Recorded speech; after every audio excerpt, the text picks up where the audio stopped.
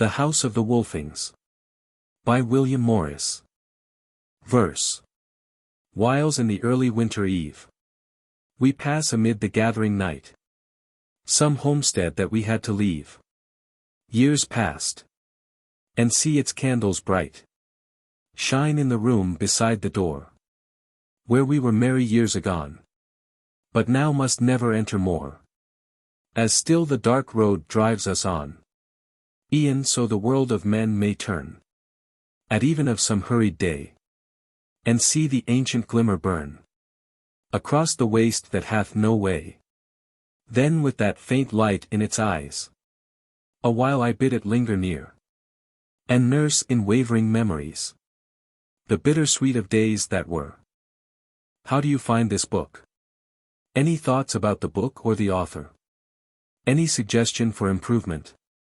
Please take a moment to share your thoughts in a comment. If you like it, share it with your friends who might enjoy it as well. Subscribe to keep in touch. Visit CompleteAudiobooks.com for more quality content. Chapter 1. The Dwellings of Midmark. The tale tells that in times long past there was a dwelling of men beside a great wood. Before it lay a plain, not very great, but which was, as it were, an isle in the sea of woodland, since even when you stood on the flat ground, you could see trees everywhere in the offing, though as for hills, you could scarce say that there were any. Only swellings up of the earth here and there, like the upheavings of the water that one sees at whiles going on amidst the eddies of a swift but deep stream. On either side, to right and left the tree-girdle reached out toward the blue distance, thick, close and unsundered. Save where it and the plain which it begirdled was cleft amidmost by a river about as wide as the Thames at Sheen when the flood tide is at its highest, but so swift and full of eddies, that it gave token of mountains not so far distant, though they were hidden. On each side moreover of the stream of this river was a wide space of stones, great and little, and in most places above this stony waste were banks of a few feet high, showing where the yearly winter flood was most commonly stayed. You must know that this great clearing in the woodland was not a matter of haphazard, though the river had driven a road whereby men might fare on each side of its hurrying stream. It was men who had made that isle in the woodland. For many generations the folk that now dwelt there had learned the craft of iron founding, so that they had no lack of wares of iron and steel, whether they were tools of handicraft or weapons for hunting and for war. It was the men of the folk, who coming adown by the river side had made that clearing. The tale tells not whence they came, but belike from the dales of the distant mountains, and from dales and mountains and plains further aloof and yet further. Anyhow they came adown the river, on its waters on rafts, by its shores in wains or bestriding their horses or their kine, or afoot, till they had a mind to abide. And there as it fell they stayed their travel, and spread from each side of the river, and fought with the wood and its wild things, that they might make to themselves a dwelling place on the face of the earth. So they cut down the trees, and burned their stumps that the grass might grow sweet for their kine and sheep and horses. And they diked the river where need was all through the plain, and far up into the wild wood to bridle the winter floods, and they made them boats to ferry them over. And to float down stream and track upstream, they fished the river's eddies also with net and with line. And drew drift from out of it of far-travelled wood and other matters, and the gravel of its shallows they washed for gold. And it became their friend, and they loved it, and gave it a name, and called it the Dusky, and the Glassy, and the Mirkwood water, for the names of it changed with the generations of man. There then in the clearing of the wood that for many years grew greater yearly they drave their beasts to pasture in the new-made meadows, where year by year the grass grew sweeter as the sun shone on it and the standing waters went from it. And now in the year whereof the tale telleth it was a fair and smiling plain, and no folk might have a better meadow. But long before that had they learned the craft of tillage and taken heed to the acres and begun to grow wheat and rye thereon round about their roofs. The spade came into their hands, and they bethought them of the ploughshare, and the tillage spread and grew, and there was no lack of bread. In such wise that folk had made an island amidst of the Mirkwood, and established a home there, and upheld it with manifold toil too long to tell of. And from the beginning this clearing in the wood they called the Midmark, for you shall know that men might journey up and down the Mirkwood water, and half a day's ride up or down they would come on another clearing or island in the woods.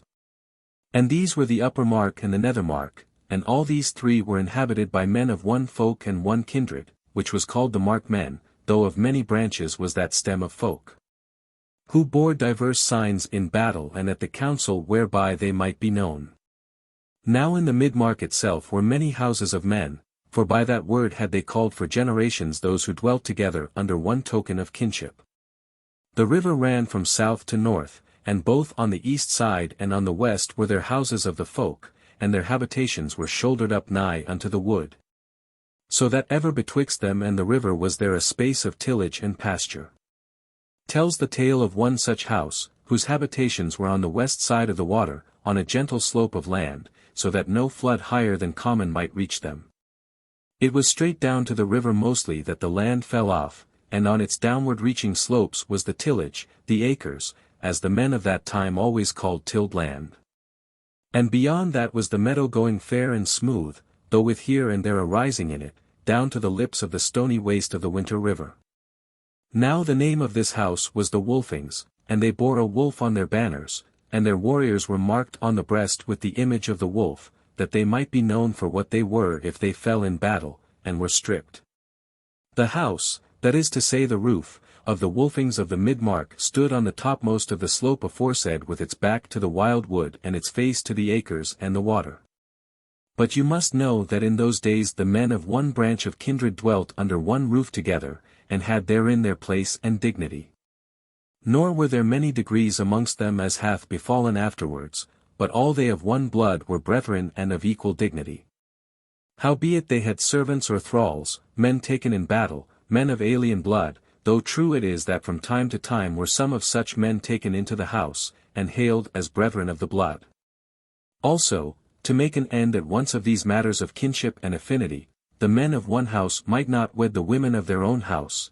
To the Wolfing men all Wolfing women were as sisters, they must needs wed with the Hardings or the Elkings or the Barings, or other such houses of the mark as were not so close akin to the blood of the wolf. And this was a law that none dreamed of breaking. Thus then dwelt this folk and such was their custom. As to the roof of the Wolfings, it was a great hall and goodly, after the fashion of their folk and their day. Not built of stone and lime, but framed of the goodliest trees of the wild wood squared with the adze, and betwixt the framing filled with clay wattled with reeds. Long was that house, and at one end anigh the gable was the man's door, not so high that a man might stand on the threshold and his helmcrest clear the lintel, for such was the custom, that a tall man must bow himself as he came into the hall. Which custom maybe was a memory of the days of onslaught when the foemen were mostly wont to beset the hall, whereas in the days whereof the tale tells they drew out into the fields and fought unfenced. Unless at whiles when the odds were over great, and then they drew their wains about them and were fenced by the Wain-Burg. At least it was from no niggardry that the door was made thus low, as might be seen by the fair and manifold carving of knots and dragons that was wrought above the lintel of the door for some 3 foot space. But a like door was there anigh the other gable end, whereby the women entered, and it was called the woman's door. Near to the house on all sides except toward the wood were there many bowers and cots round about the penfolds and the byres, and these were booths for the stowage of wares, and for crafts and smithying that were unhandy to do in the house. And withal they were the dwelling places of the thralls. And the lads and young men often abode there many days and were cherished there of the thralls that loved them, since at whiles they shunned the great roof that they might be the freer to come and go at their pleasure, and deal as they would. Thus was there a clustering on the slopes and bents betwixt the acres of the Wolfings and the wildwood wherein dwelt the wolves. As to the house within, 2 rows of pillars went down it end long, fashioned of the mightiest trees that might be found, and each one fairly wrought with base and chapiter, and wreaths and knots, and fighting men and dragons. So that it was like a church of later days that has a nave and aisles, windows there were above the aisles, and a passage underneath the said windows in their roofs. In the aisles were the sleeping places of the folk, and down the nave under the crown of the roof were 3 hearths for the fires, and above each hearth a luffer or smoke-bearer to draw the smoke up when the fires were lighted. Forsooth on a bright winter afternoon it was strange to see the 3 columns of smoke going wavering up to the dimness of the mighty roof, and one may be smitten athwart by the sunbeams. As for the timber of the roof itself and its framing, so exceeding great and high it was, that the tale tells how that none might see the fashion of it from the hall floor unless he were to raise aloft a blazing faggot on a long pole, since no lack of timber was there among the men of the mark. At the end of the hall anigh the man's door was the dais, and a table thereon set thwartwise of the hall, and in front of the dais was the noblest and greatest of the hearths. But of the others one was in the very midmost, and another in the woman's chamber, and round about the dais, along the gable wall, and hung from pillar to pillar were woven cloths pictured with images of ancient tales and the deeds of the Wolfings, and the deeds of the gods from whence they came. And this was the fairest place of all the house and the best beloved of the folk, and especially of the older and the mightier men, and there were tales told, and songs sung. Especially if they were new, and thereto also were messengers brought if any tidings were abroad, there also would the elders talk together about matters concerning the house or the mid-mark or the whole folk of the Markmen. Yet you must not think that their solemn councils were held there, the Folk-Motes whereat it must be determined what to do and what to forbear doing. For according as such councils, which they called things, were of the house or of the mid-mark or of the whole folk, were they held each at the due thingsteads in the wood aloof from either acre or meadow, as was the custom of our forefathers for long after, and at such things would all the men of the house or the mid-mark or the folk be present man by man. And in each of these steads was there a doom ring wherein doom was given by the neighbors chosen, whom now we call the jury, in matters between man and man. And no such doom of neighbors was given, and no such voice of the folk proclaimed in any house or under any roof, nor even as aforesaid on the tilled acres or the depastured meadows. This was the custom of our forefathers, in memory, belike, of the days when as yet there was neither house nor tillage, nor flocks and herds, but the earth's face only in what freely grew thereon. But over the dais there hung by chains and pulleys fastened to a tie-beam of the roof high aloft a wondrous lamp fashioned of glass. Yet of no such glass as the folk made then and there, but of a fair and clear green like an emerald, and all done with figures and knots in gold, and strange beasts, and a warrior slaying a dragon. And the sun rising on the earth, nor did any tale tell whence this lamp came, but it was held as an ancient and holy thing by all the Markmen, and the kindred of the wolf had it in charge to keep a light burning in it night and day for ever. And they appointed a maiden of their own kindred to that office, which damsel must needs be unwed, since no wedded woman dwelling under that roof could be a wolfing woman, but would needs be of the houses wherein the wolfings wedded. This lamp which burned ever was called the hall sun, and the woman who had charge of it, and who was the fairest that might be found was called after it the hall sun also. At the other end of the hall was the woman's chamber, and therein were the looms and other gear for the carding and spinning of wool and the weaving of cloth. Such was the roof under which dwelt the kindred of the Wolfings. And the other kindreds of the mid-mark had roofs like to it, and of these the chiefest were the Elkings, the Valings, the Alftings, the Beamings, the Galtings, and the Bearings, who bore on their banners the elk, the falcon, the swan, the tree, the boar, and the bear. But other lesser and newer kindreds there were than these. As for the Hardings above named, they were a kindred of the upper mark. Chapter 2. The Flitting of the War Arrow tells the tale that it was an evening of summer, when the wheat was in the ear, but yet green. And the neat herds were done driving the milch kine to the byre, and the horse herds and the shepherds had made the night shift. And the outgoers were riding 2 by 2 and 1 by 1 through the lanes between the wheat and the rye towards the meadow. Round the cots of the thralls were gathered knots of men and women, both thralls and freemen, some talking together, some hearkening a song or a tale, some singing and some dancing together. And the children gambolling about from group to group with their shrill and tuneless voices, like young throstles who have not yet learned the song of their race. With these were mingled dogs, dun of colour, long of limb, sharp-nosed, gaunt and great. They took little heed of the children as they pulled them about in their play, but lay down, or loitered about, as though they had forgotten the chase and the wildwood. Merry was the folk with that fair tide, and the promise of the harvest, and the joy of life, and there was no weapon among them so close to the houses, save here and there the boar-spear of some herdman or herdwoman late come from the meadow. Tall and for the most part comely were both men and women, the most of them light-haired and grey-eyed, with cheekbones somewhat high. White of skin but for the sun's burning, and the wind's parching, and whereas they were tanned of a very ruddy and cheerful hue. But the thralls were some of them of a shorter and darker breed, black-haired also and dark-eyed, lighter of limb. Sometimes better knit, but sometimes crookeder of leg and knottier of arm. But some also were of build and hue not much unlike to the freemen. And these doubtless came of some other folk of the Goths which had given way in battle before the men of the mark, either they or their fathers. Moreover some of the freemen were unlike their fellows and kindred, being slender and closer knit, and black-haired, but grey-eyed withal, and amongst these were one or two who exceeded in beauty all others of the house. Now the sun was set and the gloaming was at point to begin and the shadowless twilight lay upon the earth. The nightingales on the borders of the wood sang ceaselessly from the scattered hazel trees above the greensward where the grass was cropped down close by the nibbling of the rabbits. But in spite of their song and the divers voices of the menfolk about the houses, it was an evening on which sounds from aloof can be well heard, since noises carry far at such tides. Suddenly they who were on the edges of those throngs and were the less noisy, held themselves as if to listen. And a group that had gathered about a minstrel to hear his story fell hearkening also round about the silenced and hearkening tale-teller. Some of the dancers and singers noted them and in their turn stayed the dance and kept silence to hearken. And so from group to group spread the change, till all were straining their ears to hearken the tidings. Already the men of the night shift had heard it, and the shepherds of them had turned about, and were trotting smartly back through the lanes of the tall wheat, but the horseherds were now scarce seen on the darkening meadow.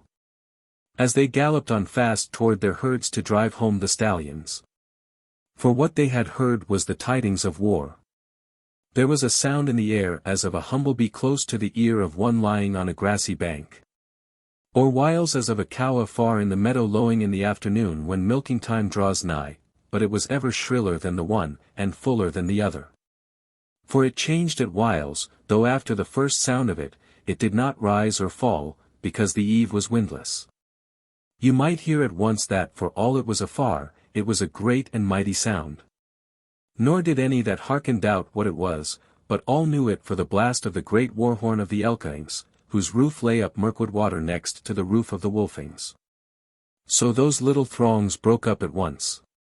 And all the freemen, and of the thralls a good many, flocked, both men and women, to the man's door of the hall, and streamed in quietly and with little talk, as men knowing that they should hear all in due season. Within under the hall sun, amidst the woven stories of time past, sat the elders and chief warriors on the dais, and amidst of all a big strong man of 40 winters, his dark beard a little grizzled, his eyes big and grey. Before him on the board lay the great war-horn of the Wolfings carved out of the tusk of a sea-whale of the north and with many devices on it and the wolf amidst them all, its golden mouthpiece and rim wrought finely with flowers. There it abode the blowing, until the spoken word of some messenger should set forth the tidings borne on the air by the horn of the Laxings. But the name of the dark-haired chief was Thiodolf, to wit Folk-Wolf, and he was deemed the wisest man of the Wolfings, and the best man of his hands, and of heart most dauntless. Beside him sat the fair woman called the Hall-Sun. For she was his foster-daughter before men's eyes, and she was black-haired and grey-eyed like to her fosterer, and never was woman fashioned fairer. She was young of years, scarce 20 winters old. There sat the chiefs and elders on the dais, and round about stood the kindred intermingled with the thralls, and no man spake, for they were awaiting sure and certain tidings, and when all were come in who had a mind to. There was so great a silence in the hall, that the song of the nightingales on the wood edge sounded clear and loud therein, and even the chink of the bats about the upper windows could be heard. Then amidst the hush of menfolk, and the sounds of the life of the earth came another sound that made all turn their eyes toward the door. And this was the pad-pad of one running on the trodden and summer-dried ground anigh the hall. It stopped for a moment at the man's door, and the door opened, and the throng parted. Making way for the man that entered and came hastily up to the midst of the table that stood on the dais athwart the hall, and stood there panting.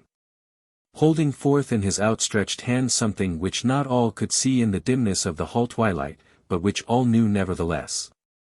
The man was young, lithe and slender, and had no raiment but linen breeches round his middle, and skin shoes on his feet.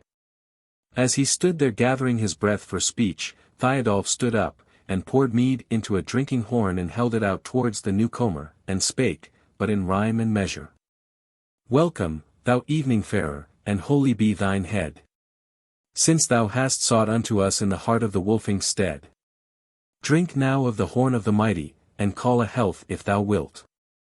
O'er the eddies of the mead-horn to the washing out of guilt.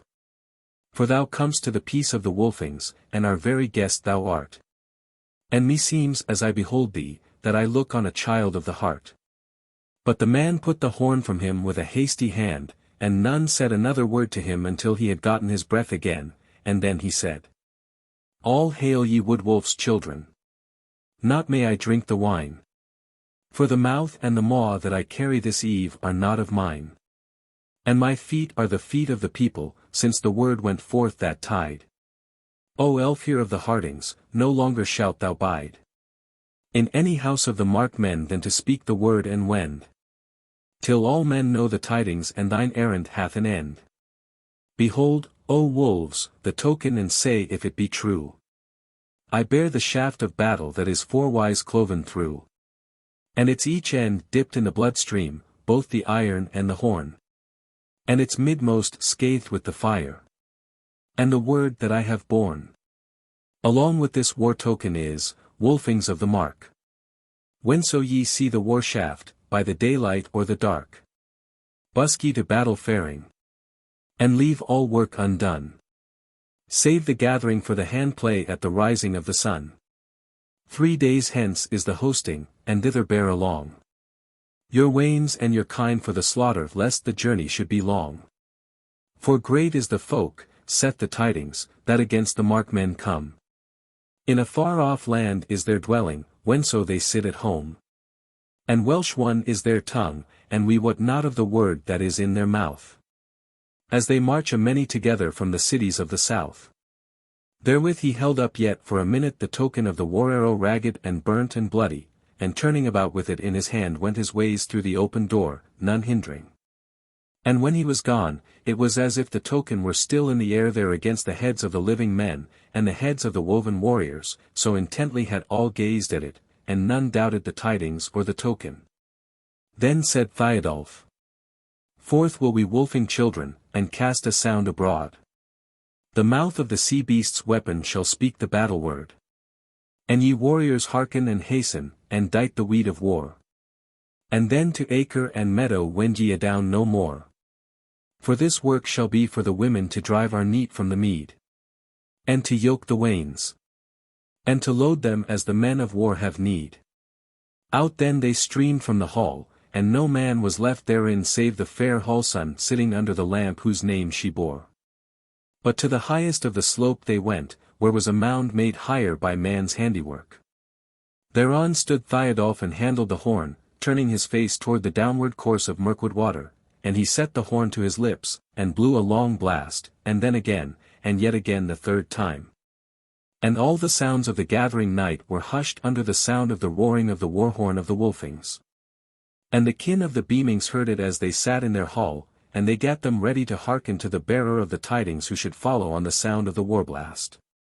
But when the last sound of the horn had died away, then said Thiodolf. Now wolfing children hearken, what the splintered warshaft saith. The fire-scathed blood-stained aspen. We shall ride for life or death. We warriors, a long journey with the herd and with the wain. But unto this our homestead shall we wend us back again. All the gleanings of the battle. And here for them that live. Shall stand the roof of the Wolfings, and for them shall the meadow thrive. And the acres give their increase in the harvest of the year. Now is no long departing since the hall sun bedeth here. Neath the holy roof of the fathers, and the place of the wolfing kin. And the feast of our glad returning shall yet be held therein. Hear the bidding of the war shaft. All men, both thralls and free. 'Twixt 20 winters and 60, beneath the shield shall be. And the hosting is at the Thingstead, the upper mark and I.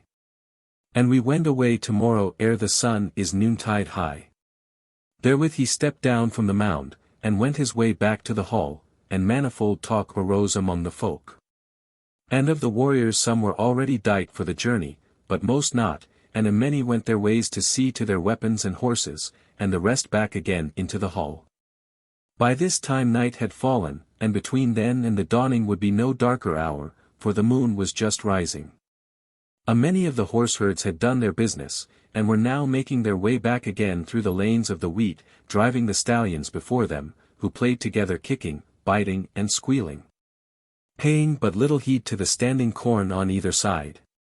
Lights began to glitter now in the cots of the thralls, and brighter still in the stithies where already you might hear the hammers clinking on the anvils, as men fell to looking to their battle gear. But the chief men and the women sat under their roof on the eve of departure, and the tuns of mead were broached, and the horns filled and borne round by young maidens, and men ate and drank and were merry. And from time to time, as some one of the warriors had done with giving heed to his weapons, he entered into the hall and fell into the company of those whom he loved most and by whom he was best beloved. And whiles they talked, and whiles they sang to the harp up and down that long house.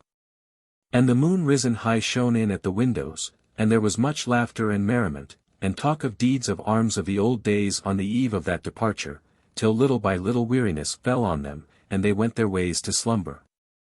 And the hall was fallen silent. Chapter 3. Thiodolf talketh with the wood sun. But yet sat Thiodolf under the hall sun for a while as one in deep thought, till at last as he stirred, his sword clattered on him. And then he lifted up his eyes and looked down the hall and saw no man stirring, so he stood up and settled his raiment on him, and went forth, and so took his ways through the hall door, as one who hath an errand. The moonlight lay in a great flood on the grass without, and the dew was falling in the coldest hour of the night, and the earth smelled sweetly. The whole habitation was asleep now, and there was no sound to be known as the sound of any creature. Save that from the distant meadow came the lowing of a cow that had lost her calf, and that a white owl was flitting about near the eaves of the roof with her wild cry that sounded like the mocking of merriment now silent. Thiodolf turned toward the wood, and walked steadily through the scattered hazel trees, and thereby into the thick of the beech trees, whose boles grew smooth and silver-grey, high and close-set, and so on and on he went as one going by a well-known path, though there was no path, till all the moonlight was quenched under the close roof of the beech leaves, though yet, for all the darkness, no man could go there and not feel that the roof was green above him. Still he went on in despite of the darkness, till at last there was a glimmer before him, that grew greater till he came unto a small woodlawn whereon the turf grew again, though the grass was but thin, because little sunlight got to it. So close and thick were the tall trees round about it. In the heavens above it by now there was a light that was not all of the moon, though it might scarce be told whether that light were the memory of yesterday or the promise of tomorrow, since little of the heavens could be seen thence, save the crown of them, because of the tall tree-tops. Not looked Thiodolf either at the heavens above, or the trees, as he strode from off the husk-strewn floor of the beech wood onto the scanty grass of the lawn. But his eyes looked straight before him at that which was amidmost of the lawn, and little wonder was that. For there on a stone chair sat a woman exceeding fair, clad in glittering raiment, her hair lying as pale in the moonlight on the grey stone as the barley acres in the August night before the reaping hook goes in amongst them. She sat there as though she were awaiting someone, and he made no stop nor stay, but went straight up to her, and took her in his arms, and kissed her mouth and her eyes, and she him again, and then he sat himself down beside her. But her eyes looked kindly on him as she said, "O Thiodolf, hardy art thou, that thou hast no fear to take me in thine arms and to kiss me, as though thou hadst met in the meadow with a maiden of the Laxings, and I, who am a daughter of the gods of thy kindred, and a chooser of the slain. Yea, and that upon the eve of battle and the dawn of thy departure to the stricken field. O wood son," he said, "thou art the treasure of life that I found when I was young, and the love of life that I hold, now that my beard is grizzling. Since when did I fear thee, wood son? Did I fear thee when first I saw thee, and we stood amidst the hazelled field, we twain living amongst the slain. But my sword was red with the blood of the foe, and my raiment with mine own blood. And I was weary with the day's work, and sick with many strokes, and methought I was fainting into death. And there thou wert before me, full of life and ruddy and smiling both lips and eyes. Thy raiment clean and clear, thine hands stained with blood, then didst thou take me by my bloody and weary hand, and didst kiss my lips grown ashen pale, and thou saidst, Come with me. And I strove to go, and might not. So many and sore were my hurts. Then amidst my sickness and my weariness was I merry, for I said to myself, This is the death of the warrior, and it is exceeding sweet. What meaneth it? Folk said of me, He is over young to meet the foeman. Yet am I not over young to die. Therewith he laughed out amid the wild wood, and his speech became song, and he said, We wrought in the ring of the hazels. And the wine of war we drank. From the tide when the sun stood highest to the hour wherein she sank. And 3 kings came against me, the mightiest of the Huns. The evil-eyed in battle, the swift-foot wily ones. And they gnashed their teeth against me, and they gnawed on the shield rims there. On that afternoon of summer, in the high tide of the year. Keen-eyed I gazed about me, and I saw the clouds draw up. Till the heavens were dark as the hollow of a wine-stained iron cup. And the wild deer lay unfeeding on the grass of the forest glades. And all earth was scared with the thunder above our clashing blades. Then sank a king before me, and on fell the other twain. And I tossed up the reddened sword blade in the gathered rush of the rain. And the blood and the water blended, and fragrant grew the earth. There long I turned and twisted within the battle girth.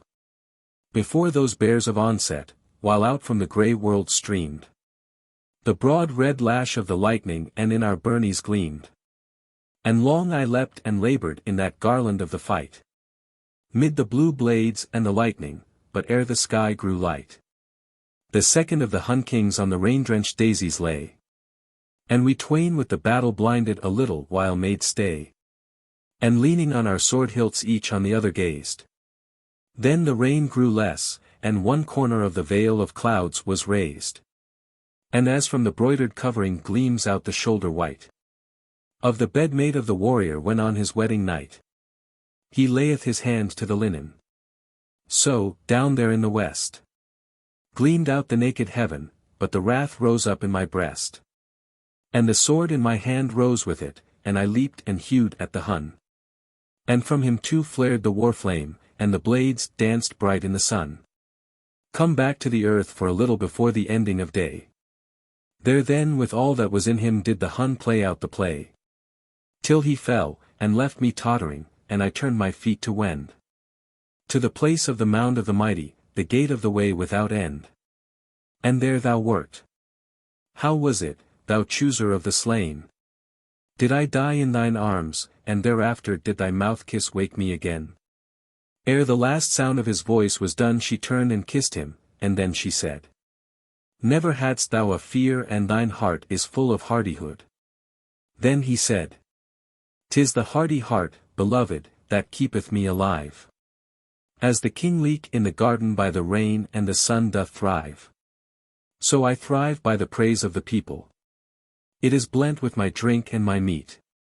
As I slumber in the night tide it laps me soft and sweet. And through the chamber window when I waken in the morn. With the wind of the sun's arising from the meadow is it born. And biddeth me remember that yet I live on earth. Then I rise and my might is with me, and fills my heart with mirth. As I think of the praise of the people. And all this joy I win. By the deeds that my heart commendeth and the hope that lieth therein.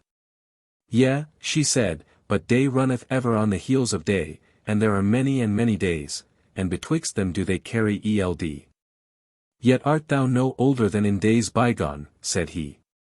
Is it so, O daughter of the gods, that thou wert never born, but wert from before the framing of the mountains, from the beginning of all things? But she said, Nay, nay. I began, I was born, although it may be indeed that not on the hills of the earth I sprang from the Godhead seed. And e'en as my birth and my waxing shall be my waning and end. But thou on many an errand, to many a field dost wend. Where the bow at adventure bended, or the fleeing dastard spear. Oft lulleth the mirth of the mighty. Now me thou dost not fear. Yet fear with me, beloved, for the mighty maid I fear. And Doom is her name, and full often she mocketh me afraid. And even now meseemeth on my life her hand is laid. But he laughed and said, in what land is she abiding? Is she near or far away? Will she draw up close beside me in the press of the battle play? And if then I may not smite her midst the warriors of the field, with the pale blade of my fathers, will she bide the shove of my shield? But sadly she sang in answer. In many a stead Doom dwelleth, nor sleepeth day nor night. The rim of the bowl she kisseth, and beareth the chambering light. When the kings of men wend happy to the bride bed from the board, it is little to say that she wendeth the edge of the grinded sword. When about the house half builded she hangeth many a day. The ship from the strand she shoveth, and on his wonted way. By the mountain hunter fareth where his foot ne'er failed before. She is where the high bank crumbles at last on the river's shore. The mower's scythe she wetteth, and lulleth the shepherd to sleep. Where the deadly lingworm wakeneth in the desert of the sheep. Now we that come of the godkin of her reads for ourselves we wot. But her will with the lives of menfolk and their ending know we not. So therefore I bid thee not fear for thyself of Doom and her deed. But for me, and I bid thee hearken to the helping of my need. Or else, art thou happy in life, or lusteth thou to die?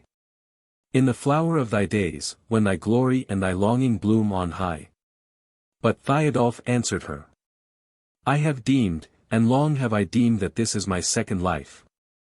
That my first one waned with my wounding when thou camest to the ring of strife. For when in thine arms I wakened on the hazelled field of yore, meseemed I had newly arisen to a world I knew no more. So much had all things brightened on that dewy dawn of day. It was dark dull death that I looked for when my thought had died away. It was lovely life that I woke to, and from that day henceforth, my joy of the life of manfolk was manifold of worth. Far fairer the fields of the morning than I had known them erst. And the acres where I wended, and the corn with its half-slaked thirst. And the noble roof of the Wolfings, and the hawks that sat thereon. And the bodies of my kindred whose deliverance I had won. And the glimmering of the hull sun in the dusky house of old. And my name in the mouth of the maidens, and the praises of the bold. As I sat in my battle raiment, and the ruddy spear well steeled, leaned gainst my side war battered, and the wounds thine hand had healed. Yea, from that morn thenceforward has my life been good indeed. The gain of today was goodly, and good tomorrow's need. And good the whirl of the battle, and the broil I wielded there. Till I fashioned the ordered onset. And the unhoped victory fair. And good were the days thereafter of utter deedless rest. And the prattle of thy daughter, and her hands on my unmailed breast. Ah, good is the life thou hast given, the life that mine hands have won. And where shall be the ending till the world is all undone? Here sit we twain together, and both we in Godhead clad. We twain of the wolfing kindred, and each of the other glad. But she answered, and her face grew darker withal. O mighty man and joyous, art thou of the wolfing kin? 'Twas no evil deed when we mingled, nor lieth doom therein. Thou lovely man, thou black-haired, thou shalt die and have done no ill. Fame-crowned are the deeds of thy doing, and the mouths of men they fill. Thou betterer of the god-folk, enduring is thy fame. Yet as a painted image of a dream is thy dreaded name. Of an alien folk thou comest, that we twain might be one indeed. Thou shalt die one day. So hearken, to help me at my need. His face grew troubled and he said, What is this word that I am no chief of the Wolfings? Nay, she said, but better than they. Look thou on the face of our daughter the whole sun, thy daughter and mine, favoureth she at all of me? He laughed, Yea, whereas she is fair, but not otherwise. This is a hard saying, that I dwell among an alien kindred, and it wotteth not thereof. Why hast thou not told me hereof before? She said, It needed not to tell thee because thy day was waxing, as now it wanteth. Once more I bid thee hearken and do my bidding though it be hard to thee. He answered, Even so will I as much as I may, and thus wise must thou look upon it, that I love life, and fear not death. Then she spake, and again her words fell into rhyme. In 40 fights hast thou foughten, and been worsted but in 4. And I looked on and was merry. And ever more and more. Wert thou dear to the heart of the wood son, and the chooser of the slain. But now whereas ye are wending with slaughter herd and wain, to meet a folk that ye know not, a wonder, a peerless foe.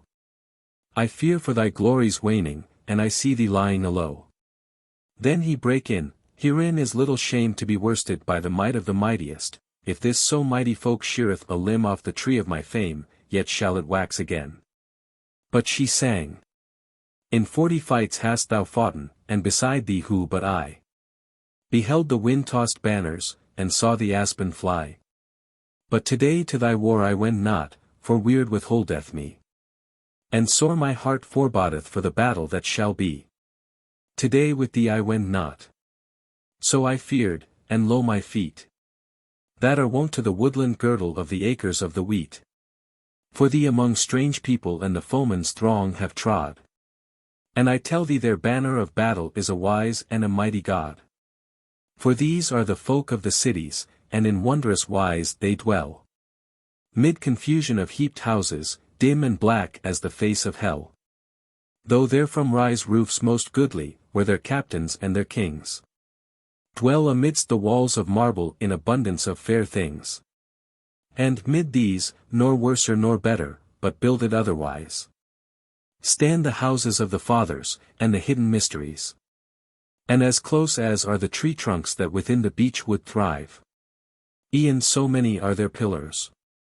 And therein like men alive, stand the images of God-folk in such raiment as they wore in the years before the cities and the hidden days of yore.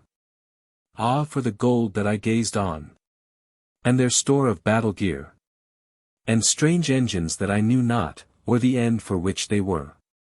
Ah, for the ordered wisdom of the war array of these, and the folks that are sitting about them in dumb downtrodden peace.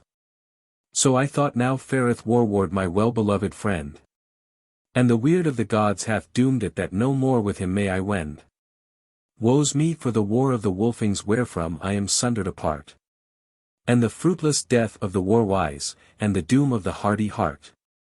Then he answered, and his eyes grew kind as he looked on her.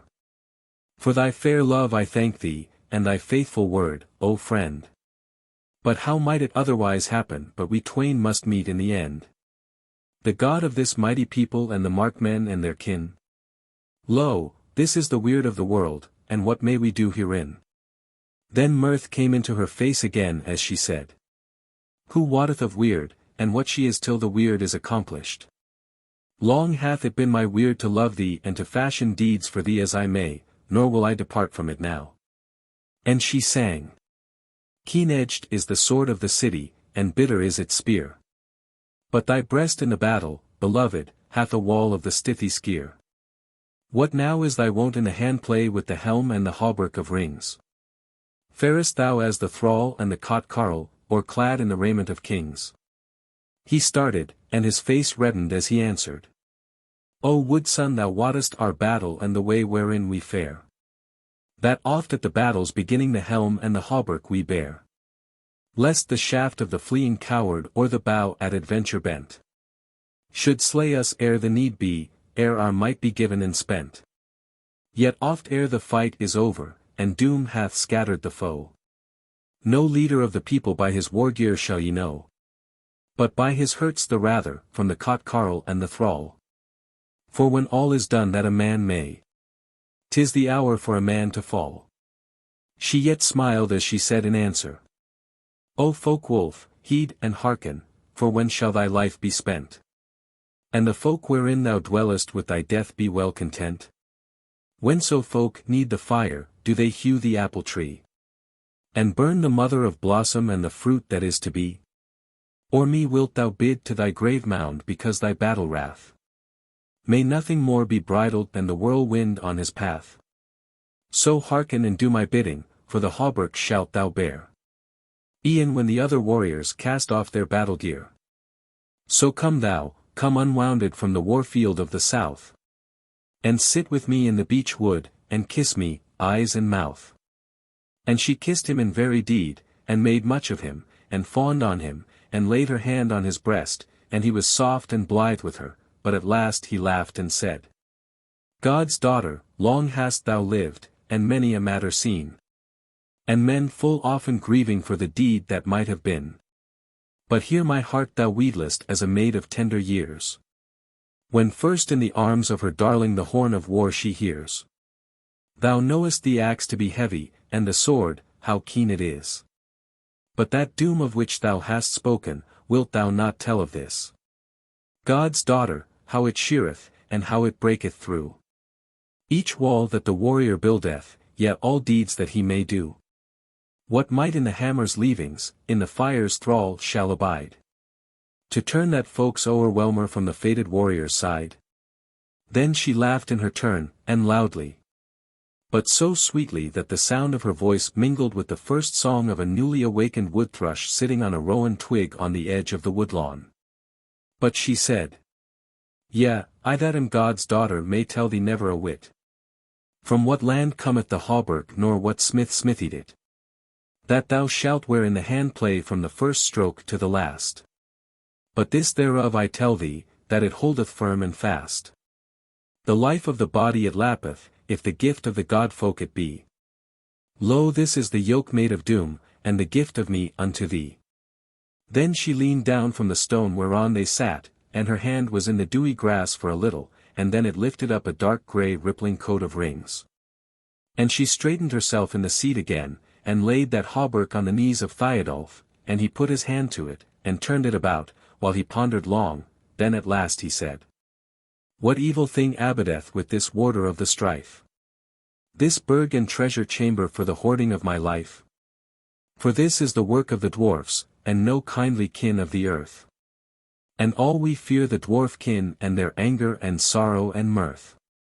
She cast her arms about him and fondled him, and her voice grew sweeter than the voice of any mortal thing as she answered. No ill for thee, beloved, or for me in the hauberk lies. No sundering grief is in it, no lonely miseries. But we shall abide together, and that new life I gave. For a long while yet henceforward we twain its joy shall have.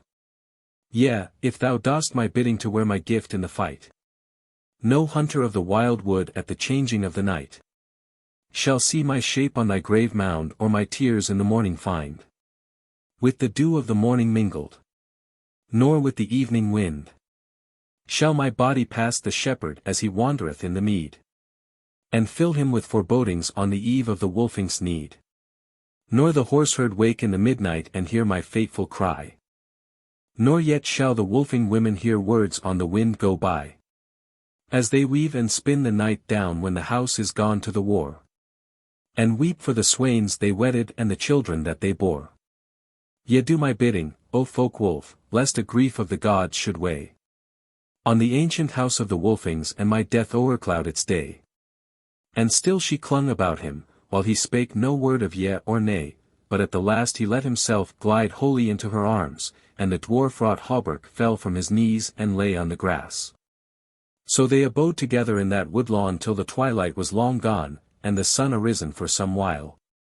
And when Thiodolf stepped out of the beech wood into the broad sunshine dappled with the shadow of the leaves of the hazels moving gently in the fresh morning air, he was covered from the neck to the knee by a hauberk of rings dark and grey and gleaming, fashioned by the dwarfs of ancient days. Chapter 4. The house fareth to the war. Now when Thiodolf came back to the habitations of the kindred the whole house was astir, both thrall-men and women, and free women hurrying from cot to stithy, and from stithy to hall bearing the last of the war-gear or raiment for the fighting men. But they for their part were some standing about anigh the man's door, some sitting gravely within the hall, some watching the hurry of the thralls and women from the midmost of the open space amidst of the habitations. Whereon there stood yet certain wains which were belated, for the most of the wains were now standing with the oxen already yoked to them down in the meadow past the acres, encircled by a confused throng of kine and horses and thrallfolk. For thither had all the beasts for the slaughter, and the horses for the warriors been brought. And there were the horses tethered or held by the thralls, some indeed were already saddled and bridled, and on others were the thralls doing the harness. But as for the wains of the Markmen, they were stoutly framed of ash tree with panels of aspen, and they were broad-wheeled so that they might go over rough and smooth. They had high tilts over them well framed of willow poles covered over with squares of black felt overlapping like shingles, which felt they made of the rough of their fleeces, for they had many sheep. And these wains were to them for houses upon the way if need were, and therein as now were stored their meal and their war store, and after fight they would flit their wounded men in them. Such as were too sorely hurt to back a horse, nor must it be hidden that whiles they looked to bring back with them the treasure of the south. Moreover the folk if they were worsted in any battle, instead of fleeing without more done, would often draw back fighting into a garth made by these wains, and guarded by some of their thralls. And there would abide the onset of those who had thrust them back in the field. And this garth they called the Wain-Burg. So now stood 3 of these wains aforesaid belated amidst of the habitations of the house, their yoke beasts standing or lying down unharnessed as yet to them, but in the very midst of that place was a wain unlike to them. Smaller than they but higher, square of shape as to the floor of it, built lighter than they, yet far stronger, as the warrior is stronger than the big carle and trencherlicker that loiters about the hall. And from the midst of this wain arose a mast made of a tall straight fir tree, and thereon hung the banner of the Wolfings, wherein was wrought the image of the wolf, but red of hue as a token of war. And with his mouth open and gaping upon the foemen.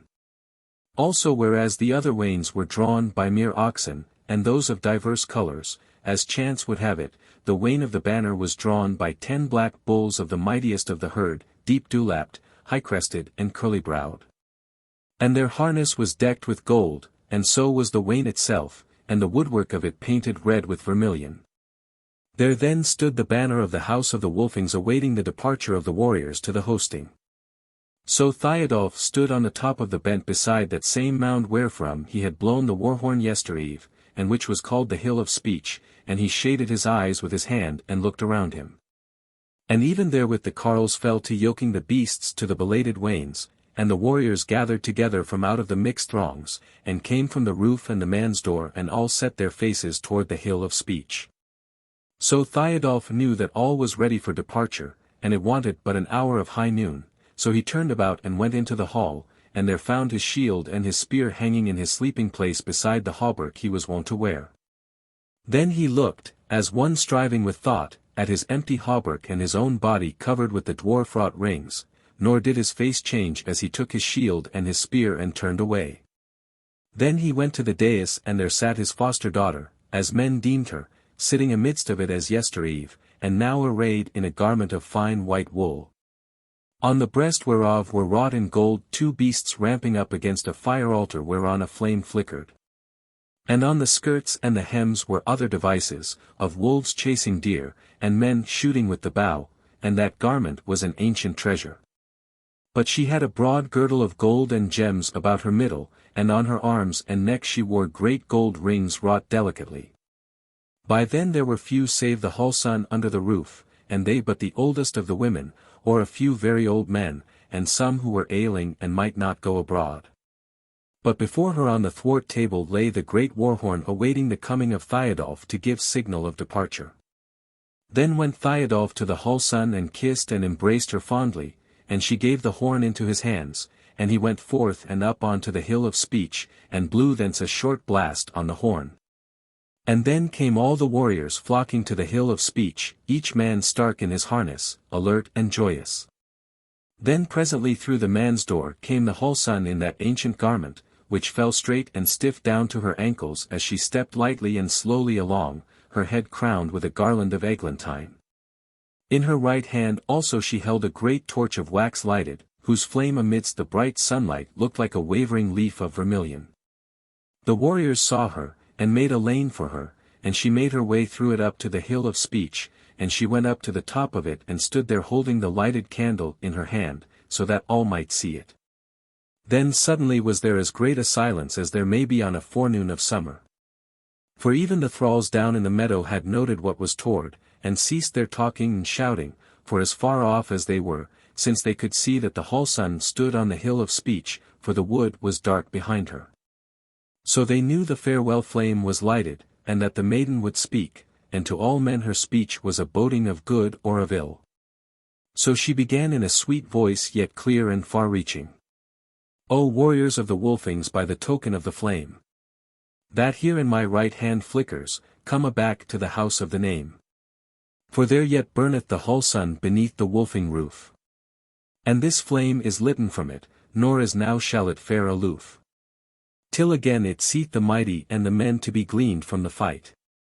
So wend ye as weird willeth, and let your hearts be light. For through your days of battle all the deeds of our days shall be fair. Tomorrow beginneth the hay sell, as if every carle were here. And who knoweth ere your returning but the hook shall smite the corn?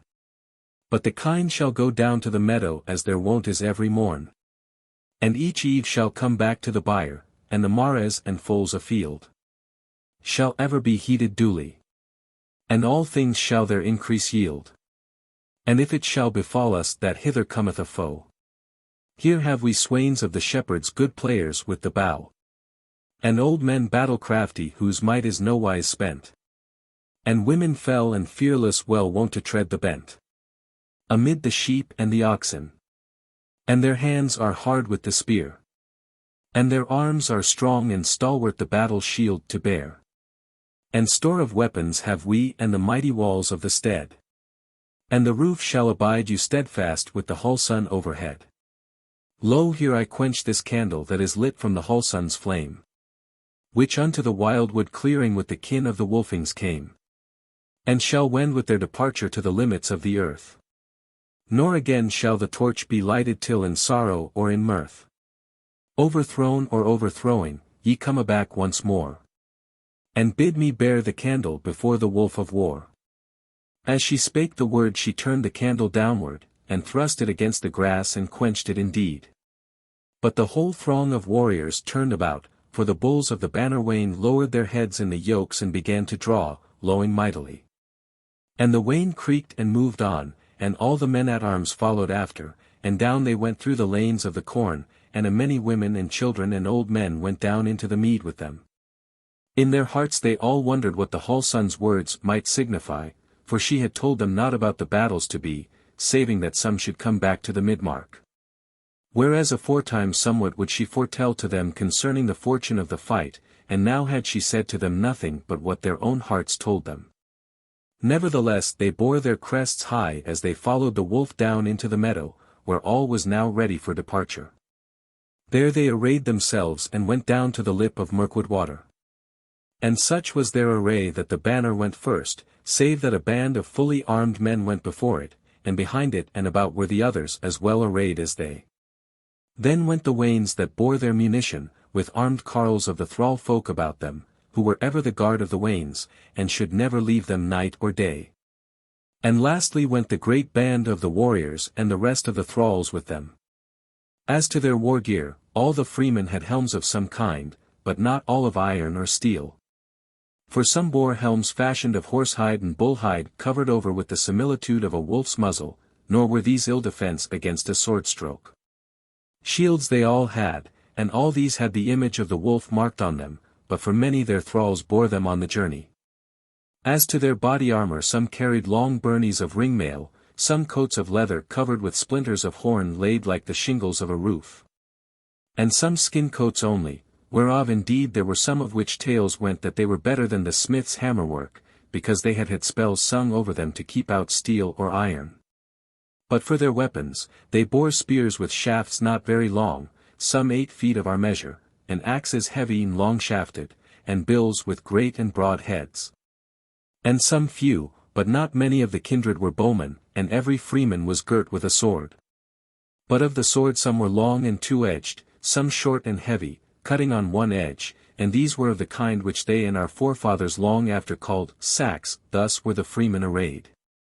But for the thralls, there were many bows among them, especially among those who were of blood alien from the Goths.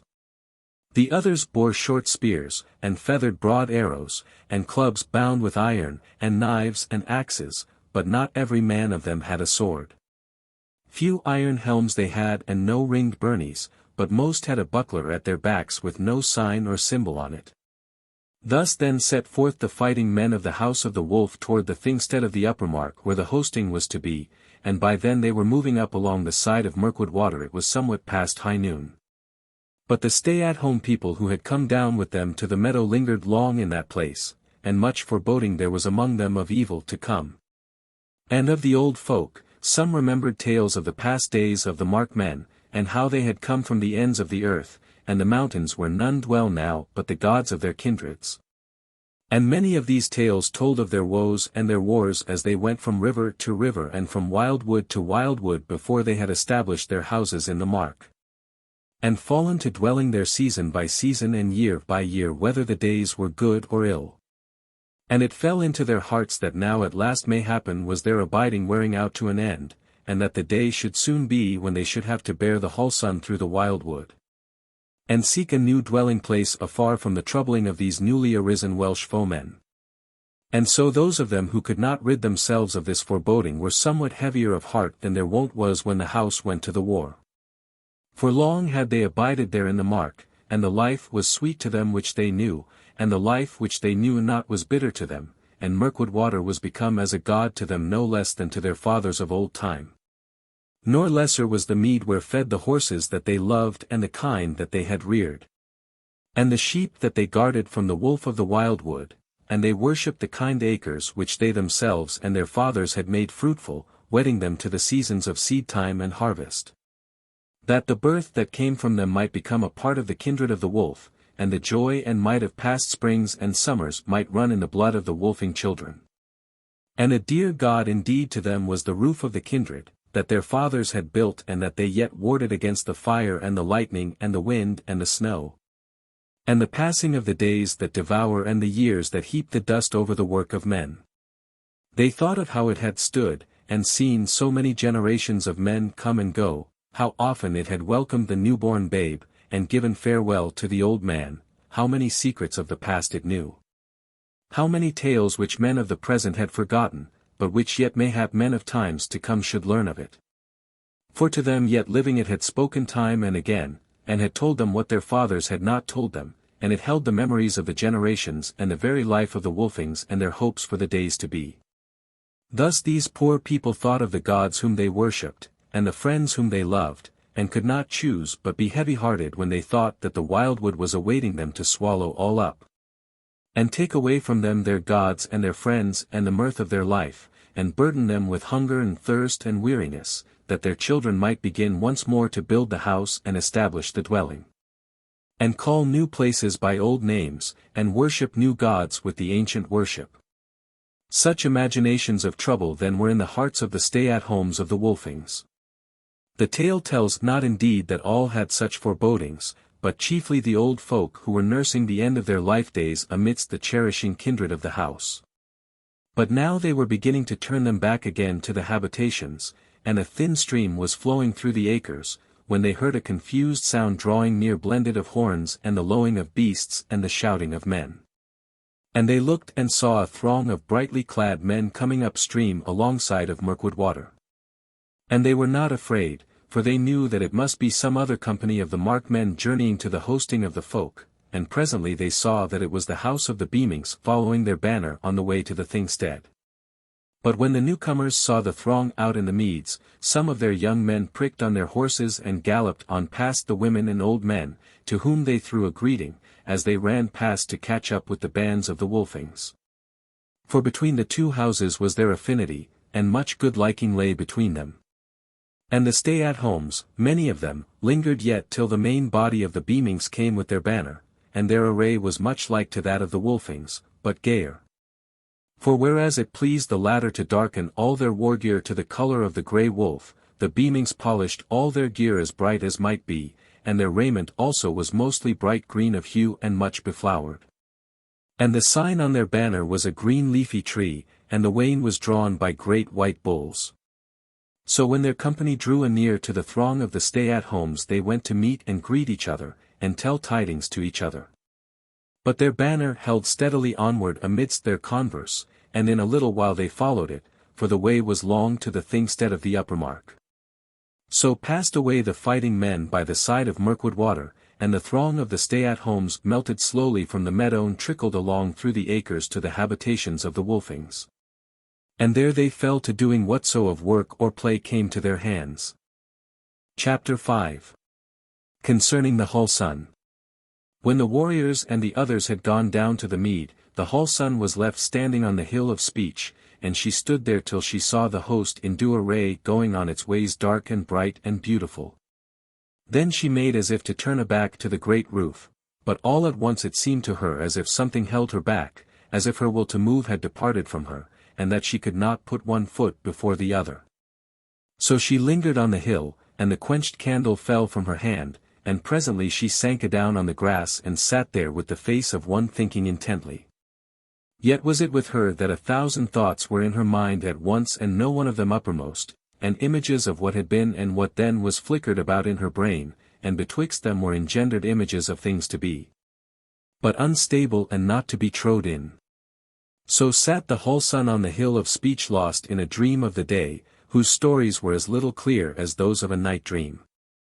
But as she sat musing thus, came to her a woman exceeding old to look on, whom she knew not as one of the kindred or a thrall, and this Carline greeted her by the name of Hull Sun and said, "Hail, Hull Sun of the Markmen! How fares it now with thee? When the whelps of the wood beast wander with the leafage of the tree, all up the Mirkwood water to seek what they shall find, the oak bulls of the battle and the warwood stark and blind." Then answered the maiden, "It fares with me, O mother, that my soul would fain go forth to behold the ways of the battle, and the praise of the warrior's worth. But yet is it held entangled in a maze of many a thing, as the low-grown bramble holdeth the brake shoots of the spring. I think of the thing that hath been, but no shape is in my thought. I think of the day that passeth, and its story comes to naught. I think of the days that shall be, nor shape I any tale. I will hearken thee, O mother, if hearkening may avail." The Carline gazed at her with dark eyes that shone brightly from amidst her brown wrinkled face, then she sat herself down beside her and spake. "From a far folk have I wandered and I come of an alien blood. But I know all tales of the Wolfings and their evil and their good. And when I heard of thy fairness, thereof I heard it said, that for thee should be never a bridal nor a place in the warrior's bed." The maiden neither reddened nor paled, but looking with calm steady eyes into the Carline's face she answered, "Yet true it is, I am wedded to the mighty ones of old, and the fathers of the Wolfings ere the days of field and fold." Then a smile came into the eyes of the old woman and she said, "How glad shall be thy mother of thy worship and thy worth, and the father that begot thee if yet they dwell on earth." But the Hull Sun answered in the same steady manner as before, "None knoweth who is my mother, nor my very father's name. But when to the house of the Wolfings a wild wood waif I came, they gave me a foster mother an ancient dame and good, and a glorious foster father the best of all the blood."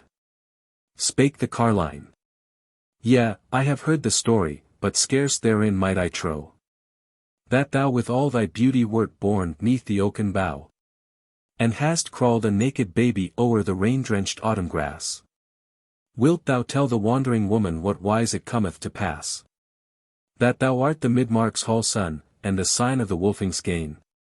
Thou shalt pleasure me much by the telling, and thereof shalt thou be fain." Then answered the Hull Sun, "Yea, thus much I remember for the first of my memories, that I lay on the grass in the morning and above were the boughs of the trees. But not naked was I as the wood whelp, but clad in linen white. And adown the glades of the oakwood the morning sun lay bright. Then a hind came out of the thicket and stood on the sunlit glade, and turned her head toward the oak tree and a step on toward me made. Then stopped, and bounded aback, and away as if in fear. That I saw her no more. Then I wondered, though sitting close anear. Was a she-wolf great and grisly? But with her was I wont to play, and pull her ears, and belabor her rugged sides and grey, and hold her jaws together, while she whimpered, slobbering, for the love of my love, and nowise I deemed her a fearsome thing. There she sat as though she were watching, and o'er her head a blue-winged jay shrieked out from the topmost oak twigs, and a squirrel ran his way 2 tree trunks off. But the she-wolf arose up suddenly, and growled with her neck fell bristling, as if danger drew anigh. And therewith I heard a footstep, for nice was my ear to catch all the noises of the wild wood.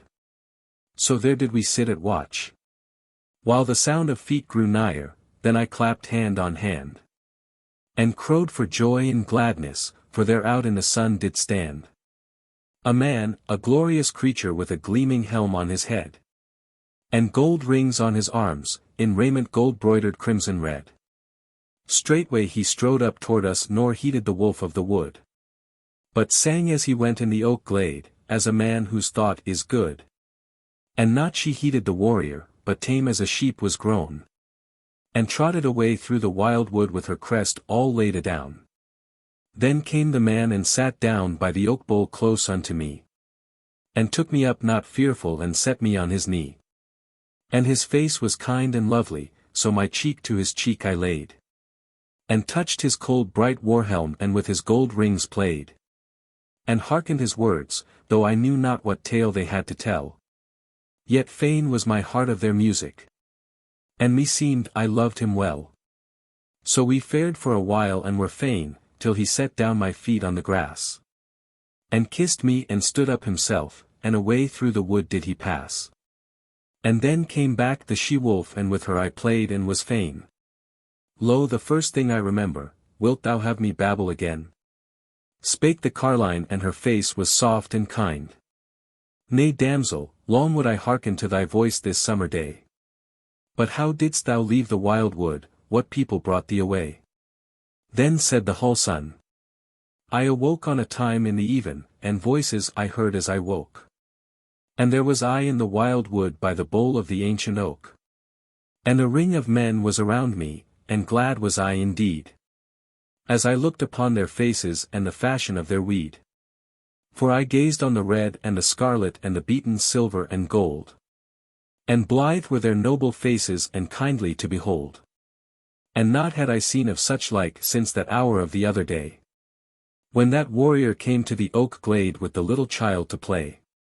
And forth now he came, with the face that my hands had fondled before, and a battle shield wrought fairly upon his arm he bore, and thereon the wood-wolf's image in ruddy gold was done.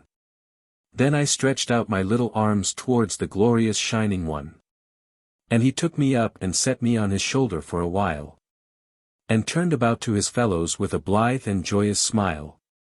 And they shouted aloud about me and drew forth gleaming swords, and clashed them on their bucklers, but not I knew of the words of their shouting and rejoicing.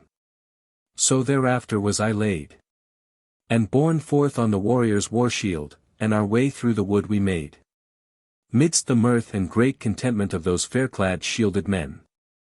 But no tale of the wolf and the wild wood abides with me since then. And the next thing I remember is a huge and dusky hall, a world for my little body from ancient wall to wall, a world of many doings, and not for me to do, a world of many noises, and known to me were few. Time wore, and I spoke with the Wolfings and knew the speech of the kin, and was strange 'neath the roof no longer, as a lonely waif therein. And I wrought as a child with my playmates and every hour looked on unto the next hour's joyance till the happy day was done. And going and coming amidst us was a woman tall and thin, with hair like the hoary barley and silver streaks therein, and kind and sad of visage, as now I remember me. And she sat and told us stories when we were aweary with glee. And many of us she fondled, but me the most of all. And once from my sleep she waked me and bore me down the hall. In the hush of the very midnight, and I was feared thereat. But she brought me unto the dais, and there the warrior sat. Who took me up and kissed me, as erst within the wood. And meseems in his arms I slumbered, but I wakened again and stood alone with the kindly woman, and gone was the goodly man. And athwart the hush of the folk hall the moon shone bright and wan. And the woman dealt with a lamp hung up by a chain aloft. And she trimmed it and fed it with oil, while she chanted sweet and soft a song whose words I knew not. Then she ran it up again. And up in the darkness above us died the length of its wavering chain. Yea, said the Carline, this woman will have been the Wholeson that came before thee. What next dost thou remember? Said the maiden. Next I mind me of the hazels behind the people's roof. And the children running thither and the magpie flitting aloof. And my hand in the hand of the Wholeson, as after the others we went. And she soberly hearkening my prattle and the words of my intent. And now would I call her mother, and indeed I loved her well. So I waxed, and now of my memories the tale were long to tell. But as the days passed over, and I fared to field and wood, alone or with my playmates, still the days were fair and good. But the sad and kindly Wholeson for my fosterer now I knew. And the great and glorious warrior that my heart clung sorely to, was but my foster father, and I knew that I had no kin in the ancient house of the Wolfings, though love was warm therein. Then smiled the Carline and said, Yea, he is thy foster father, and yet a fond one. Sooth is that, said the Wholeson. But wise art thou by seeming. Hast thou come to tell me of what kindred I am, and who is my father and who is my mother? Said the Carline, art thou not also wise? Is it not so that the Wholeson of the Wolfings see things that are to come?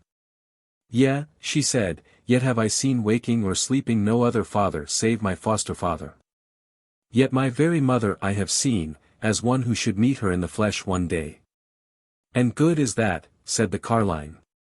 And as she spoke her face waxed kinder, and she said, Tell us more of thy days in the house of the Wolfings and how thou faredst there. Said the Wholeson. I waxed neath the roof of the Wolfings, till now to look upon. I was of 16 winters, and the love of the folk I won. And in lovely weed they clad me like the image of a god. And lonely now full often the wildwood ways I trod.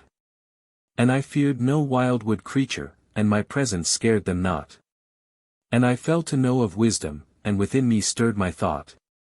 So that oft o' nights would I wander through the mead and far away. And swim the Mirkwood water, and amidst his eddies play. When earth was dark in the dawn tide. And over all the folk, I knew of the beasts' desires, as though in words they spoke. So I saw of things that should be, were they mighty things or small. And upon a day as it happened came the war-word to the hall. And the house must wend to the warfield, and as they sang, and played with the strings of the harp that even, and the mirth of the war-eve made, came the sight of the field to my eyes, and the words waxed hot in me. And I needs must show the picture of the end of the fight to be. Then I showed them the red wolf bristling o'er the broken fleeing foe.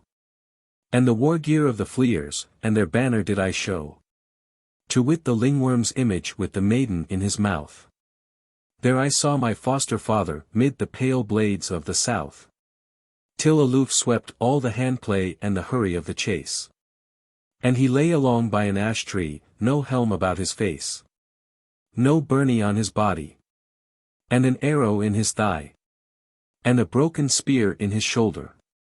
Then I saw myself draw nigh to sing the song blood-staying. Then saw I how we twain went midst of the host triumphant in the Wolfing's banner wain. The black bulls lowing before us athwart the warrior's song. As up from Mirkwood water we went our ways along to the great roof of the Wolfings, whence streamed the women out, and the sound of their rejoicing blent with the warrior's shout.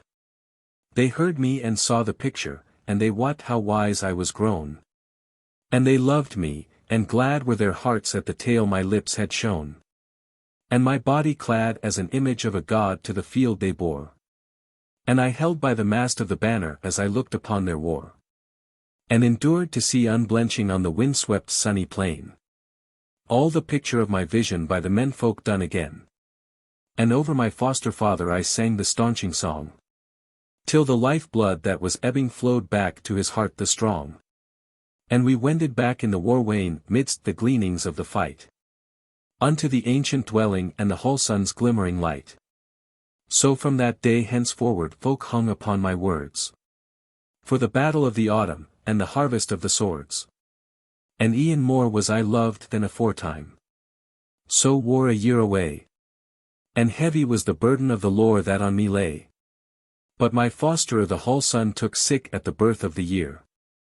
And changed her life as the year changed, as summer drew anear. But she knew that her life was waning, and lying in her bed. She taught me the lore of the whole sun, and every word to be said. At the trimming in the midnight and the feeding in the morn. And she laid her hands upon me ere unto the house she was born. With the kindred gathered about us. And they wot her weird and her will. And hailed me for the whole sun when at last she lay there still. And they did on me the garment, the holy cloth of old. And the neck chain wrought for the goddess, and the rings of the hallowed gold.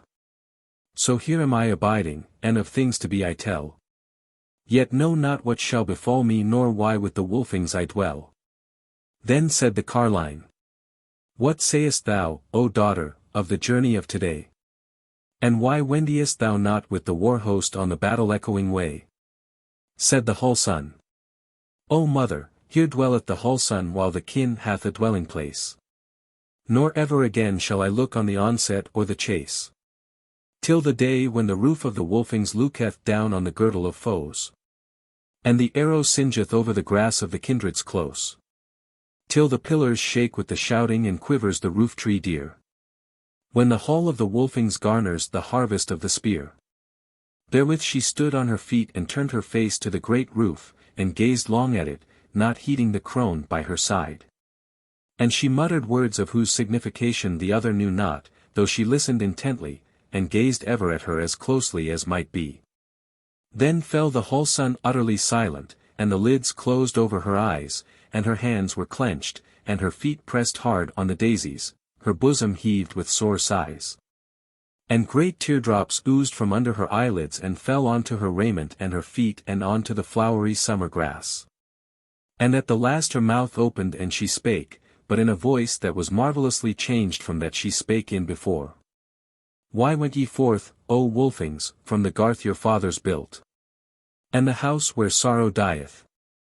And all unloosed is guilt. Turn back, and behold it. Lest your feet be over slow.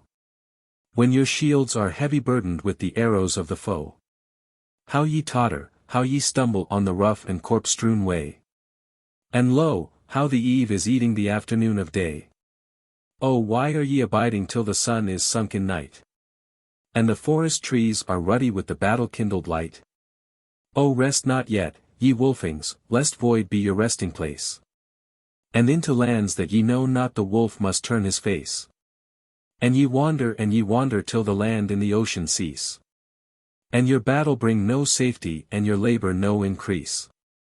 Then was she silent for a while, and her tears ceased to flow, but presently her eyes opened once more, and she lifted up her voice and cried aloud.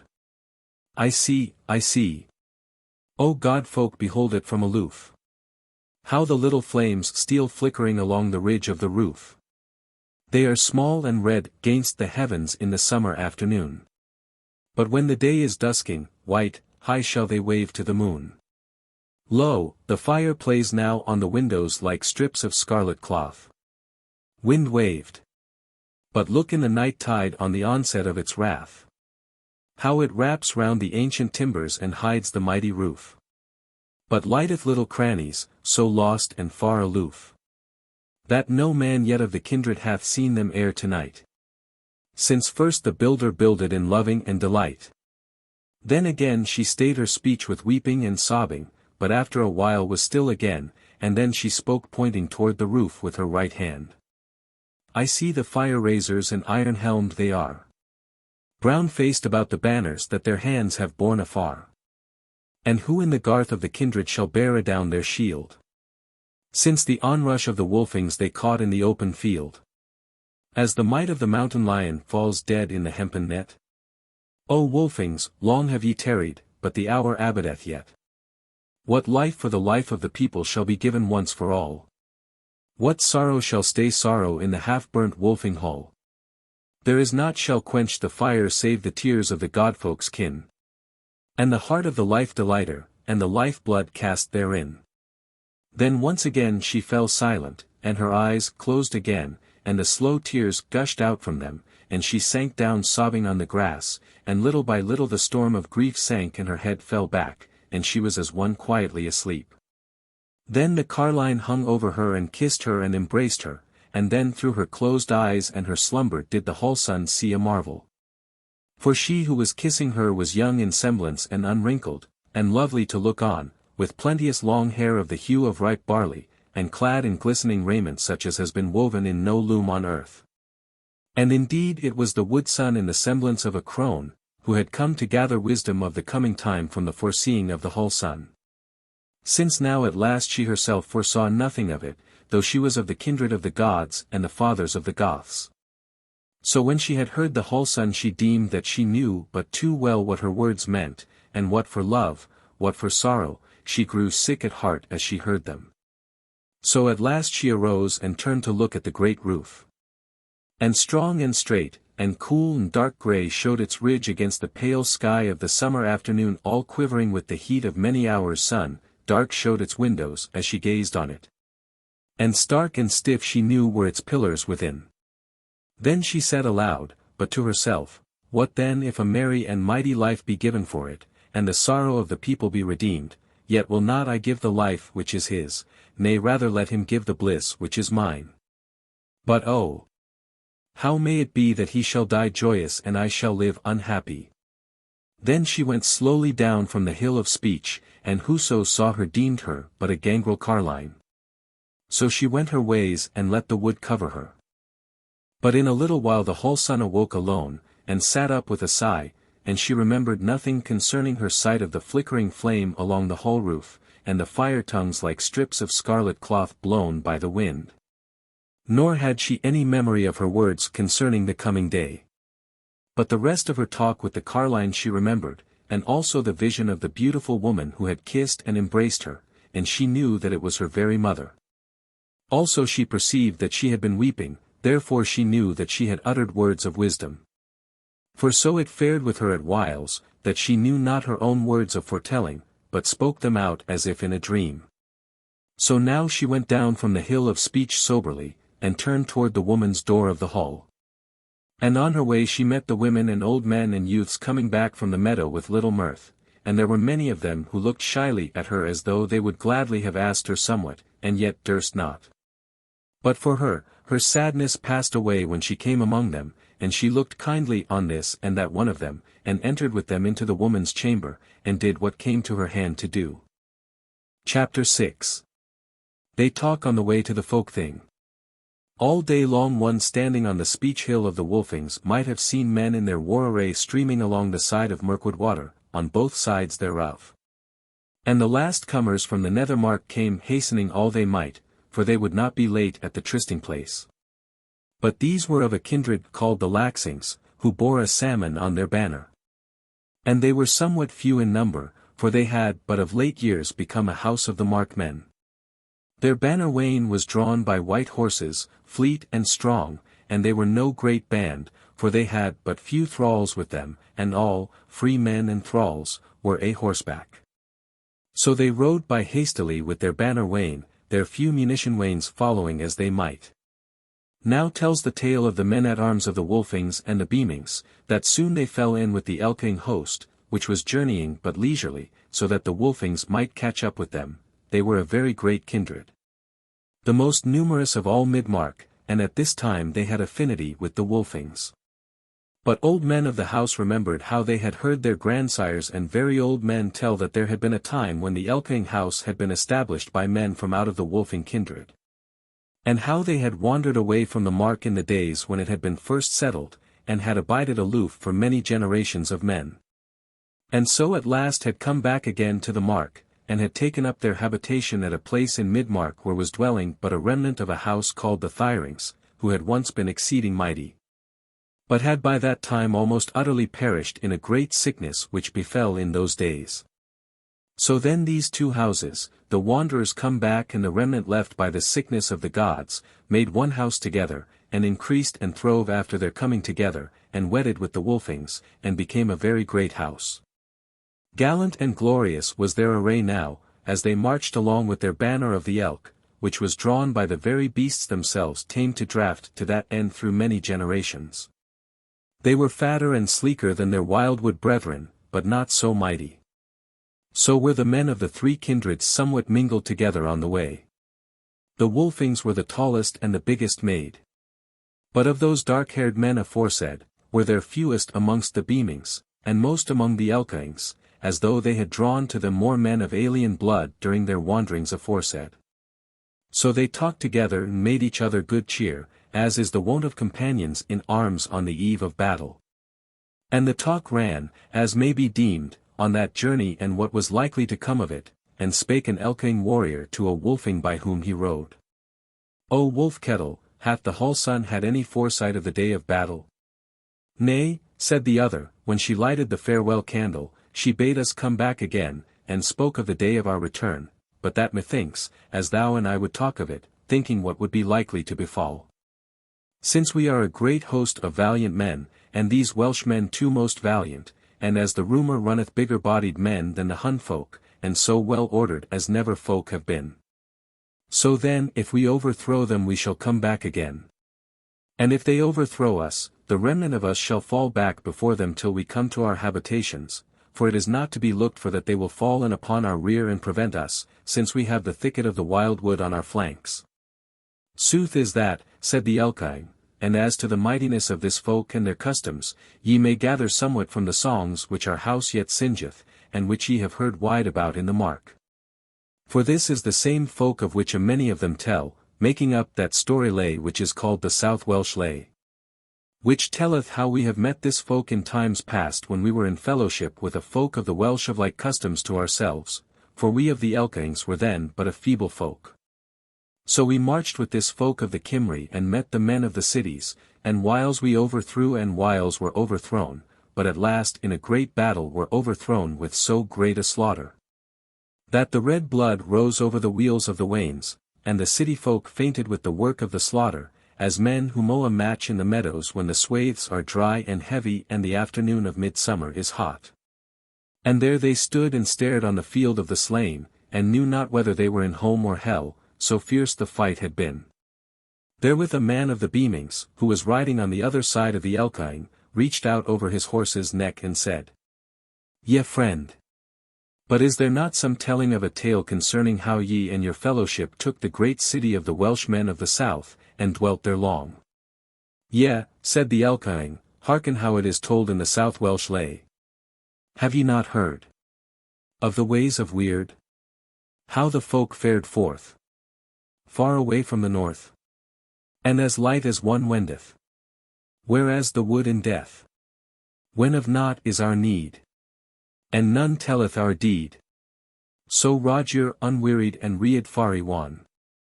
The town where none tarried the shield-shaking man. All lonely the street there, and void was the way. And naught hindered our feet but the dead men that lay under shield in the lanes of the houses heavens high. All the ring-bearing swains that abode there to die. Tells the lay, that none abode the Goths and their fellowship, but such as were mighty enough to fall before them, and the rest, both man and woman, fled away before our folk and before the folk of the Cymry, and left their town for us to dwell in. As saith the lay, glistening of gold, did men's eyen behold, shook the pale sword o'er the unspoken word. No man drew nigh us with weapon to try us, for the Welsh-wrought shield lay low on the field. By man's hand unbuilded all seemed there to be. The walls ruddy gilded, the pearls of the sea. Yet all things were dead there save pillar and wall. But they lived and they said us the song of the hall. The dear hall left to perish by men of the land. For the Goth folk to cherish with gold gaining hand. See ye how the lay tells that the hall was bolder than the men, who fled from it, and left all for our fellowship to deal with in the days gone by. Said the Wolfing man. And as it was once, so shall it be again. Maybe we shall go far on this journey, and see at least one of the Garths of the Southlands, even those which they call cities. For I have heard it said that they have more cities than one only, and that so great are their kindreds, that each liveth in a garth full of mighty houses, with a wall of stone and lime around it. And that in every one of these garths lieth wealth untold heaped up. And wherefore should not all this fall to the Markmen and their valiancy? Said the Elkying. As to their many cities and the wealth of them, that is sooth. But as to each city being the habitation of each kindred, it is otherwise, for rather it may be said of them that they have forgotten kindred, and have none, nor do they heed whom they wed, and great is the confusion amongst them. And mighty men among them ordain where they shall dwell, and what shall be their meat, and how long they shall labor after they are weary, and in all wise what manner of life shall be amongst them. And though they be called free men who suffer this, yet may no house or kindred gainsay this rule and order. In sooth they are a people mighty, but unhappy. Said Wolf-Kettle. And hast thou learned all this from the ancient story lays, O Hierandi? For some of them I know, though not all, and therein have I noted nothing of all this. Is there some new minstrel arisen in thine house of a memory excelling all those that have gone before? If that be so, I bid him to the roof of the Wolfings as soon as may be, for we lack new tales.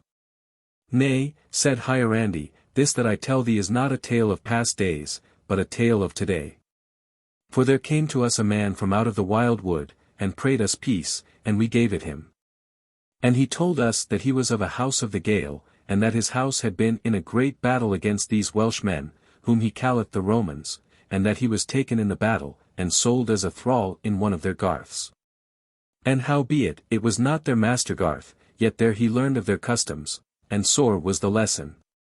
Hard was his life amongst them, for their thralls be not so well entreated as their draught beasts, so many do they take in battle. For they are a mighty folk. And these thralls and those aforesaid unhappy freemen do all tilling and herding and all deeds of craftsmanship, and above these are men whom they call masters and lords who do not, nay not so much as smithy their own edge weapons. But linger out their days in their dwellings and out of their dwellings, lying about in the sun or the hall cinders, like cur-dogs who have fallen away from kind. So this man made a shift to flee away from out of that garth, since it was not far from the great river, and being a valiant man, and young and mighty of body, he escaped all perils and came to us through the Mirkwood. But we saw that he was no liar, and had been very evilly handled, for upon his body was the mark of many a stripe, and of the shackles that had been soldered on to his limbs. Also it was more than one of these accursed people whom he had slain when he fled. So he became our guest and we loved him, and he dwelt among us and yet dwelleth, for we have taken him into our house. But yesterday he was sick and might not ride with us, but maybe he will follow on and catch up with us in a day or two. And if he come not, then will I bring him over to the Wolfings when the battle is done. Then laughed the beaming man, and spake.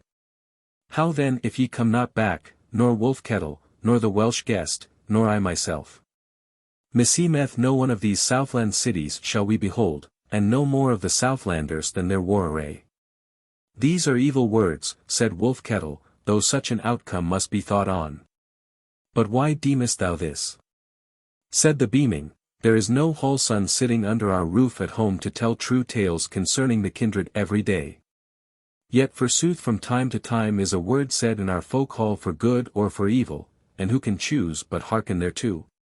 And yestereve was a woeful word spoken, and that by a man-child of 10 winters. Said the Elkying, now that thou hast told us thus much, thou must tell us more, yea, all the word which was spoken, else belike we shall deem of it as worse than it was. Said the beaming, thus it was.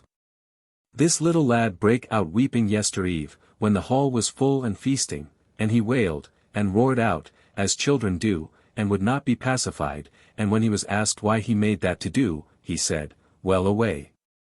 Raven hath promised to make me a clay horse and to bake it in the kiln with the pots next week, and now he goeth to the war, and he shall never come back, and never shall my horse be made." Thereat we all laughed as ye may well deem. But the lad made a sour countenance on us and said, "Why do ye laugh? Look yonder, what see ye?" "Nay," said one, "naught but the feast hall wall and the hangings of the high-tide thereon." Then said the lad sobbing, "Ye see ill, further afield see I see a little plain, on a hill top, and fells beyond it far bigger than our speech hill, and there on the plain leath raven as white as parchment, and none hath such hue save the dead." Then said Raven, and he was a young man, and was standing thereby, "And well is that, swain, to die in harness. Yet hold up thine heart, here is Gunbert who shall come back and bake thine horse for thee." "Nay, nevermore," quoth the child, "for I see his pale head lying at Raven's feet, but his body with the green gold-broidered kirtle I see not." Then was the laughter stilled, and man after man drew near to the child, and questioned him, and asked, "Dost thou see me? Dost thou see me?" And he failed to see but few of those that asked him. Therefore now meseemeth that not many of us shall see the cities of the south, and those few belike shall look on their own shackles therewithal. "Nay," said Hierandi, "what is all this? Heard ye ever of a company of fighting men that fared afield, and found the foe, and came back home leaving none behind them?" Said the beaming, "Yet seldom have I heard a child foretell the death of warriors.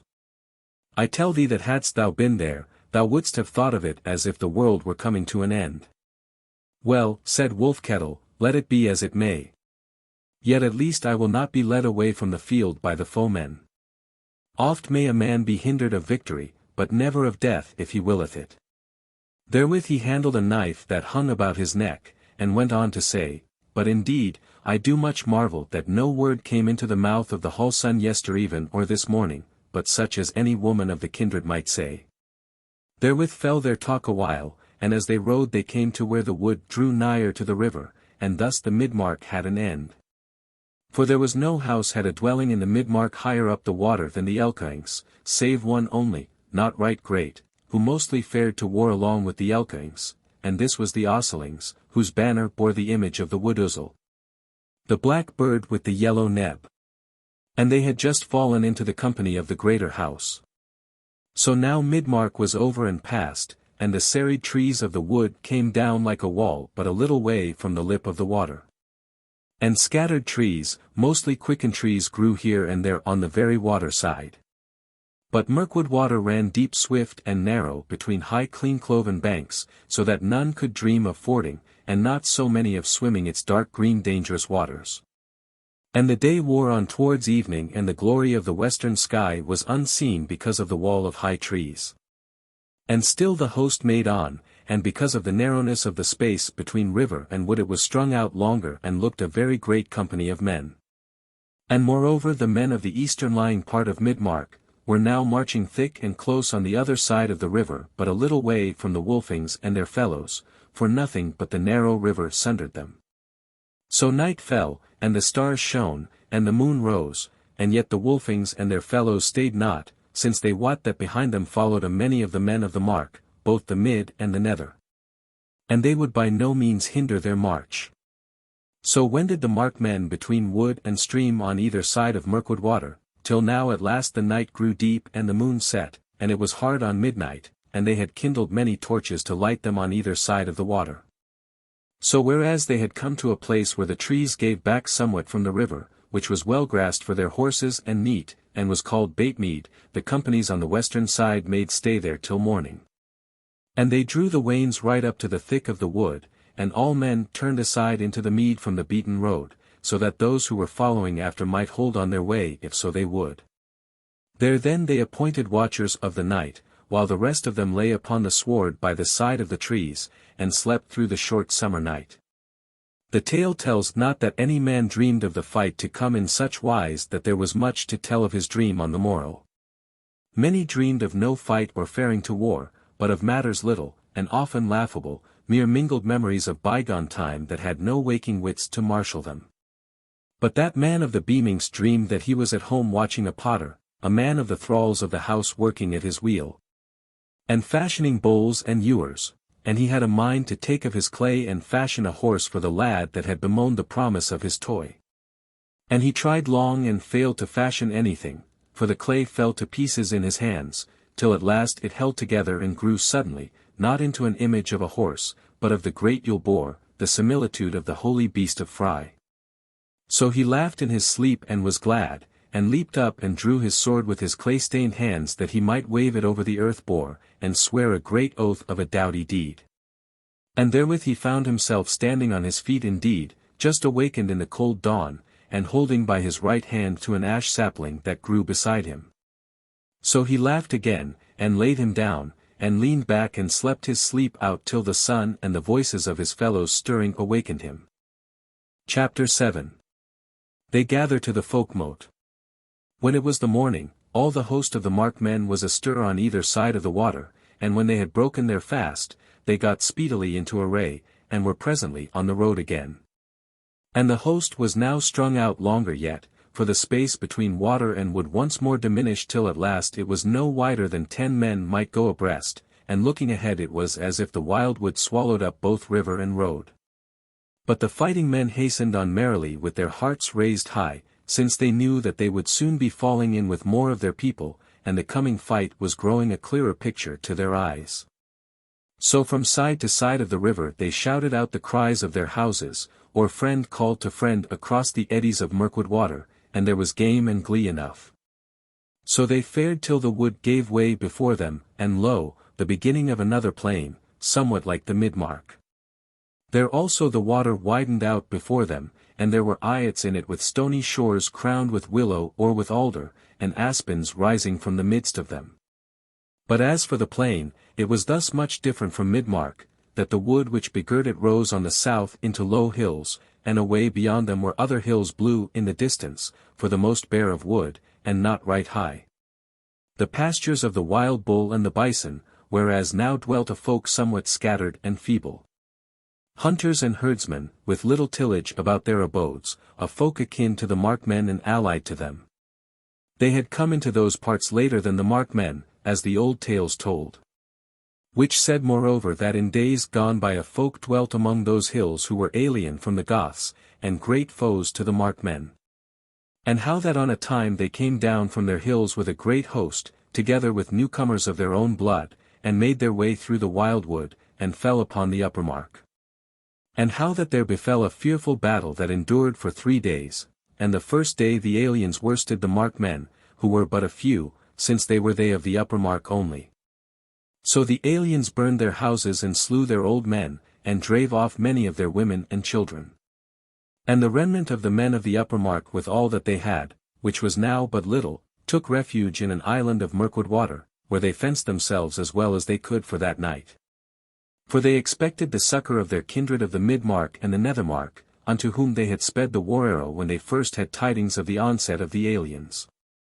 So at the sun rising they sacrificed to the gods 20 chieftains of the aliens whom they had taken, and therewithal a maiden of their own kindred, the daughter of their war-duke, that she might lead that mighty company to the house of the gods. And thereto was she nothing loath, but went right willingly. There then they awaited the onset.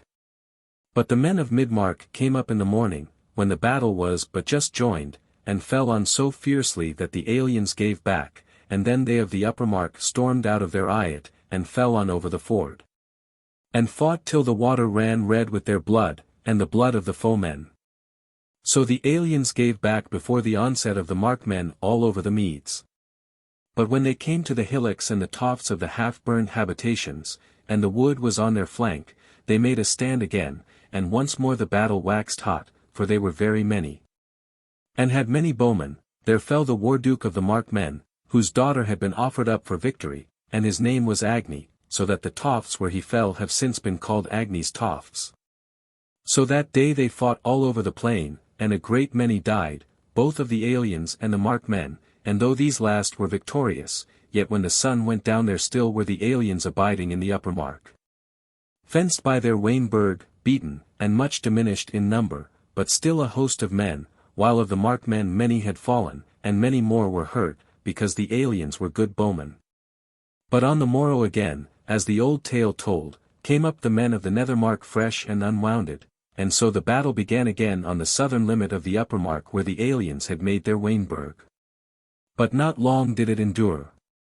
For the Markmen fell on so fiercely, that they stormed over the Wain-Burg, and slew all before them, and there was a very great slaughter of the aliens, so great, tells the old tale, that never again durst they meet the Markmen in war. Thus went forth the host of the Markmen, faring along both sides of the water into the upper mark. And on the west side, where went the Wolfings, the ground now rose by a long slope into a low hill, and when they came unto the brow thereof, they beheld before them the whole plain of the upper mark. And the dwellings of the kindred therein all girdled about by the wild wood. And beyond, the blue hills of the herdsmen, and beyond them still, a long way aloof, lying like a white cloud on the verge of the heavens, the snowy tops of the great mountains. And as they looked down onto the plain they saw it embroidered, as it were, round about the habitations which lay within ken by crowds of many people, and the banners of the kindreds and the arms of men. And many a place they saw named after the ancient battle and that great slaughter of the aliens.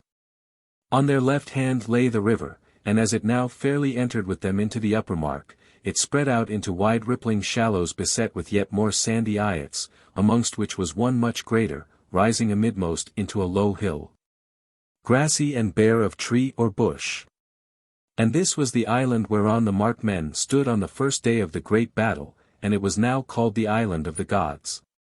Thereby was the ford, which was firm and good and changed little from year to year, so that all Markmen knew it well, and it was called Battleford. Thereover now crossed all the eastern companies, footmen and horsemen, freemen and thralls, wains and banners, with shouting and laughter, and the noise of horns and the lowing of neat, till all that plain's end was flooded with the host of the Markmen.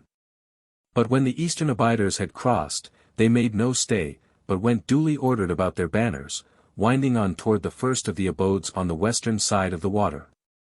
Because it was but a little way southwest of this that the Thingstead of the upper mark lay. And the whole folk was summoned thither when war threatened from the south, just as it was called to the Thingstead of the Nether-mark, when the threat of war came from the north. But the western companies stayed on the brow of that low hill till all the eastern men were over the river, and on their way to the Thingstead, and then they moved on. So came the Wolfings and their fellows up to the dwellings of the northernmost kindred, who were called the Daylings, and bore on their banner the image of the rising sun. Thereabout was the mark somewhat more hilly and broken than in the mid-mark, so that the great roof of the Daylings, which was a very big house, stood on a hillock whose sides had been cleft down sheer on all sides save one, which was left as a bridge, by the labor of men, and it was a very defensible place. Thereon were now gathered round about the roof all the stay-at-homes of the kindred, who greeted with joyous cries the men-at-arms as they passed. Albeit one very old man, who sat in a chair near to the edge of the sheer hill looking on the war array, when he saw the Wolfing banner draw near, stood up to gaze on it, and then shook his head sadly, and sank back again into his chair, and covered his face with his hands. And when the folk saw that, a silence bred of the coldness of fear fell on them, for that elder was deemed a foreseeing man. But as those three fellows, of whose talk of yesterday the tale has told, drew near and beheld what the old carle did, for they were riding together this day also, the beaming man laid his hand on Wolfkettle's rein and said, "Lo you, neighbor! If thy Vala hath seen not, yet hath this old man seen somewhat, and that somewhat even as the little lad saw it. Many a mother's son shall fall before the Welshmen." But Wolfkettle shook his rein free, and his face reddened as of one who is angry, yet he kept silence, while the Elking said, "Let be, Tody. For he that lives shall tell the tale to the foreseers, and shall make them wiser than they are today." Then laughed Tody, as one who would not be thought to be too heedful of the morrow.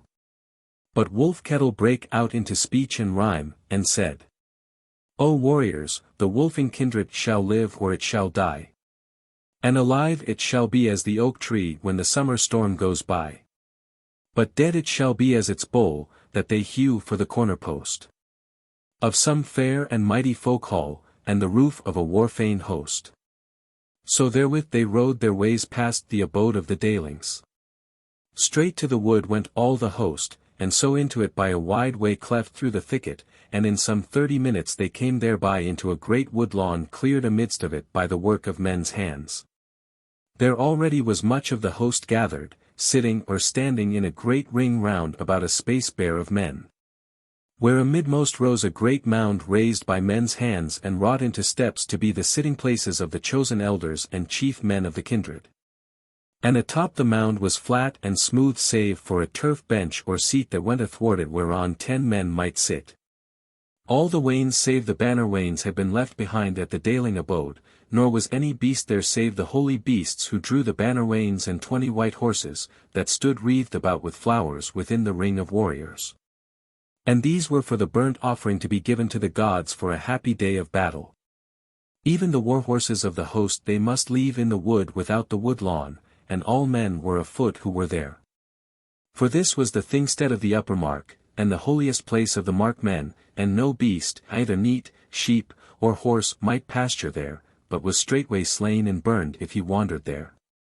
Nor might any man eat therein save at the holy feasts when offerings were made to the gods. So the Wolfings took their place there in the ring of men with the Elkings on their right hand and the Beamings on their left. And in the midst of the Wolfing array stood Thiodolf clad in the dwarf-wrought hauberk, but his head was bare. For he had sworn over the cup of renown that he would fight unhelmed throughout all that trouble, and would bear no shield in any battle thereof however fierce the onset might be. Short, and curling close to his head was his black hair, a little grizzled, so that it looked like rings of hard dark iron, his forehead was high and smooth, his lips full and red, his eyes steady and wide open. And all his face joyous with the thought of the fame of his deeds, and the coming battle with a foeman whom the Markmen knew not yet. He was tall and wide-shouldered, but so exceeding well-fashioned of all his limbs and body that he looked no huge man. He was a man well beloved of women, and children would mostly run to him gladly and play with him. A most fell warrior was he, whose deeds no man of the mark could equal, but blithe of speech even when he was sorrowful of mood, a man that knew not bitterness of heart, and for all his exceeding might and valiancy, he was proud and high to no man. So that the very thralls loved him. He was not abounding in words in the field, nor did he use much the custom of those days in reviling and defying with words the foe that was to be smitten with swords. There were those who had seen him in the field for the first time who deemed him slack at the work, for he would not always press on with the foremost, but would hold him a little aback, and while the battle was young he forbore to smite. And would do nothing but help a kinsman who was hard pressed, or succor the wounded. So that if men were dealing with no very hard matter, and their hearts were high and overweening, he would come home at whiles with unbloodied blade. But no man blamed him save those who knew him not, for his intent was that the younger men should win themselves fame, and so raise their courage, and become high-hearted and stout. But when the stour was hard, and the battle was broken, and the hearts of men began to fail them, and doubt fell upon the Markmen, then was he another man to see, wise, but swift and dangerous. Rushing on as if shot out by some mighty engine, heedful of all, on either side and in front. Running hither and thither as the fight failed and the fire of battle faltered, his sword so swift and deadly that it was as if he wielded the very lightning of the heavens, for with the sword it was ever his wont to fight. But it must be said that when the foemen turned their backs, and the chase began, then Thiodolf would nowise withhold his might as in the early battle, but ever led the chase, and smote on the right hand and on the left, sparing none. And crying out to the men of the kindred not to weary in their work, but to fulfill all the hours of their day. For thuswise would he say, and this was a word of his. Let us rest tomorrow, fellows, since today we have fought amain. Let not these men we have smitten come aback on our hands again. And say, ye wolfing warriors, ye have done your work but ill. Fall to now and do it again, like the craftsman who learneth his skill. Such then was Thiodolf, and ever was he the chosen leader of the Wolfings and often the war-duke of the whole folk. By his side stood the other chosen leader, whose name was Heriulf, a man well stricken in years, but very mighty and valiant. Wise in war and well renowned, of few words save in battle, and therein a singer of songs, a laugher, a joyous man, a merry companion. He was a much bigger man than Thiodolf. And indeed so huge was his stature, that he seemed to be of the kindred of the mountain giants, and his bodily might went with his stature, so that no one man might deal with him body to body. His face was big, his cheekbones high. His nose like an eagle's neb, his mouth wide, his chin square and big, his eyes light grey and fierce under shaggy eyebrows, his hair white and long. Such were his raiment and weapons, that he wore a coat of fence of dark iron scales sewn on to horse hide, and a dark iron helm fashioned above his brow into the similitude of the wolf's head with gaping jaws. And this he had wrought for himself with his own hands, for he was a good smith. A round buckler he bore and a huge twybill, which no man of the kindred could well wield save himself. And it was done both blade and shaft with knots and runes in gold, and he loved that twybill well, and called it the wolf's sister. There then stood Thiodolf, looking no less than one of the forefathers of the kindred come back again to the battle of the Wolfings. He was well beloved for his wondrous might, and he was no hard man, though so fell a warrior, and though of few words, as aforesaid, was a blithe companion to old and young. In numberless battles had he fought, and men deemed it a wonder that Odin had not taken to him a man so much after his own heart. And they said it was neighbourly done of the father of the slain to forbear his company so long, and showed how well he loved the Wolfing house. For a good while yet came other bands of Markmen into the Thingstead. But at last there was an end of their coming. Then the ring of men opened, and 10 warriors of the Daylings made their way through it, and one of them, the oldest, bore in his hand the war-horn of the Daylings. For this kindred had charge of the Thingstead, and of all appertaining to it. So while his 9 fellows stood round about the speech hill, the old warrior clomb up to the topmost of it, and blew a blast on the horn. Thereon they who were sitting rose up, and they who were talking each to each held their peace, and the whole ring drew nigher to the hill, so that there was a clear space behind them, twixt them and the wood. And a space before them between them and the hill, wherein were those 9 warriors, and the horses for the burnt offering, and the altar of the gods. And now were all well within earshot of a man speaking amidst the silence in a clear voice. But there were gathered of the Markmen to that place some 4,000 men, all chosen warriors and doughty men. And of the thralls and aliens dwelling with them they were leading 2,000. But not all of the freemen of the upper mark could be at the thing. For needs must there be some guard to the passes of the wood toward the south and the hills of the herdsmen, whereas it was no wise impassable to a wisely led host, so 500 men, what of freemen, what of thralls, abode there to guard the wild wood. And these looked to have some helping from the hillmen. Now came an ancient warrior into the space between the men and the wild wood holding in his hand a kindled torch.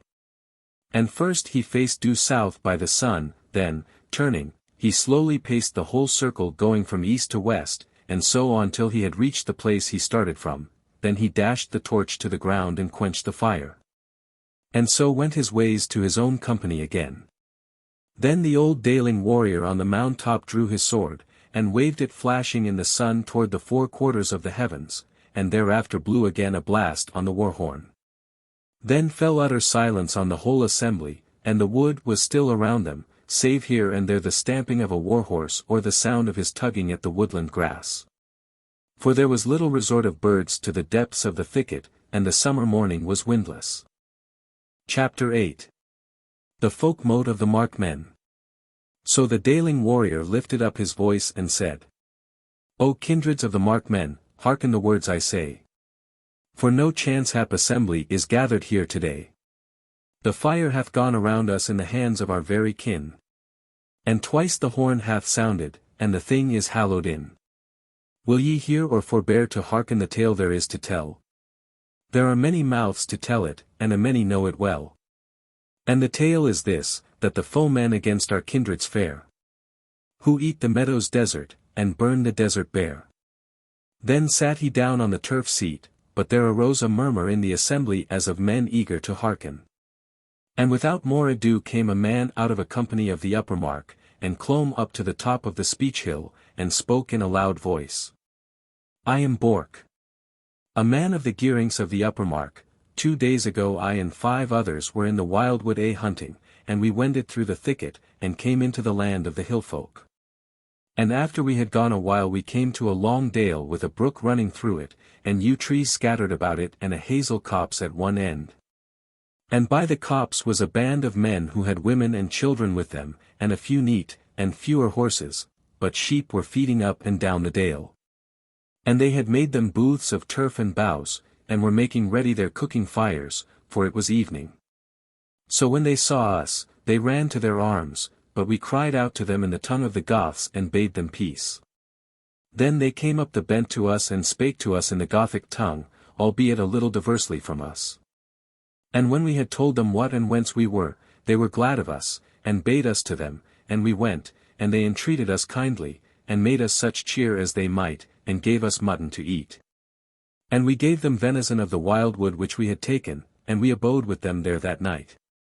But they told us that they were a house of the folk of the herdsmen, and that there was war in the land, and that the people thereof were fleeing before the cruelty of a host of warriors, men of a mighty folk, such as the earth hath not heard of, who dwell in great cities far to the south. And how that this host had crossed the mountains, and the great water that runneth from them, and had fallen upon their kindred, and overcome their fighting men, and burned their dwellings, slain their elders, and driven their neat and their sheep. Yea, and their women and children in no better wise than their neat and sheep. And they said that they had fled away thus far from their old habitations, which were a long way to the south, and were now at point to build them dwellings there in that dale of the hazels, and to trust to it that these Welshmen, whom they called Romans, would not follow so far, and that if they did, they might betake them to the wild wood, and let the thicket cover them, they being so nigh to it. Thus they told us, wherefore we sent back one of our fellowship, Bursty of the Gearings, to tell the tale, and one of the herdsmen folk went with him, but we ourselves went onward to hear more of these Romans. For the folk when we asked them, said that they had been in battle against them, but had fled away for fear of their rumor only. Therefore we went on, and a young man of this kindred, who named themselves the Hrudings of the fell folk, went along with us. But the others were sore afeared, for all they had weapons. So as we went up the land we found they had told us the very sooth, and we met divers houses, and bands, and broken men, who were fleeing from this trouble, and many of them poor and in misery, having lost their flocks and herds as well as their roofs. And this last be but little loss to them, as their dwellings are but poor, and for the most part they have no tillage.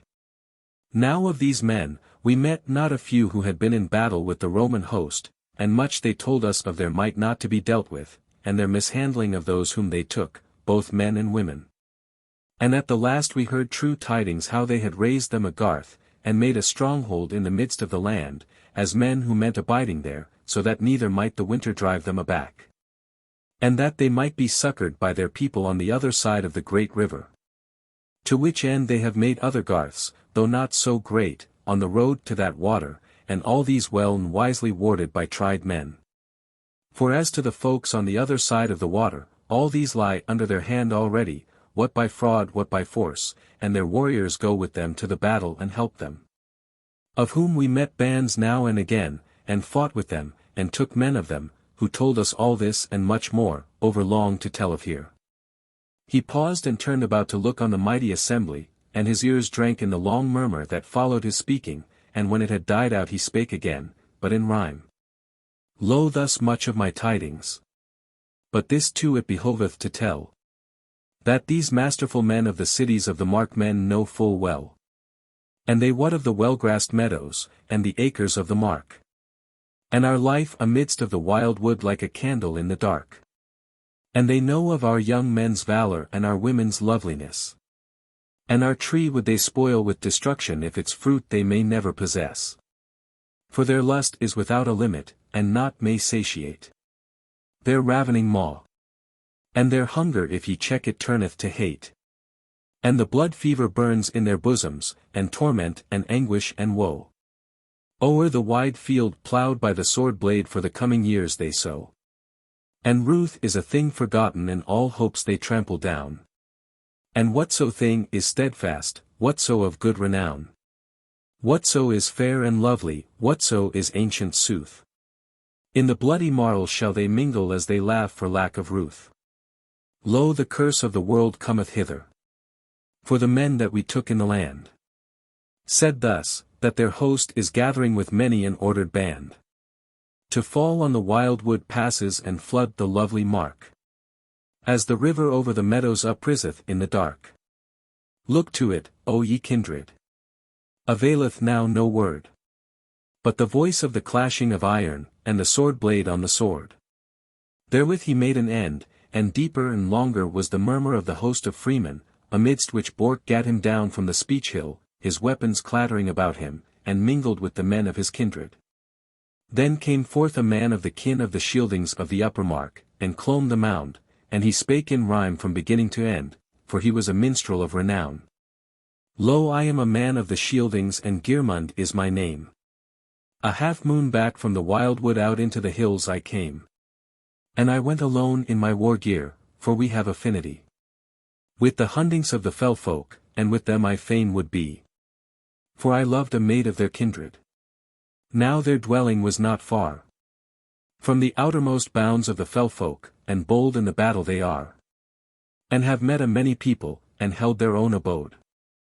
Gay then was the heart within me, as over the hills I rode. And thought of the mirth of tomorrow and the sweet-mouthed hunding maid. And their old men wise and merry and their young men unafraid. And the hall glee of the hundings and the healths o'er the guesting cup. But as I rode the valley, I saw a smoke go up. O'er the crest of the last of the grass hills, twixt me and the hunding roof. And that smoke was black and heavy, so a while I bided aloof. And drew my girths the tighter. And looked to the arms I bore. And handled my spear for the casting. For my heart misgave me sore. For naught was that pillar of smoke like the guest fane cooking fire. I lingered in thought for a minute, then turned me to ride up higher. And as a man most wary up over the bent I rode. And nigh had peered o'er the hill crest adown on the hunding abode. And forsooth, 'twas the fire wavering all o'er the roof of old. And all in the garth and about it lay the bodies of the bold. And bound to a rope amidmost were the women fair and young. And youths and little children, like the fish on a withy strung. As they lie on the grass for the angler before the beginning of night. Then the rush of the wrath within me for a while nigh blinded my sight. Yet about the cowering war thralls, short dark-faced men I saw. Men clad in iron armor, this way and that way draw. As warriors after the battle are ever wont to do.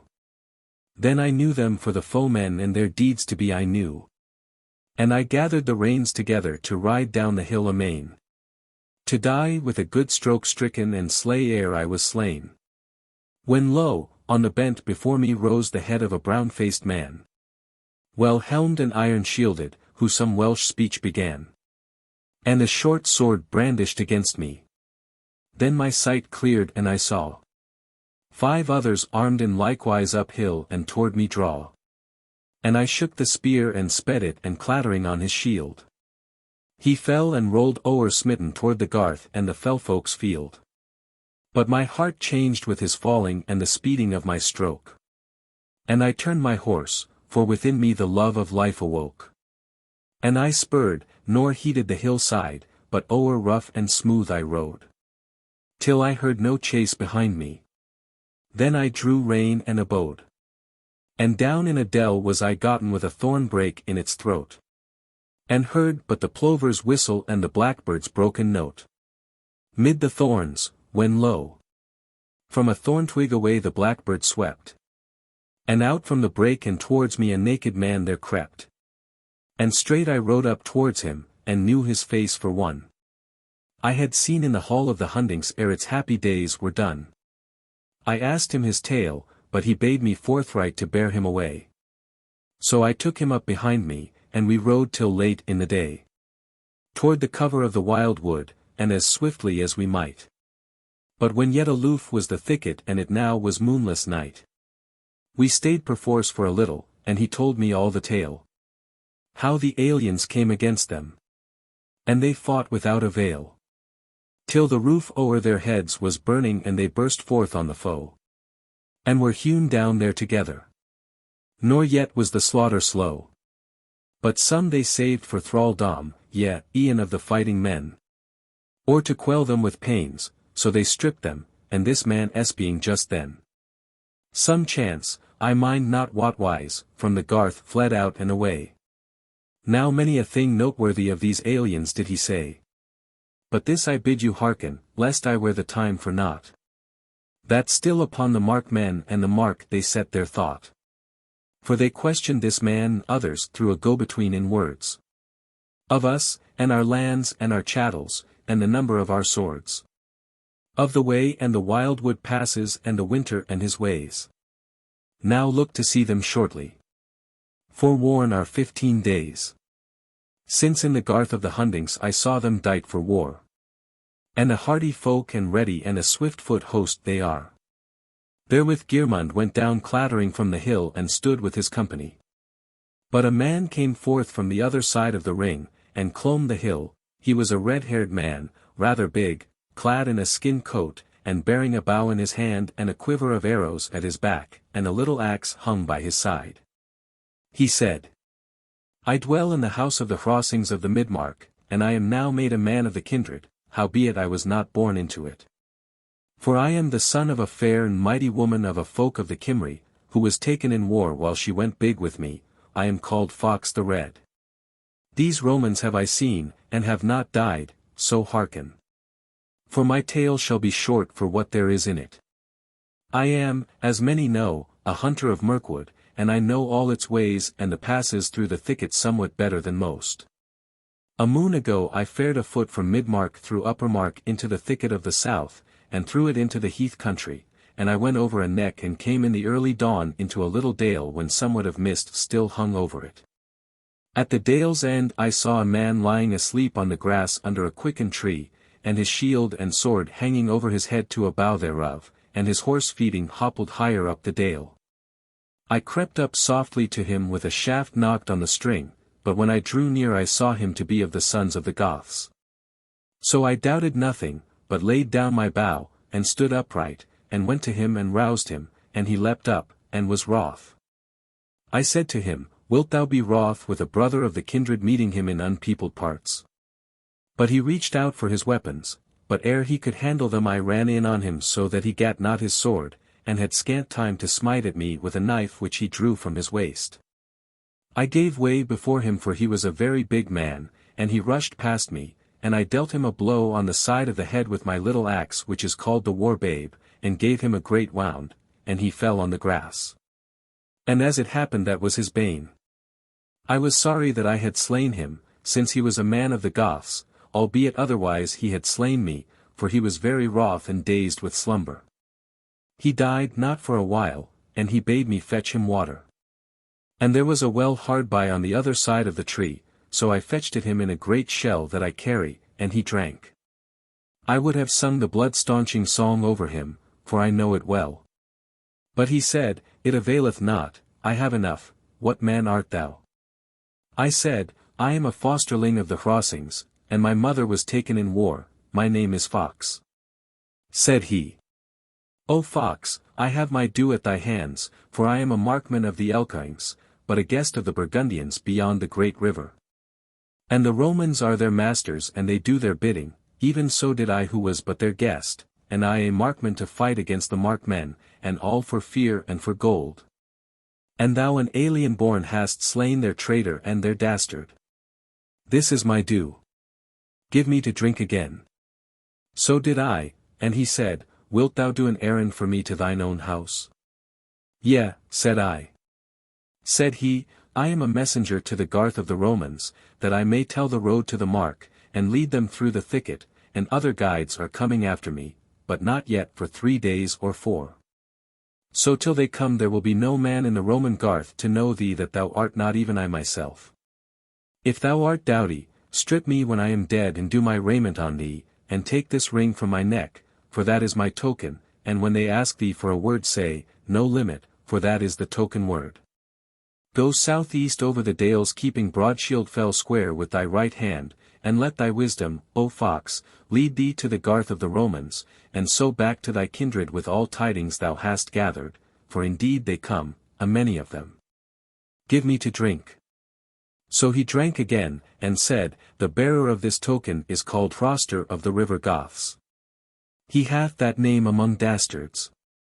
Thou shalt lay a turf upon my head. Let my death pay for my life. Therewith he fell back and died. So I did as he bade me, and took his gear, worth 6 kine, and did it on me. I laid turf upon him in that dale, and hid my bow and my gear in a blackthorn brake hard by, and then took his horse and rode away. Day and night I rode till I came to the garth of the Romans.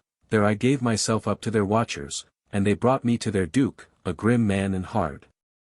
He said in a terrible voice, Thy name? I said, Hroster of the river Goths. He said, What limit? I answered, No limit. The token, said he, and held out his hand. I gave him the ring. Thou art the man, said he. I thought in my heart, Thou least, Lord, and my heart danced for joy.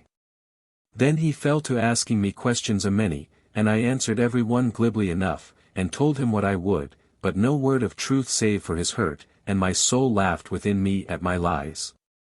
Thought I, the others, the traitors, shall come, and they shall tell him the truth, and he will not trow it, or at the worst he will doubt them. But me he doubted nothing, else had he called in the tormentors to have the truth of me by pains. As I well saw afterwards, when they questioned with torments a man and a woman of the hill folk whom they had brought in captive.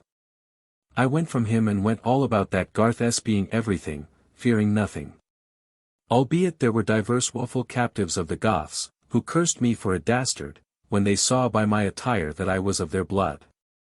I abode there 3 days, and learned all that I might of the garth and the host of them, and the 4th day in the morning I went out as if to hunt, and none hindered me, for they doubted me not. So I came my ways home to the upper mark, and was guested with the gearings. Will ye that I tell you somewhat of the ways of these Romans of the garth? The time presses, and my tale runneth longer than I would. What will ye? Then there arose a murmur, Tell all, tell all. Nay, said the fox, all I may not tell, so much did I behold there during the 3 days' stay. But this much it behoveth you to know, that these men have no other thought save to win the mark and waste it, and slay the fighting men and the old carles, and enthrall such as they will, that is, all that be fair and young. And they long sorely for our women either to have or to sell. As for their garth, it is strongly walled about with a dike newly dug, on the top thereof are they building a wall made of clay, and burned like pots into ashlar stones hard and red, and these are laid in lime. It is now the toil of the thralls of our blood whom they have taken, both men and women, to dig that clay and to work it, and bear it to kills, and to have for reward scant meat and many stripes. For it is a grim folk, that laugheth to see others weep.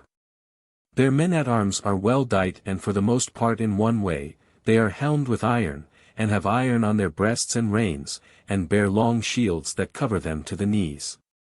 They are girt with a sax and have a heavy casting spear. They are dark-skinned and ugly of aspect, surly and of few words, they drink little, and eat not much.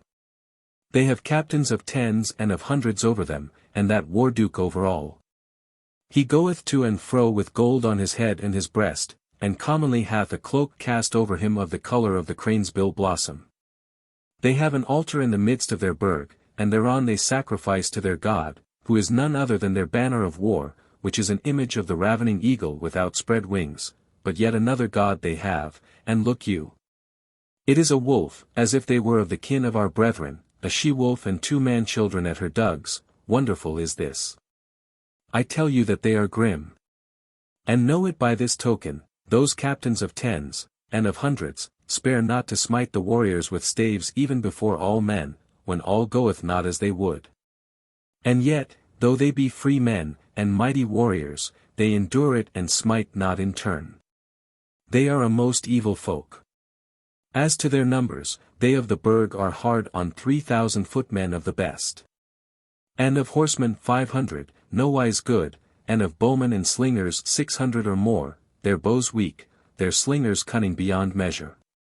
And the talk is that when they come upon us they shall have with them some 500 warriors of the over-river Goths, and others of their own folk.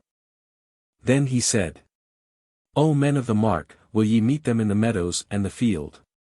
Or will ye flee before them and have the wood for a shield? Or will ye wend to their war-burg with weapons cast away?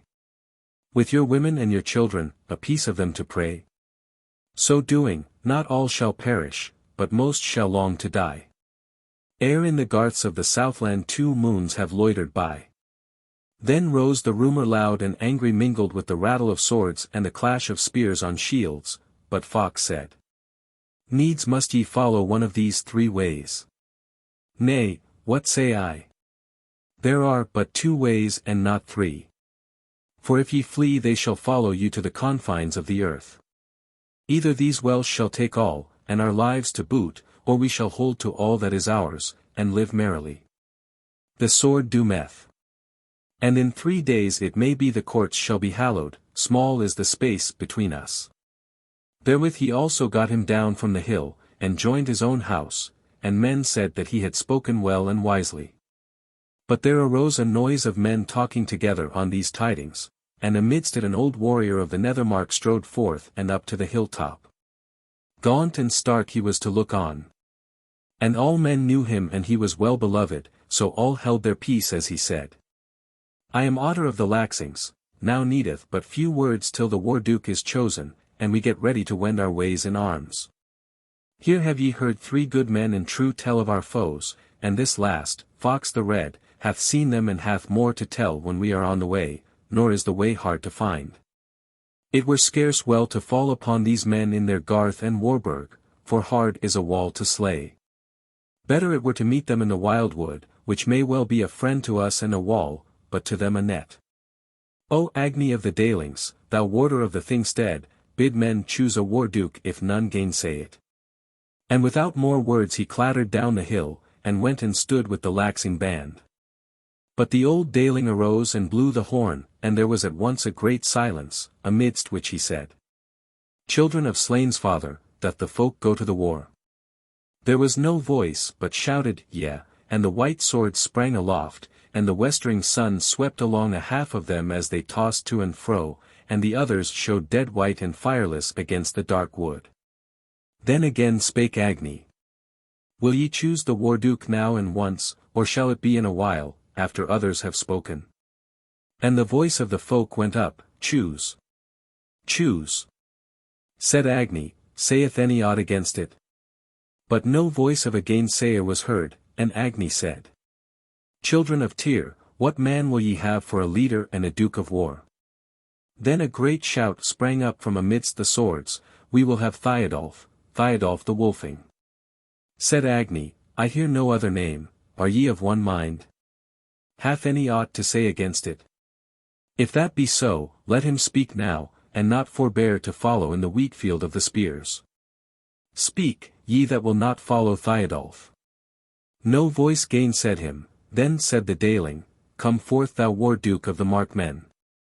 Take up the gold ring from the horns of the altar, set it on thine arm and come up hither.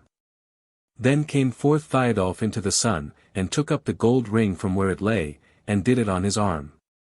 And this was the ring of the leader of the folk whenso one should be chosen. It was ancient and daintily wrought, but not very heavy, so ancient it was that men said it had been wrought by the dwarfs.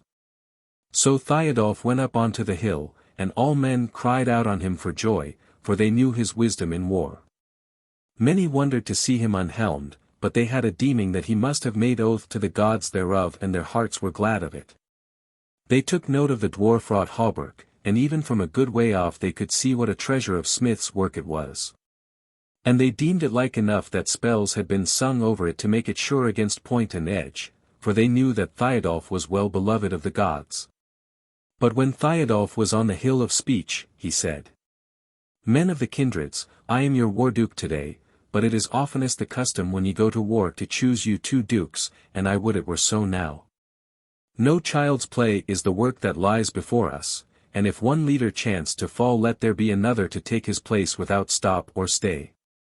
Thou Agni of the Daylings, bid the folk choose them another duke if so they will. Said Agni, good is this which our war-duke hath spoken, say then, men of the mark, who shall stand with Thiodolf to lead you against the aliens? Then was there a noise and a crying of names, and more than 2 names seemed to be cried out. But by far the greater part named either Otter of the Laxings, or Thiodolf of the Wolfings. True it is that Otter was a very wise warrior, and well known to all the men of the mark.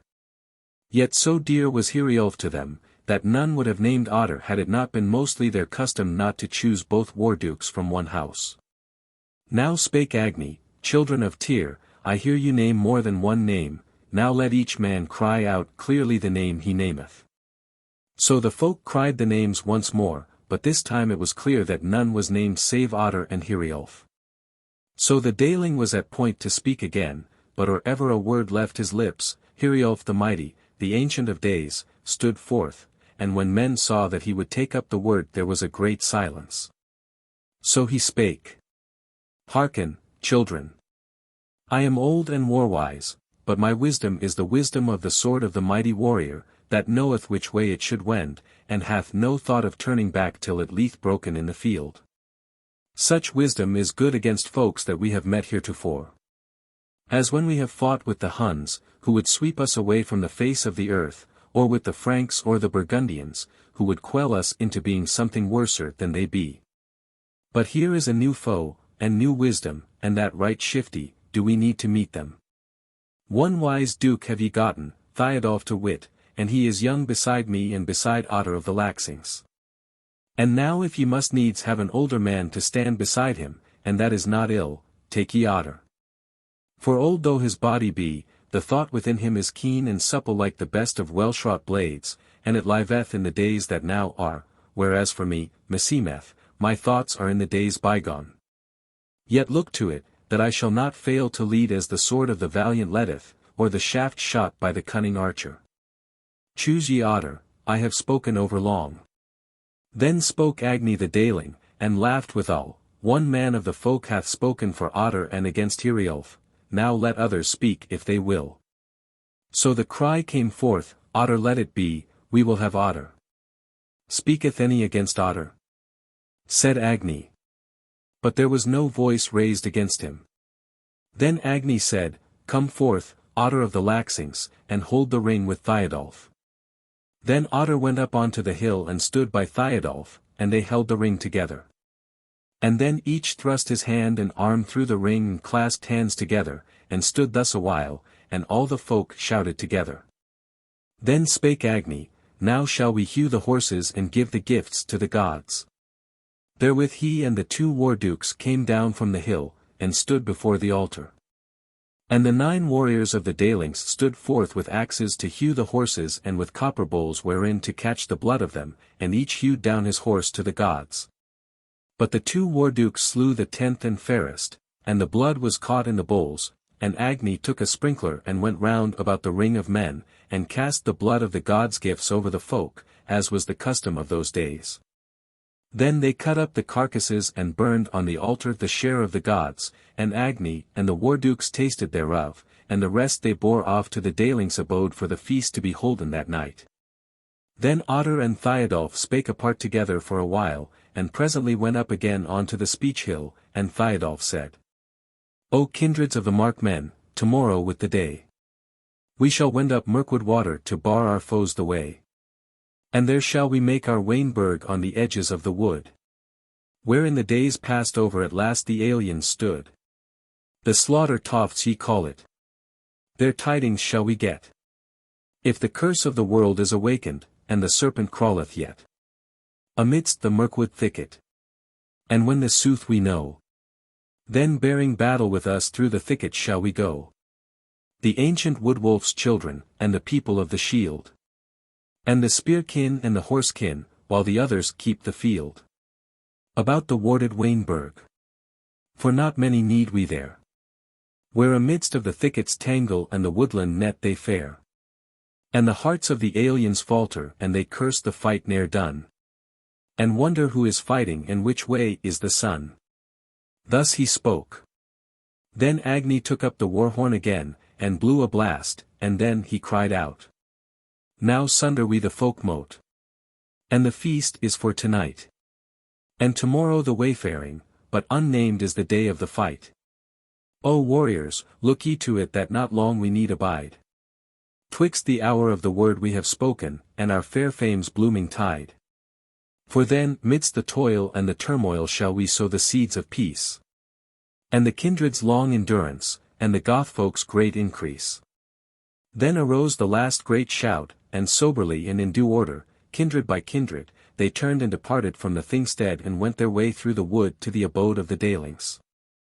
Chapter 9. The Ancient Man of the Daylings. There still hung the more part of the stay-at-homes round about the roof.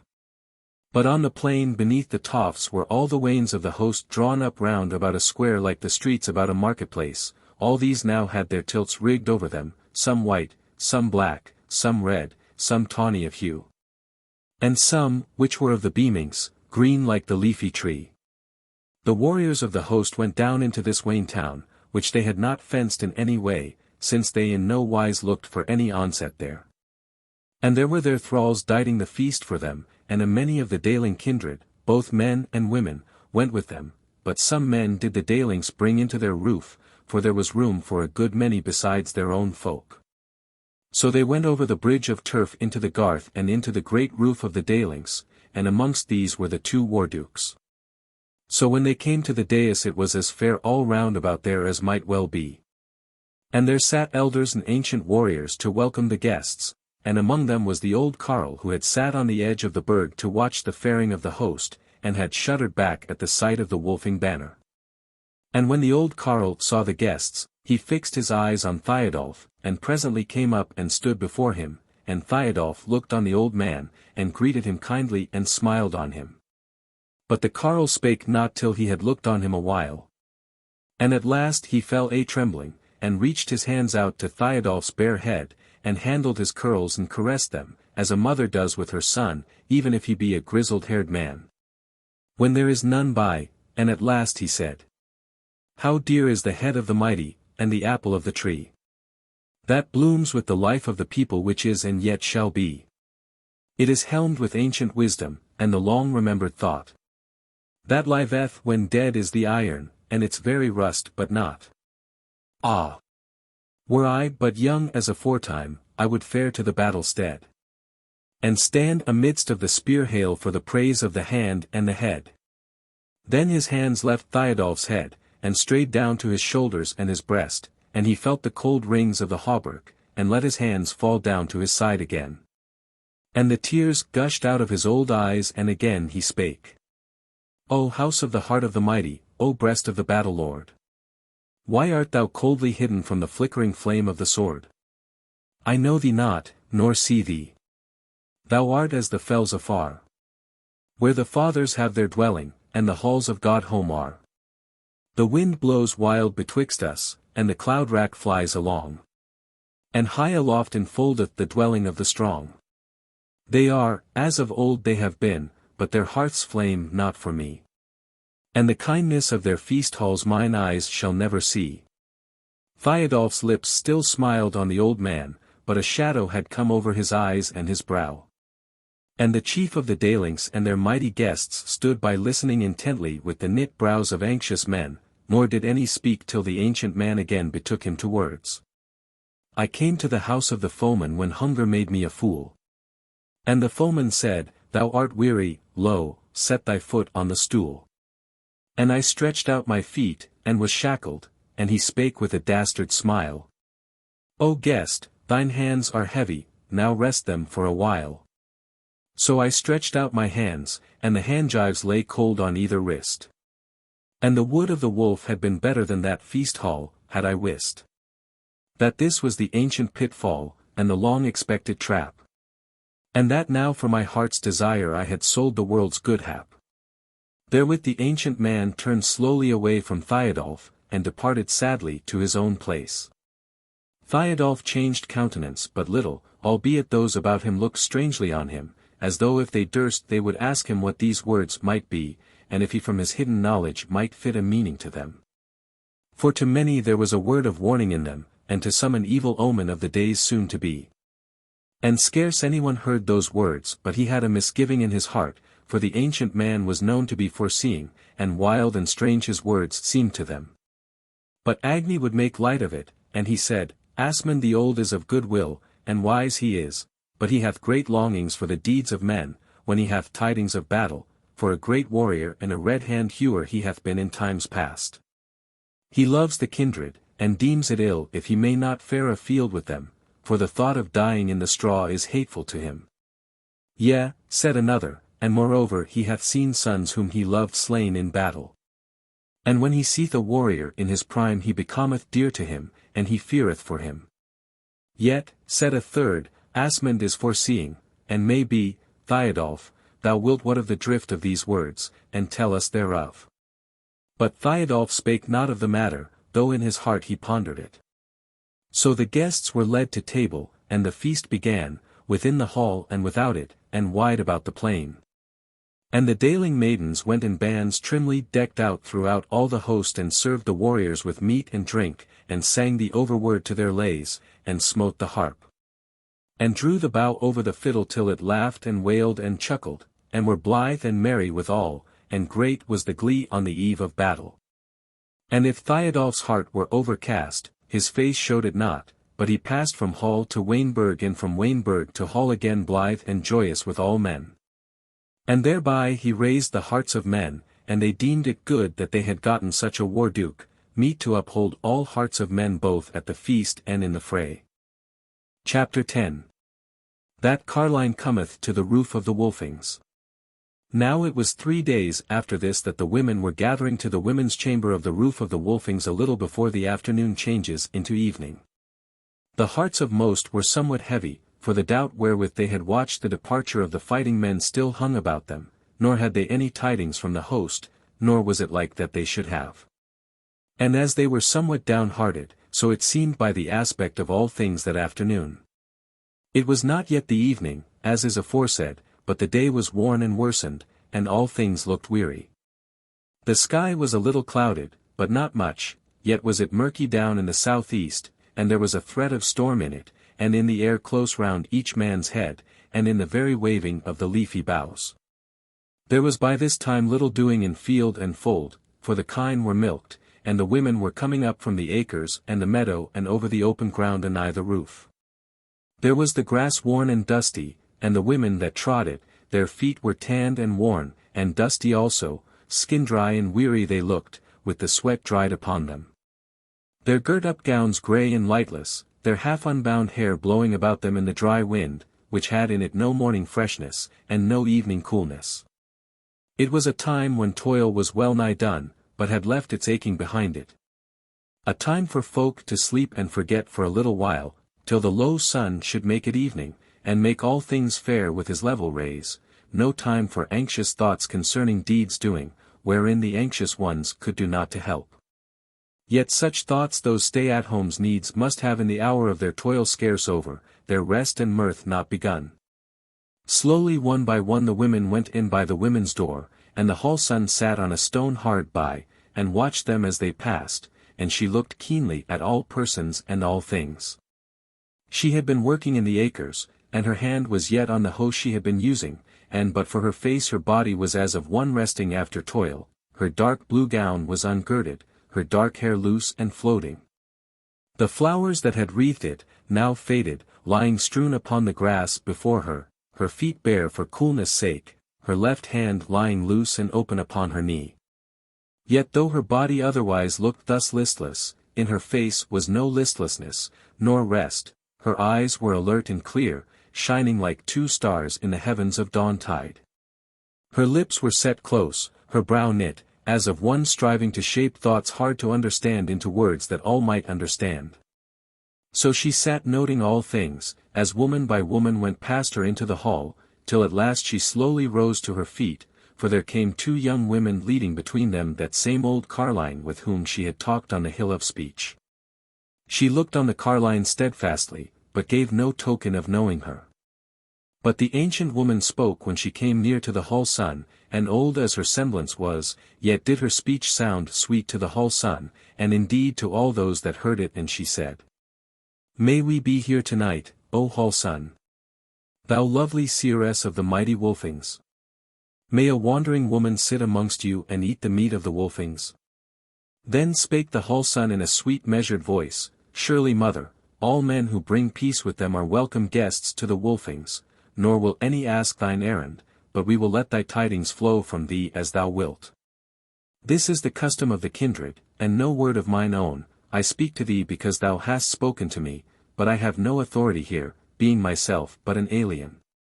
Albeit I serve the house of the Wolfings, and I love it as the hound loveth his master who feedeth him, and his master's children who play with him. Enter, mother, and be glad of heart, and put away care from thee. Then the old woman drew nigher to her and sat down in the dust at her feet, for she was now sitting down again, and took her hand and kissed it and fondled it, and seemed loath to leave handling the beauty of the Whole-Son. But she looked kindly on the Carline, and smiled on her, and leaned down to her, and kissed her mouth, and said, Damsels, take care of this poor woman, and make her good cheer, for she is wise of wit and a friend of the Wolfings. And I have seen her before, and spoken with her, and she loveth us. But as for me I must needs be alone in the meads for a while, and it may be that when I come to you again, I shall have a word to tell you. Now indeed it was in a manner true that the Whole-Son had no authority in the Wolfing house. Yet was she so well beloved for her wisdom and beauty in her sweet speech, that all hastened to do her will in small matters and in great, and now as they looked at her after the old woman had caressed her, it seemed to them that her fairness grew under their eyes, and that they had never seen her so fair. And the sight of her seemed so good to them, that the outworn day and its weariness changed to them, and it grew as pleasant as the first hours of the sunlight, when men arise happy from their rest, and look on the day that lieth hopeful before them with all its deeds to be. So they grew merry, and they led the Carline into the hall with them, and set her down in the women's chamber, and washed her feet, and gave her meat and drink, and bade her rest and think of nothing troublous, and in all wise made her good cheer. And she was merry with them, and praised their fairness and their deftness, and asked them many questions about their weaving and spinning and carding, howbeit the looms were idle as then because it was midsummer, and the men gone to the war. And this they deemed strange, as it seemed to them that all women should know of such things, but they thought it was a token that she came from far away. But afterwards she sat among them, and told them pleasant tales of pastimes and far countries, and was blithe to them and they to her, and the time wore on toward nightfall in the women's chamber. Chapter 11. The Whole-Son speaketh. But for the Whole-Son, she sat long on that stone by the women's door, but when the evening was now come, she arose and went down through the cornfields and into the meadow, and wandered away as her feet took her. Night was falling by then she reached that pool of Mirkwood water, whose eddies she knew so well. There she let the water cover her in the deep stream, and she floated down and sported with the ripples where the river left that deep to race over the shallows. And the moon was casting shadows by then she came up the bank again by the shallow end bearing in her arms a bundle of the blue flowering mouse-ear. Then she clad herself at once, and went straight as one with a set purpose toward the great roof, and entered by the man's door, and there were few men within and they but old and heavy with the burden of years and the coming of night-tide. But they wondered and looked to each other and nodded their heads as she passed them by, as men who would say, there is something toward.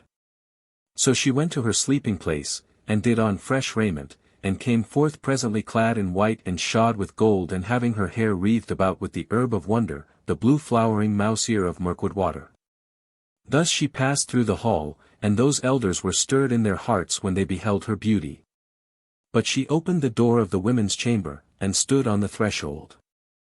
And lo, there sat the Carline amidst a ring of the Wolfing women, and she telling them tales of old time such as they had not yet heard, and her eyes were glittering, and the sweet words were flowing from her mouth. But she sat straight up like a young woman, and at whiles it seemed to those who hearkened, that she was no old and outworn woman, but fair and strong, and of much avail. But when she heard the Whole-Son she turned and saw her on the threshold, and her speech fell suddenly, and all that might and briskness faded from her, and she fixed her eyes on the Whole-Son and looked wistfully and anxiously on her. Then spake the Whole-Son standing in the doorway. Hear ye a matter, maidens, and ye Wolfing women all. And thou alien guest of the Wolfings.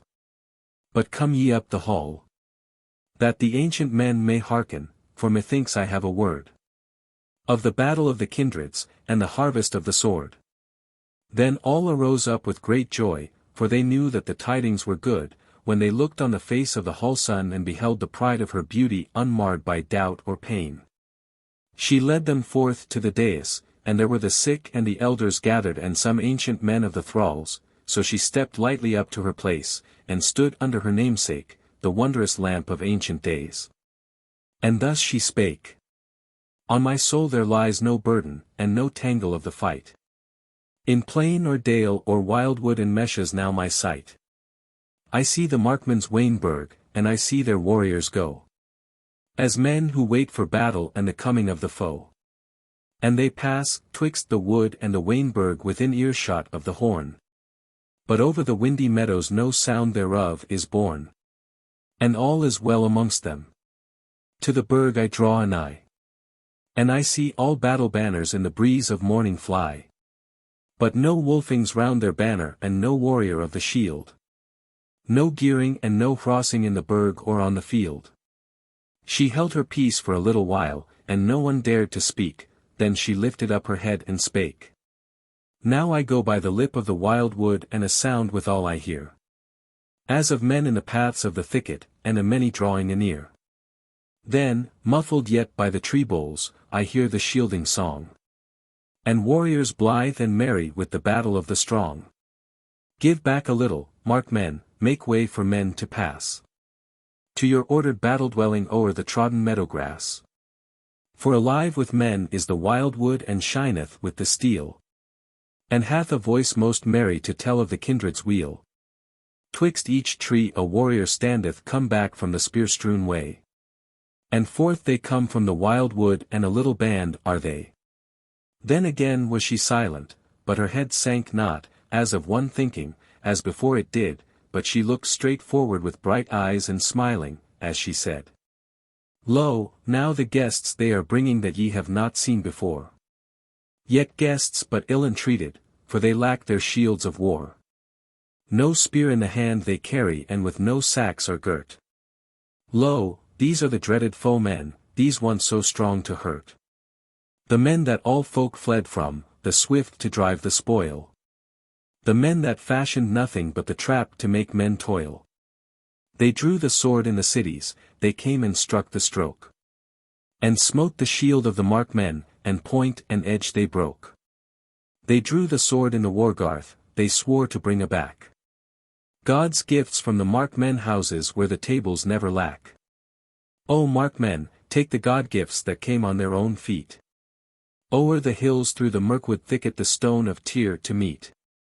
Again she stayed her song, which had been loud and joyous, and they who heard her knew that the kindreds had gained the day, and whilst the hall sun was silent they fell to talking of this fair day of battle and the taking of captives. But presently she spread out her hands again and they held their peace, and she said. I see, O wolfing women, and many a thing I see. But not all things, O elders, this eve shall ye learn of me. For another mouth there cometh, the thicket I behold. And the sons of Tyr amidst it, and I see the oak trees old. And the war shout ringing round them. And I see the battle lord. Unhelmed amidst of the mighty, and I see his leaping sword. Strokes struck and warriors falling, and the streaks of spears I see. But hereof shall the other tell you who speaketh after me. For none other than the shieldings from out the wood have come. And they shift the turn with the Daylings to drive the folk spear home. And to follow with the Wolfings and thrust the war-beast forth. And so good men deem the tidings that they bid them journey north. On the feet of a shielding runner, that Gisli hath to name. And west of the water he wendeth by the way that the Wolfings came. Now for sleep he tarries never, and no meat is in his mouth. Till the first of the houses hearkeneth the tidings of the south. Lo, he speaks, and the mead sea sippeth, and the bread by the way doth eat. And over the gearing threshold and outward pass his feet.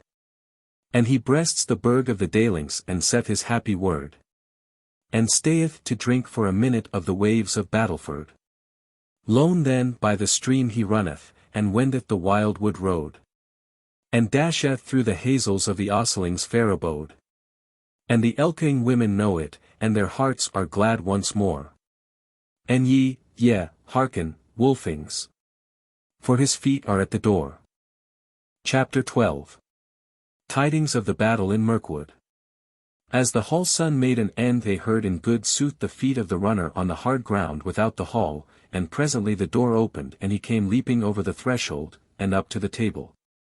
And stood leaning on it with one hand, his breast heaving with his last swift run. Then he spake presently. I am Gisli of the Shieldings, Otter sendeth me to the hall sun, but on the way I was to tell tidings to the houses west of the water, so have I done. Now is my journey ended. For Otter saith, let the hall sun note the tidings and send word of them by 4 of the lightest limbed of the women, or by lads a horseback, both west and east of the water. Let her send the word as it seemeth to her, whether she hath seen it or not. I will drink a short draught since my running is over. Then a damsel brought him a horn of mead and let it come into his hand, and he drank sighing with pleasure, while the damsel for pleasure of him and his tidings laid her hand on his shoulder. Then he set down the horn and spake. We, the Shieldings, with the Gearings, the Hrossings, and the Wolfings, 300 warriors and more, were led into the wood by Thiodolf the War-Duke, beside whom went Fox, who hath seen the Romans. We were all afoot, for there is no wide way through the wood, nor would we have it otherwise, lest the foe find the thicket easy. But many of us know the thicket and its ways, so we made not the easy hard. I was near the War-Duke, for I know the thicket and am lightfoot, I am a bowman. I saw Thiodolf that he was unhelmed and bore no shield, nor had he any coat of fence, naught but a deerskin frock. As he said that word, the Carline, who had drawn very near to him and was looking hard at his face, turned and looked on the hall sun and stared at her till she reddened under those keen eyes, for in her heart began to gather some knowledge of the tale of her mother and what her will was. But Gisli went on, yet by his side was his mighty sword, and we all knew it for Throngplow, and were glad of it and of him and the unfenced breast of the dauntless. 6 hours we went spreading wide through the thicket, not always seeing one another, but knowing one another to be nigh, those that knew the thicket best led, the others followed on. So we went till it was high noon on the plain and glimmering dusk in the thicket, and we saw not, save here and there a roe, and here and there a sounder of swine, and connies where it was opener. And the sun shone and the grass grew for a little space. So came we unto where the thicket ended suddenly, and there was a long glade of the wild wood, all set about with great oak trees and grass thereunder, which I knew well. And thereof the tale tells that it was a holy place of the folk who abided in these parts before the sons of the Goths. Now will I drink. So he drank of the horn and said, it seemeth that Fox had a deeming of the way the Romans should come. So now we abided in the thicket without that glade and lay quiet and hidden, spreading ourselves as much about that lawn of the oak trees as we might. The while Fox and 3 others crept through the wood to espy what might be toward. Not long had they been gone ere we heard a war horn blow, and it was none of our horns, it was a long way off. But we looked to our weapons, for men are eager for the foe and the death that cometh, when they lie hidden in the thicket. A while passed, and again we heard the horn, and it was nigher and had a marvellous voice. Then in a while was a little noise of men, not their voices, but footsteps going warily through the brake to the south, and 12 men came slowly and warily into that oak lawn, and lo, one of them was Fox. But he was clad in the raiment of the dastard of the Goths whom he had slain. I tell you my heart beat, for I saw that the others were Roman men, and one of them seemed to be a man of authority, and he held Fox by the shoulder, and pointed to the thicket where we lay, and something he said to him. As we saw by his gesture and face, but his voice we heard not, for he spake soft. Then of those 10 men of his he sent back 2, and Fox going between them, as though he should be slain if he misled them. And he and the 8 abided there wisely and warily, standing silently some 6 feet from each other, moving scarce at all, but looking like images fashioned of brown copper and iron. Holding their casting spears, which be marvellous heavy weapons, and girt with the sacks. As they stood there, not out of earshot of a man speaking in his wonted voice, our war-duke made a sign to those about him, and we spread very quietly to the right hand and the left of him once more. And we drew as close as might be to the thicket's edge, and those who had bows the nighest thereto. Thus then we abided a while again, and again came the horn's voice, for belike they had no mind to come their ways covertly because of their pride. Soon therewithal comes Fox creeping back to us, and I saw him whisper into the ear of the war-duke, but heard not the word he said. I saw that he had hanging to him 2 Roman Saxes, so I deemed he had slain those 2, and so escaped the Romans. Maidens, it were well that ye gave me to drink again, for I am weary and my journey is done. So again they brought him the horn, and made much of him, and he drank, and then spake on. Now heard we the horn's voice again quite close, and it was sharp and shrill, and nothing like to the roar of our battle horns, still was the wood and no wind abroad, not even down the oak lawn. And we heard now the tramp of many men as they thrashed through the small wood and bracken of the thicket way.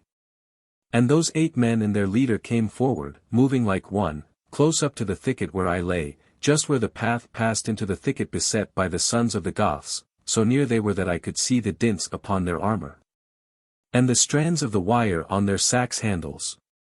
Down then bowed the tall bracken on the further side of the wood lawn, the thicket crashed before the march of men, and on they strode into the lawn, a goodly band, wary, alert, and silent of cries.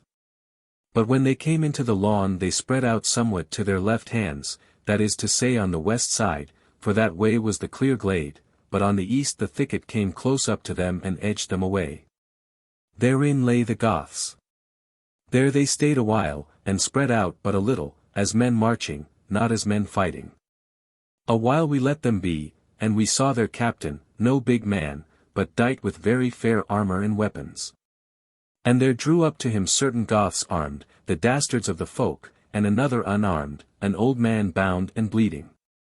With these Goths had the captain some converse, and presently he cried out 2 or 3 words of Welsh in a loud voice, and the 9 men who were ahead shifted them somewhat away from us to lead down the glade westward. The prey had come into the net, but they had turned their faces toward the mouth of it. Then turned Thiodolf swiftly to the man behind him who carried the war horn, and every man handled his weapons, but that man understood, and set the little end to his mouth, and loud roared the horn of the Markmen.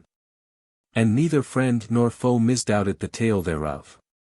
Then leaped every man to his feet, all bowstrings twanged and the cast spears flew, no man forbore to shout, each as he might leapt out of the thicket and fell on with sword and axe and spear, for it was from the bowman but one shaft and no more. Then might you have seen Thiodolf as he bounded forward like the wild cat on the hare, how he had no eyes for any save the Roman captain. Foemen enough he had round about him after the 2 first bounds from the thicket. For the Romans were doing their best to spread, that they might handle those heavy cast spears, though they might scarce do it, just come out of the thicket as they were. And thrust together by that onslaught of the kindreds falling on from 2 sides and even somewhat from behind. To right and left flashed Throngplow, while Thiodolf himself scarce seemed to guide it, men fell before him at once, and close at his heels poured the wolfing kindred into the gap. And in a minute of time was he amidst of the throng and face to face with the gold-dight captain. What with the sweep of Throngplow and the wolfing onrush, there was space about him for a great stroke. He gave a sidelong stroke to his right and hewed down a tall Burgundian, and then up sprang the white blade, but ere its edge fell he turned his wrist, and drove the point through that captain's throat just above the ending of his hauberk. So that he fell dead amidst of his folk. All the 4 kindreds were on them now, and amidst them, and needs must they give way, but stoutly they fought. For surely no other warriors might have withstood that onslaught of the Markmen for the twinkling of an eye, but had the Romans had but the space to have spread themselves out there, so as to handle their shot weapons. Many a woman's son of us had fallen. For no man shielded himself in his eagerness, but let the swiftness of the onset of point and edge shield him, which, sooth to say, is often a good shield, as here was found. So those that were unslain and unhurt fled west along the glade, but not as dastards, and had not Thiodolf followed hard in the chase according to his wont. They might even yet have made a fresh stand and spread from oak tree to oak tree across the glade, but as it befell, they might not get a fair offing so as to disentangle themselves and array themselves in good order side by side. And whereas the Markmen were fleet of foot, and in the woods they knew, there were a many aliens slain in the chase or taken alive unhurt or little hurt, but the rest fled this way and that way into the thicket. With whom were some of the Burgundians. So there they abide now as outcasts and men unholy, to be slain as wild beasts one by one as we meet them. Such then was the battle in Mirkwood. Give me the mead horn that I may drink to the living and the dead, and the memory of the dead, and the deeds of the living that are to be. So they brought him the horn, and he waved it over his head and drank again and spake. 63 dead men of the Romans we counted there up and down that oak glade, and we cast earth over them. And 3 dead dastards of the Goths, and we left them for the wolves to deal with. And 25 men of the Romans we took alive to be for hostages if need should be, and these did we shielding men, who are not very many, bring aback to the Wain-Burg. And the Daylings, who are a great company, were appointed to enter the wood and be with Thiodolf, and me did order bid to bear the tidings, even as I have told you. And I have not loitered by the way. Great then was the joy in the hall. And they took Gisli, and made much of him, and led him to the bath, and clad him in fine raiment taken from the coffer which was but seldom opened, because the cloths it held were precious, and they set a garland of green wheat ears on his head. Then they fell to and spread the feast in the hall, and they ate and drank and were merry. But as for speeding the tidings, the hall son sent 2 women and 2 lads, all a horseback, to bear the words, the women to remember the words which she taught them carefully, the lads to be handy with the horses, or in the ford, or the swimming of the deeps, or in the thicket. So they went their ways, down the water, one pair went on the western side, and the other crossed Mirkwood water at the shallows, for being midsummer the water was but small, and went along the east side. So that all the kindred might know of the tidings and rejoice.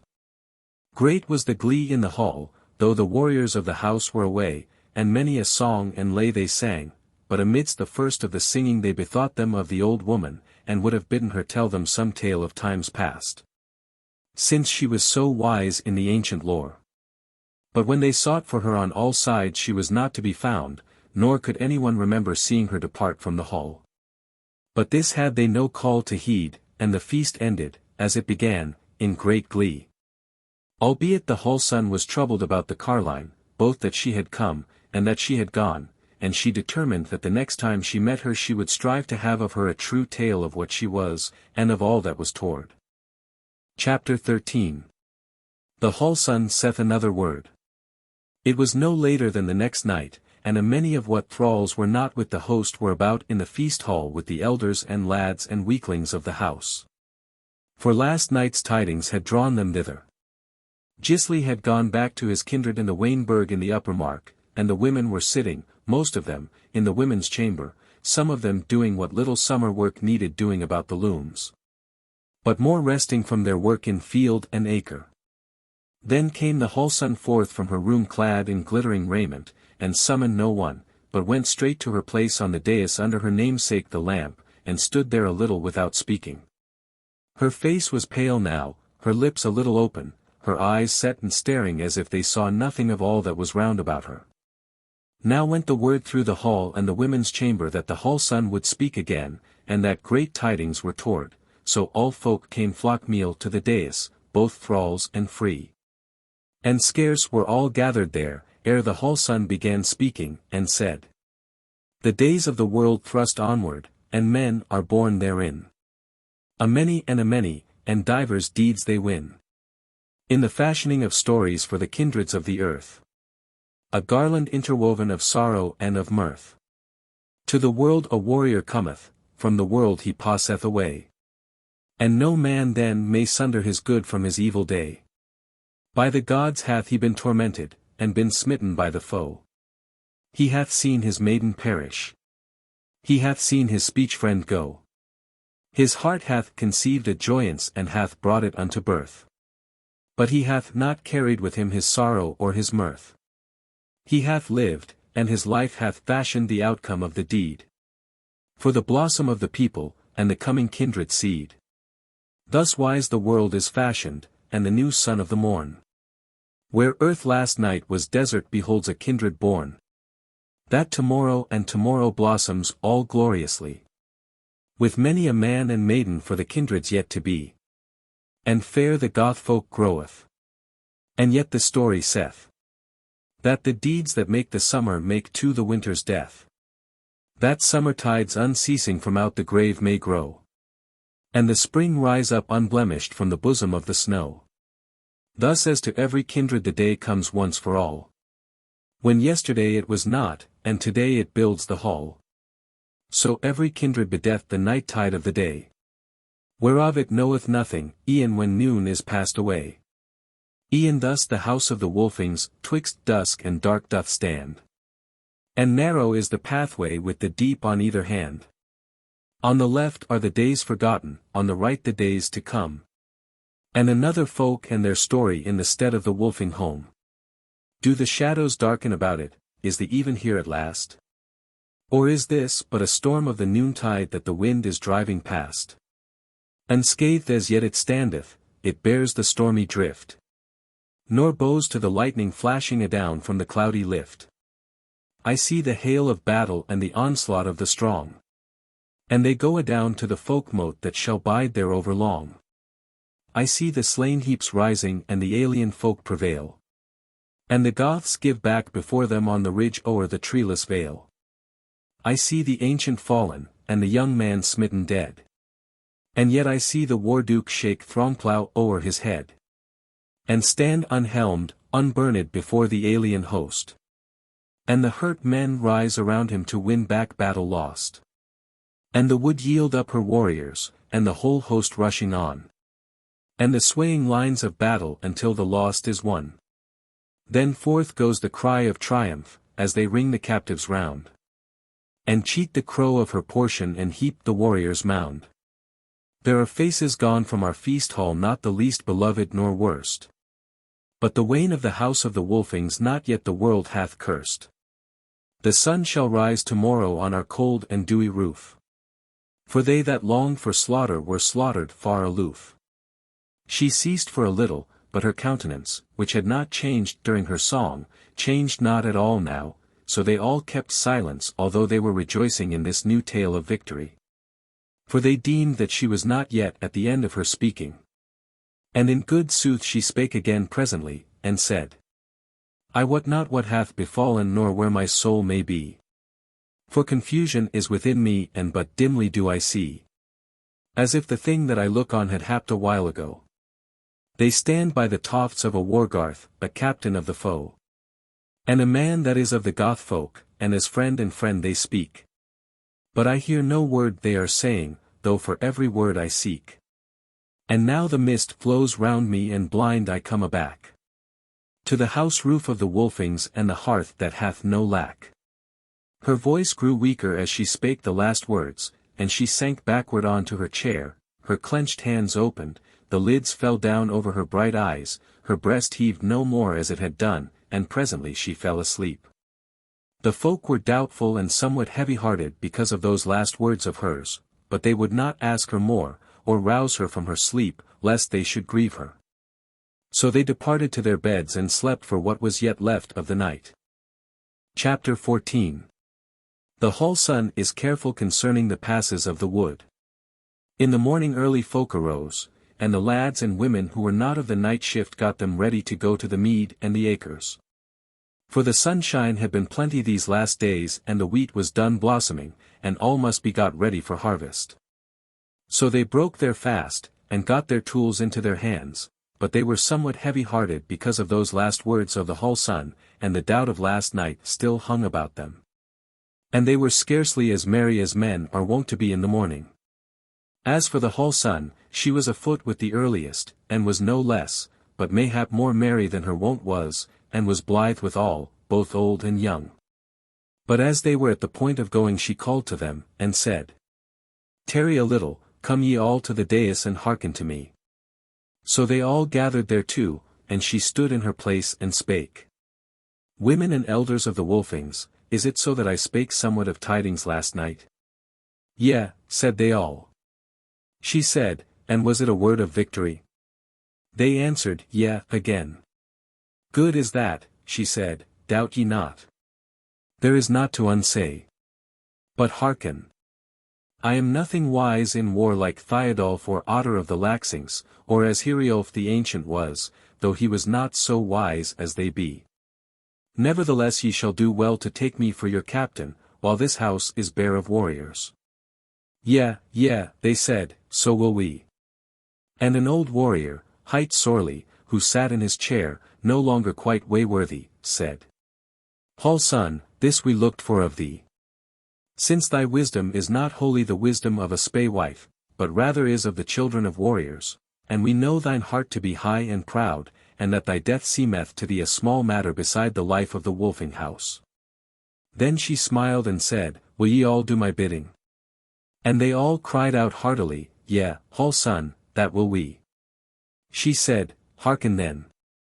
Ye all know that east of Mirkwood water, when ye come to the tofts of the bearings, and their great roof, the thicket behind them is close, but that there is a wide way cut through it. And often have I gone there, if ye go by that way, in a while ye come to the thicket's end and to bare places where the rocks crop up through the gravel and the woodland loam. There breed the connies without number. And wild cats haunt the place for that sake, and foxes, and the wood-wolf walketh there in summer tide, and hard by the she-wolf hath her litter of whelps, and all these have enough.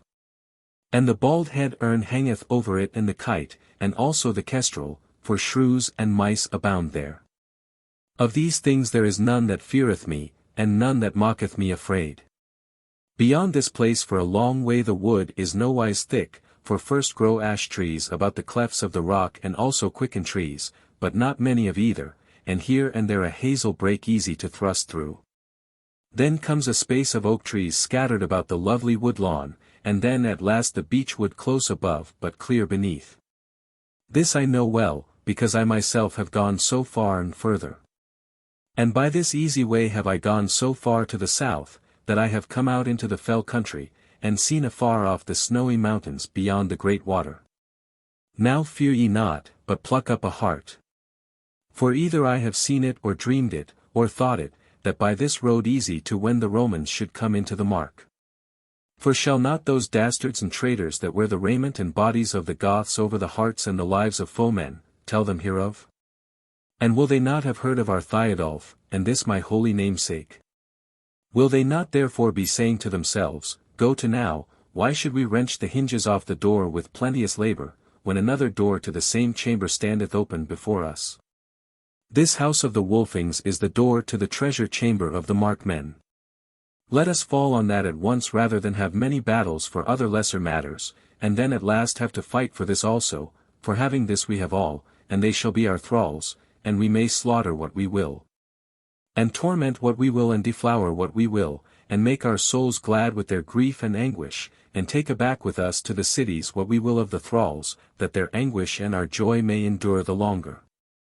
Thus will they say, Therefore is it my rede that the strongest and hardiest of you women take horse, 10 of you and 1 to lead besides, and ride the shallows to the bearing house, and tell them of our rede.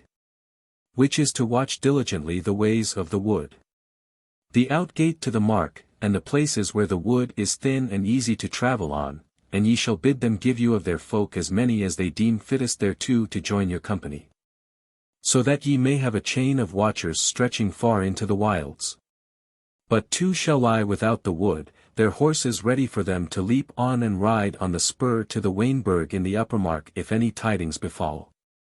Now of these 11 I ordain Hrothhild to be the leader and captain, and to choose for her fellows the stoutest limbed and heaviest handed of all the maidens here. Art thou content, Hrothhild? Then stood Hrothhild forth and said naught, but nodded yea, and soon was her choice made amid jests and laughter, for this seemed no hard matter to them.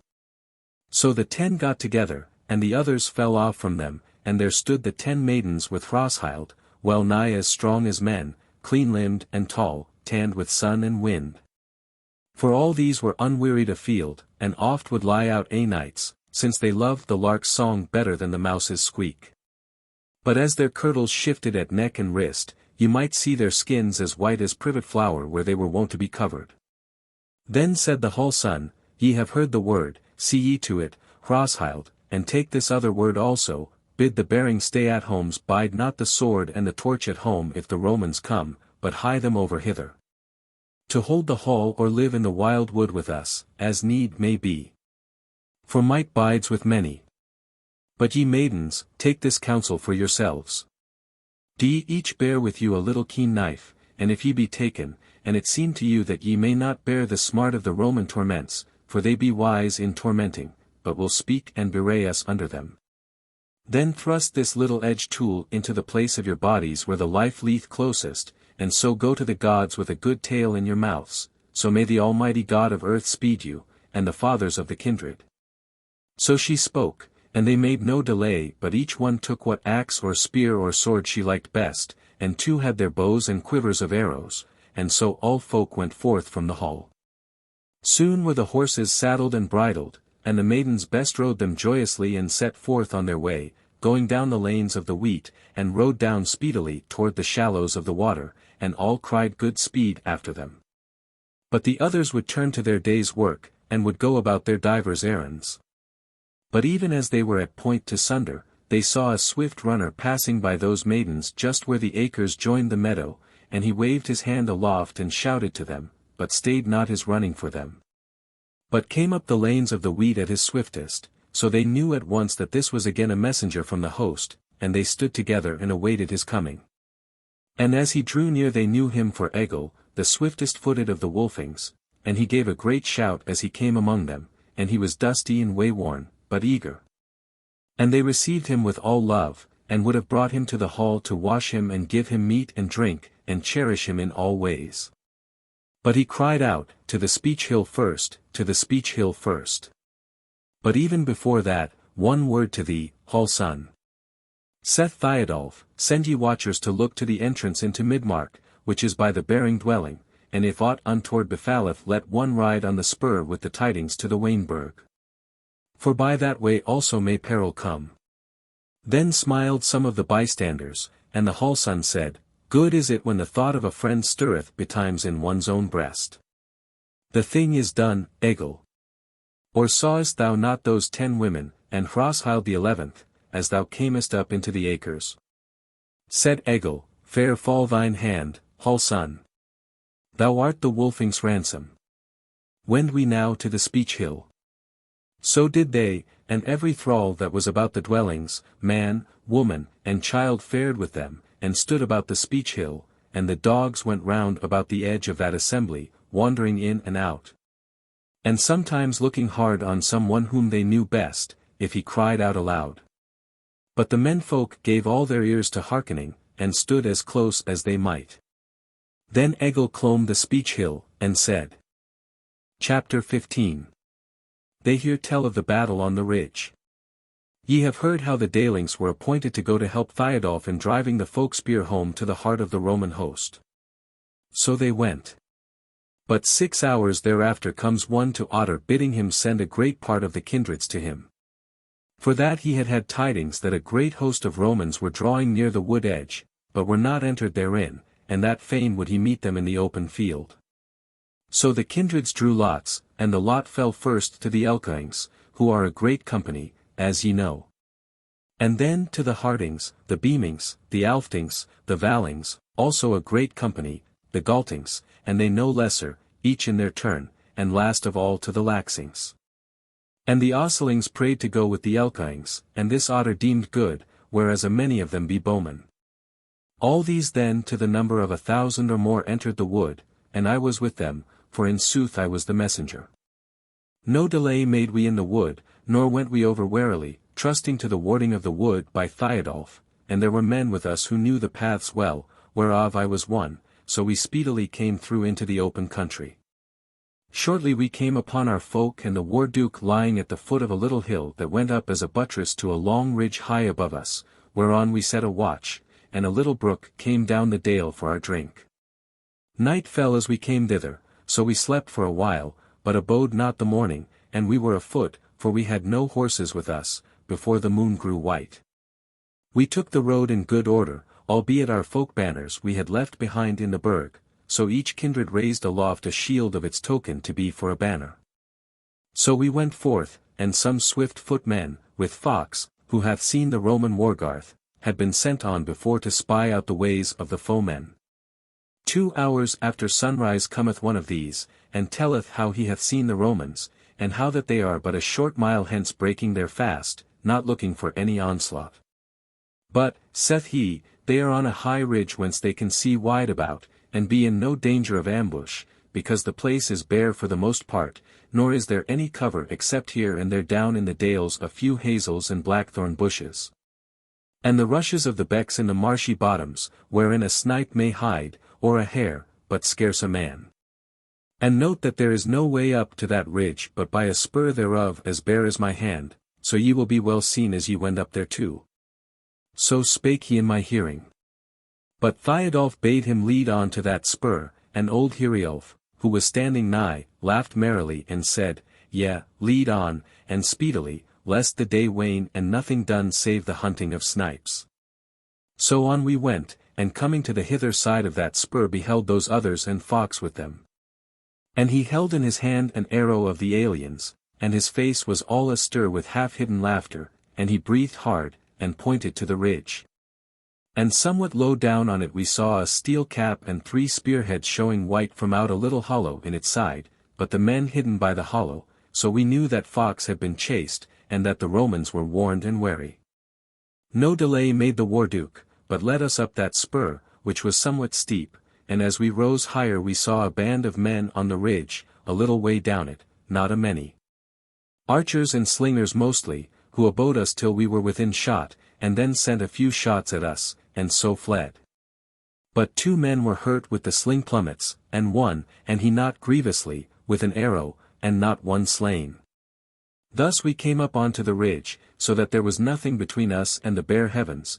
Thence we looked southeast and saw the Romans wisely posted on the ridge not far from where it fell down steeply to the north. But on the south, that is to say on their left hands, and all along the ridge past where we were stayed, the ground sloped gently to the southwest for a good way, before it fell, somewhat steeply, into another long dale. Looking north we saw the outer edge of Mirkwood but a little way from us, and we were glad thereof. Because ere we left our sleeping place that morn Thiodolf had sent to Otter another messenger bidding him send yet more men on to us in case we should be hard-pressed in the battle, for he had had a late rumor that the Romans were many. And now when he had looked on the Roman array and noted how wise it was, he sent 3 swift-foot ones to take stand on a high knoll which we had passed on the way, that they might take heed where our folk came out from the wood and give signal to them by the horn, and lead them to where the battle should be. So we stood a while and breathed us, and handled our weapons some half a furlong from the alien host. They had no earth rampart around them, for that ridge is waterless, and they could not abide there long, but they had pitched sharp pales in front of them and they stood in very good order, as if abiding an onslaught. And moved not when they saw us. For that band of shooters had joined themselves to them already.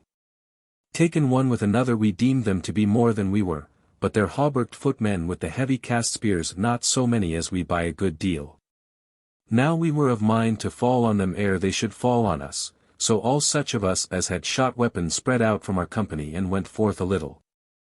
And of the others Thiodolf stood foremost along with the leaders of the Beamings and the Elkings, but as yet Thiodolf held aback and led the midmost company, as his wont was, and the more part of the Wolfings were with him.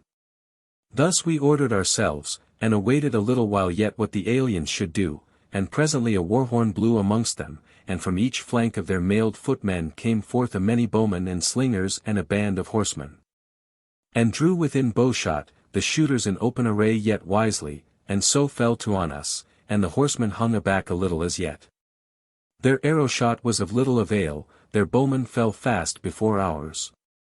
But deadly was their sling-shot, and hurt and slew many and some even in our main battle, for they slung round leaden balls and not stones, and they aimed true and shot quick.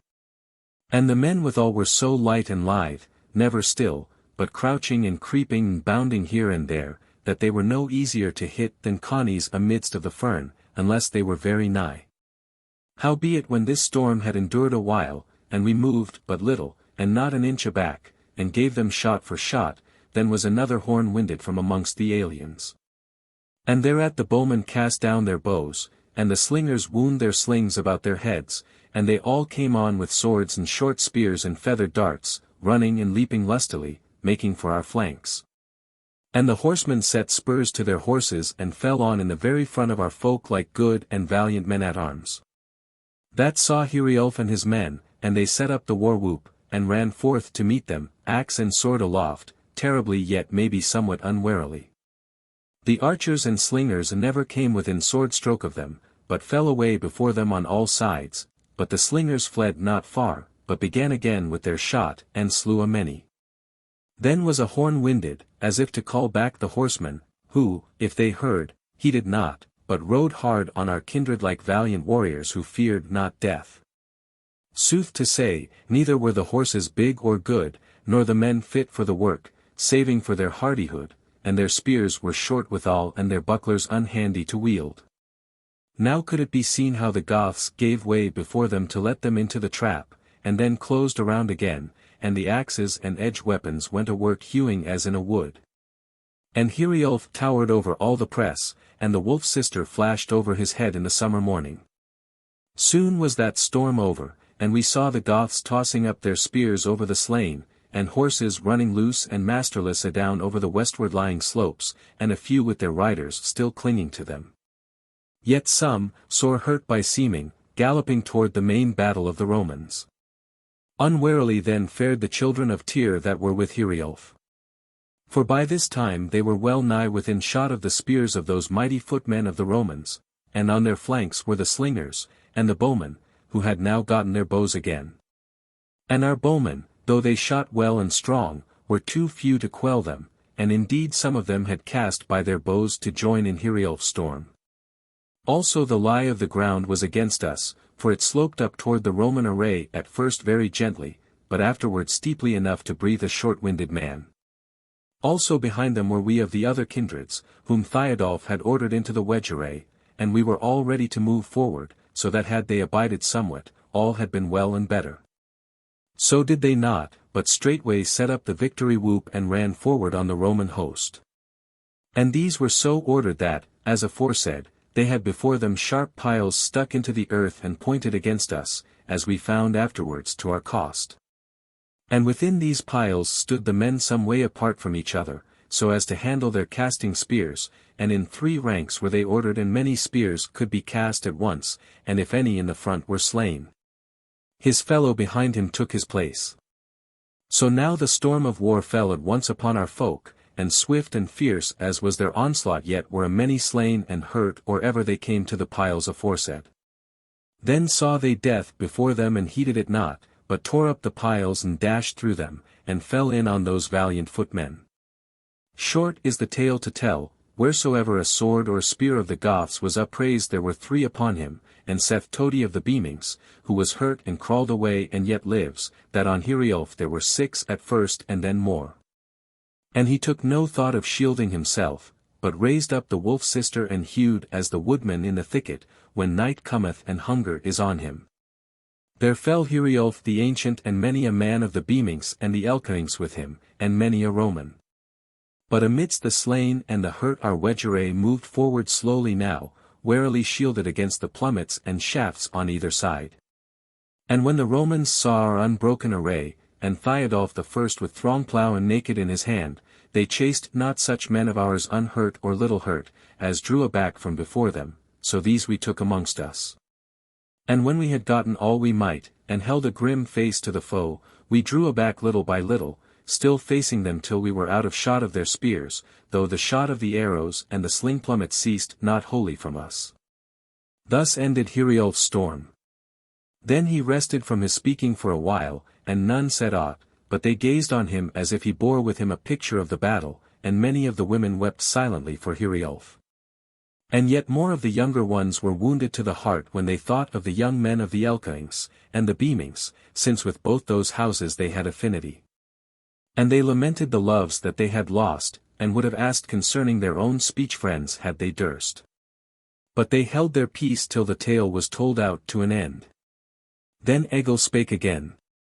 No long while had worn by in Thiodolf's storm, and though men's hearts were nothing daunted, but rather angered by what had befallen, yet would Thiodolf wear away the time somewhat more. since he hoped for succor from the Wain-Burg and the wood. And he would not that any of these Romans should escape us, but would give them all to Tyr, and to be a following to Thiodolf the Old and the Great. So there we abided a while, moving not, and Thiodolf stood with throng-plough on his shoulder, unhelmed, unburned, as though he trusted to the kindred for all defence. Nor for their part did the Romans dare to leave their vantage ground, when they beheld what grim countenance we made them. Albeit, when we had thrice made as if we would fall on, and yet they moved not, whereas it trieth a man sorely to stand long before the foeman, and do not but endure, and whereas many of our bowmen were slain or hurt, and the rest too few to make head against the shot weapons of the aliens, then at last we began to draw nearer and a little nearer, not breaking the wedge array. And at last, just before we were within shot of the cast spears of their main battle, loud roared our war horn, then indeed we broke the wedge array, but orderly as we knew how, spreading out from right and left of the war-duke till we were facing them in a long line. 1 minute we abode thus, and then ran forth through the spear-storm, and even therewith we heard, as it were, the echo of our own horn. And whoso had time to think betwixt the first of the storm and the hand-strokes of the Romans deemed that now would be coming fresh kindreds for our helping. Not long endured the spear rain, so swift we were, neither were we in one throng as betid in Thiodolf's storm, but spread abroad, each trusting in the other that none thought of the backward way. Though we had the ground against us, we dashed like fresh men at their pails, and were under the weapons at once. Then was the battle grim, they could not thrust us back, nor did we break their array with our first storm. Man hewed at man as if there were no foes in the world, but they too, sword met sword, and sax met sax. It was thrusting and hewing with point and edge, and no long-shafted weapons were of any avail. There we fought hand to hand, and no man knew by eyesight how the battle went 2 yards from where he fought, and each one put all his heart in the stroke he was then striking, and thought of nothing else. Yet at the last we felt that they were faltering and that our work was easier and our hope higher. Then we cried our cries and pressed on harder, and in that very nick of time there arose close behind us the roar of the Markmen's horn and the cries of the kindreds answering ours. Then such of the Romans as were not in the very act of smiting, or thrusting, or clinging or shielding, turned and fled, and the whoop of victory rang around us, and the earth shook. And past the place of the slaughter rushed the riders of the Goths. For they had sent horsemen to us, and the paths were grown easier for our much treading of them. Then I beheld Thiodolf, that he had just slain a foe, and clear was the space around him, and he rushed sideways and caught hold of the stirrup of Angantyr of the Bearings, and ran 10 strides beside him. And then bounded on a foot swifter than the red horses of the Bearings, urging on the chase, as his wont was. But we who were wearier, when we had done our work, stood still between the living and the dead, between the freemen of the mark and their war thralls. And in no long while there came back to us Thiodolf and the chasers, and we made a great ring on the field of the slain, and sang the song of triumph, and it was the Wolfings song that we sang. Thus then ended Thiodolf's storm. When he held his peace there was but little noise among the stay-at-homes, for still were they thinking about the deaths of their kindred and their lovers. But Egil spoke again. Yet within that ring lay the sorrow of our hearts. For Odin had called a many home, and there lay their bodies, and the mightiest was Thiodolf. And the Romans had taken him up from where he fell, and cast him down out of the way, but they had not stripped him, and his hand still gripped the wolf's sister. His shield was full of shafts of arrows and spears. His byrnie was rent in many places, his helm battered out of form. He had been grievously hurt in the side and in the thigh by cast spears or ever he came to hand blows with the Romans, but moreover he had 3 great wounds from the point of the sax, in the throat, in the side, in the belly. Each enough for his bane. His face was yet fair to look on, and we deemed that he had died smiling. At his feet lay a young man of the Beamings in a gay green coat, and beside him was the head of another of his house, but his green-clad body lay some yards aloof. There lay of the Elkings a many. Well may ye weep, maidens, for them that loved you. Now fare they to the gods a goodly company, but a goodly company is with them. 77 of the sons of the Goths lay dead within the Roman battle, and 54 on the slope before it, and to boot there were 24 of us slain by the arrows and plummets of the shooters, and a many hurt withal. But there were no hurt men inside the Roman array or before it.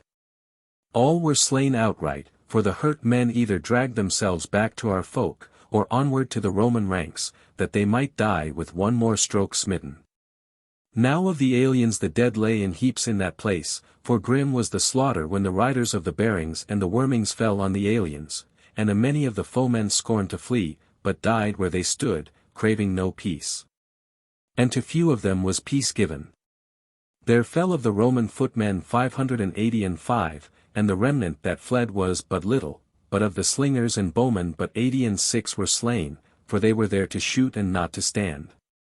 And they were nimble and fleet of foot, men round of limb, very dark-skinned, but not foul of favour. Then he said, There are men through the dusk faring, our speech fiends, and our kin. No more shall they crave our helping, nor ask what work to win. They have done their deeds and departed when they had holpen the house. So high their heads are holden, and their hurts are glorious. With the story of strokes stricken, and new weapons to be met. And new scowling of foes' faces. And new curses unknown yet. Lo, they dight the feast in God home, and fair are the tables spread. Late come, but well beloved is every war-worn head. And the God-folk and the fathers, as these cross the tinkling bridge, crowd round and crave for stories of the battle on the ridge. Therewith he came down from the speech hill and the women folk came round about him, and they brought him to the hall, and washed him, and gave him meat and drink, and then would he sleep, for he was weary. Howbeit some of the women could not refrain themselves, but must needs ask after their speech friends who had been in the battle, and he answered as he could, and some he made glad, and some sorry. And as to some, he could not tell them whether their friends were alive or dead. So he went to his place and fell asleep and slept long, while the women went down to acre and meadow, or saw to the baking of bread or the sewing of garments, or went far afield to tend the neat and the sheep. Howbeit the Halson went not with them, but she talked with that old warrior, sorely, who was now halt and grown unmeet for the road, but was a wise man. And she and he together with some old Carlines and a few young lads fell to work, and saw to many matters about the hall and the garth that day. And they got together what weapons there were both for shot and for the handplay, and laid them where they were handy to come at, and they saw to the meal in the hall that there was provision for many days.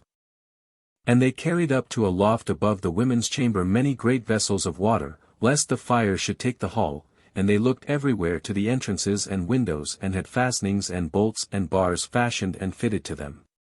And saw that all things were trim and stout. And so they abided the issue. Chapter 16. How the Dwarf-Wrought hauberk was brought away from the hall of the Daylings. Now it must be told that early in the morning, after the night when Gisli had brought to the Wolfing stead the tidings of the battle in the wood, a man came riding from the south to the Dayling abode. It was just before sunrise, and but few folk were stirring about the dwellings. He rode up to the hall and got off his black horse, and tied it to a ring in the wall by the man's door, and went in clashing, for he was in his battle gear, and had a great wide-rimmed helm on his head. Folk were but just astir in the hall, and there came an old woman to him, and looked on him and saw by his attire that he was a man of the Goths and of the Wolfing kindred. So she greeted him kindly, but he said, Mother, I am come hither on an errand, and time presses. Said she, Yea, my son, or what tidings bearest thou from the south? For by seeming thou art new come from the host. Said he, The tidings are as yesterday, save that Thiodolf will lead the host through the wild wood to look for the Romans beyond it, therefore will there soon be battle again. See ye, mother, hast thou here one that knoweth this ring of Thiodolf's, if perchance men doubt me when I say that I am sent on my errand by him? Yea, she said, Agni will know it, since he knoweth all the chief men of the mark. But what is thine errand, and what is thy name?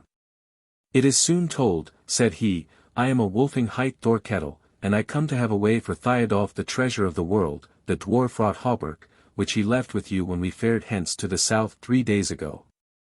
Now let Agni come, that I may have it, for time presses sorely. There were 3 or 4 gathered about them now, and a maiden of them said, Shall I bring Agni hither, mother? What needeth it? Said the Carline, He sleepeth, and shall be hard to awaken, and he is old, so let him sleep. I shall go fetch the hauberk, for I know where it is, and my hand may come on it as easily as on mine own girdle. So she went her ways to the treasury where were the precious things of the kindred. The woven cloths were put away in fair coffers to keep them clean from the whirl of the hull dust and the reek. And the vessels of gold and some of silver were standing on the shelves of a cupboard before which hung a veil of needlework, but the weapons and war gear hung upon pins along the wall, and many of them had much fair work on them.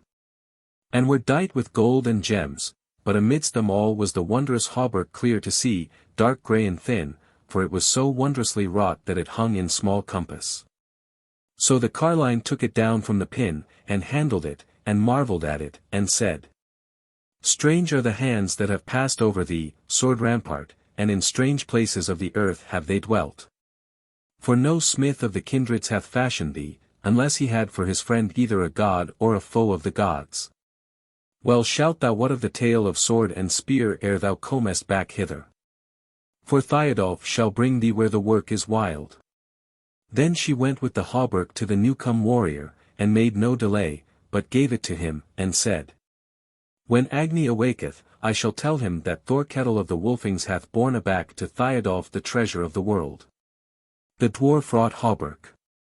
Then Thorkettle took it and turned to go, but even therewith came old Asmund from out of his sleeping place, and gazed around the hall, and his eyes fell on the shape of the Wolfing as he was going out of the door, and he asked the Carline, What doeth he here?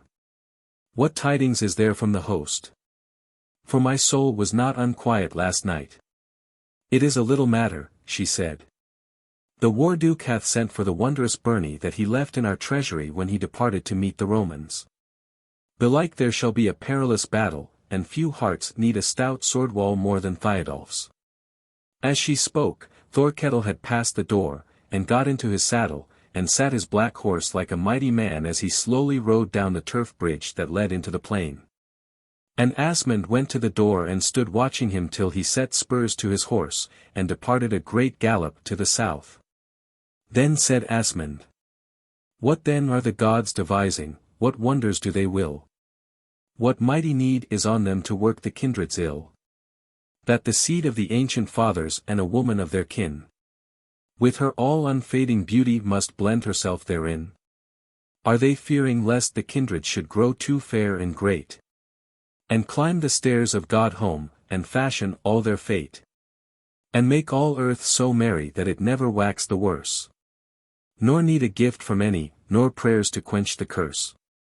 Fear they that the folk-wolf, growing as the fire from out the spark, into a very folk god, shall lead the weaponed mark, from wood to field and mountain, to stand between the earth, and the rites that forge its thraldom and the sword to slay its mirth?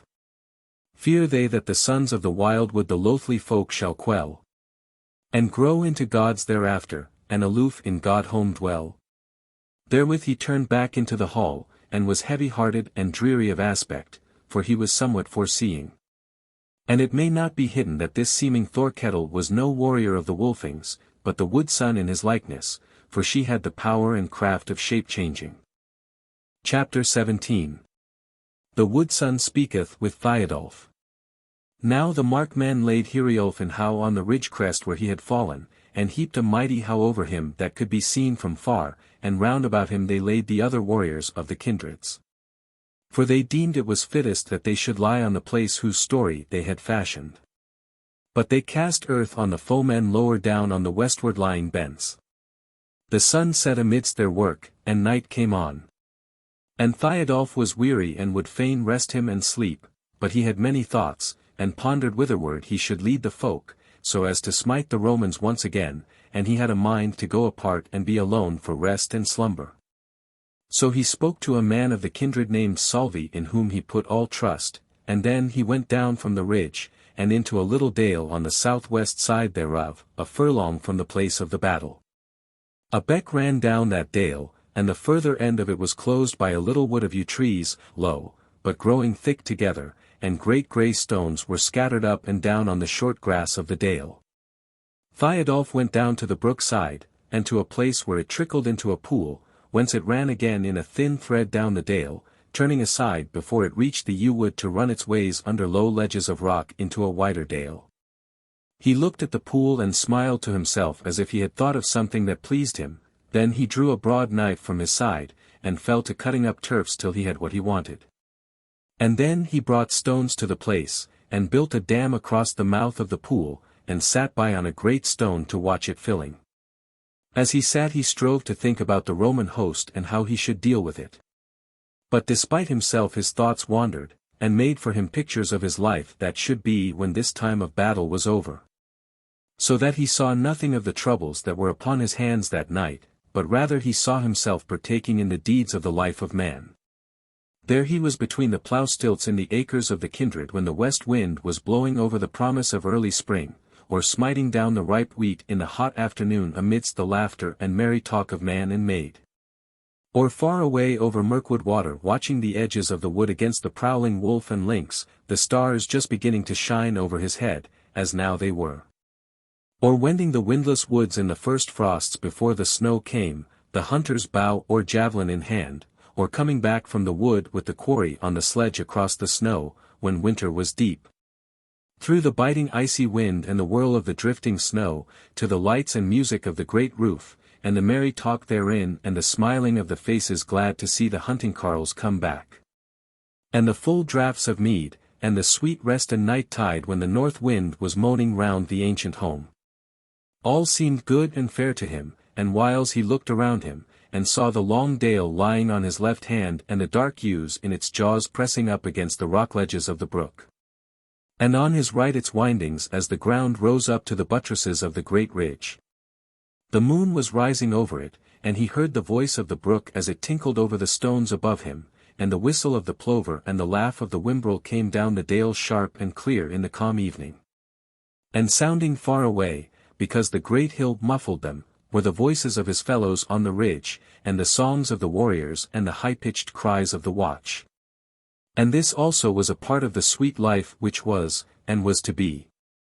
And he smiled and was happy and loved the days that were coming, and longed for them, as the young man longs for the feet of his maiden at the trysting place. So as he sat there, the dreams wrapping him up from troublous thoughts, at last slumber overtook him, and the great warrior of the Wolfings sat nodding like an old carle in the chimney ingle, and he fell asleep, his dreams going with him. But all changed and turned to folly and emptiness. He woke with a start in no long time, the night was deep, the wind had fallen utterly, and all sounds were stilled save the voice of the brook, and now and again the cry of the watchers of the Goths. The moon was high and bright, and the little pool beside him glittered with it in all its ripples, for it was full now and trickling over the lip of his dam. So he arose from the stone and did off his war gear, casting Throngplough down into the grass beside him, for he had been minded to bathe him, but the slumber was still on him. And he stood musing while the stream grew stronger and pushed off first one of his turfs and then another, and rolled 2 or 3 of the stones over, and then softly thrust all away and ran with a gush down the dale, filling all the little bites by the way for a minute or two. He laughed softly thereat, and stayed the undoing of his kirtle, and so laid himself down on the grass beside the stone looking down the dale, and fell at once into a dreamless sleep. When he awoke again, it was yet night, but the moon was getting lower and the first beginnings of dawn were showing in the sky over the ridge. He lay still a moment gathering his thoughts and striving to remember where he was, as is the wont of men waking from deep sleep, then he leapt to his feet, and lo, he was face to face with a woman, and she who but the wood sun. And he wondered not, but reached out his hand to touch her, though he had not yet wholly cast off the heaviness of slumber or remembered the tidings of yesterday. She drew aback a little from him, and his eyes cleared of the slumber, and he saw her that she was scantily clad in black raiment, barefoot, with no gold ring on her arms or necklace on her neck, or crown about her head.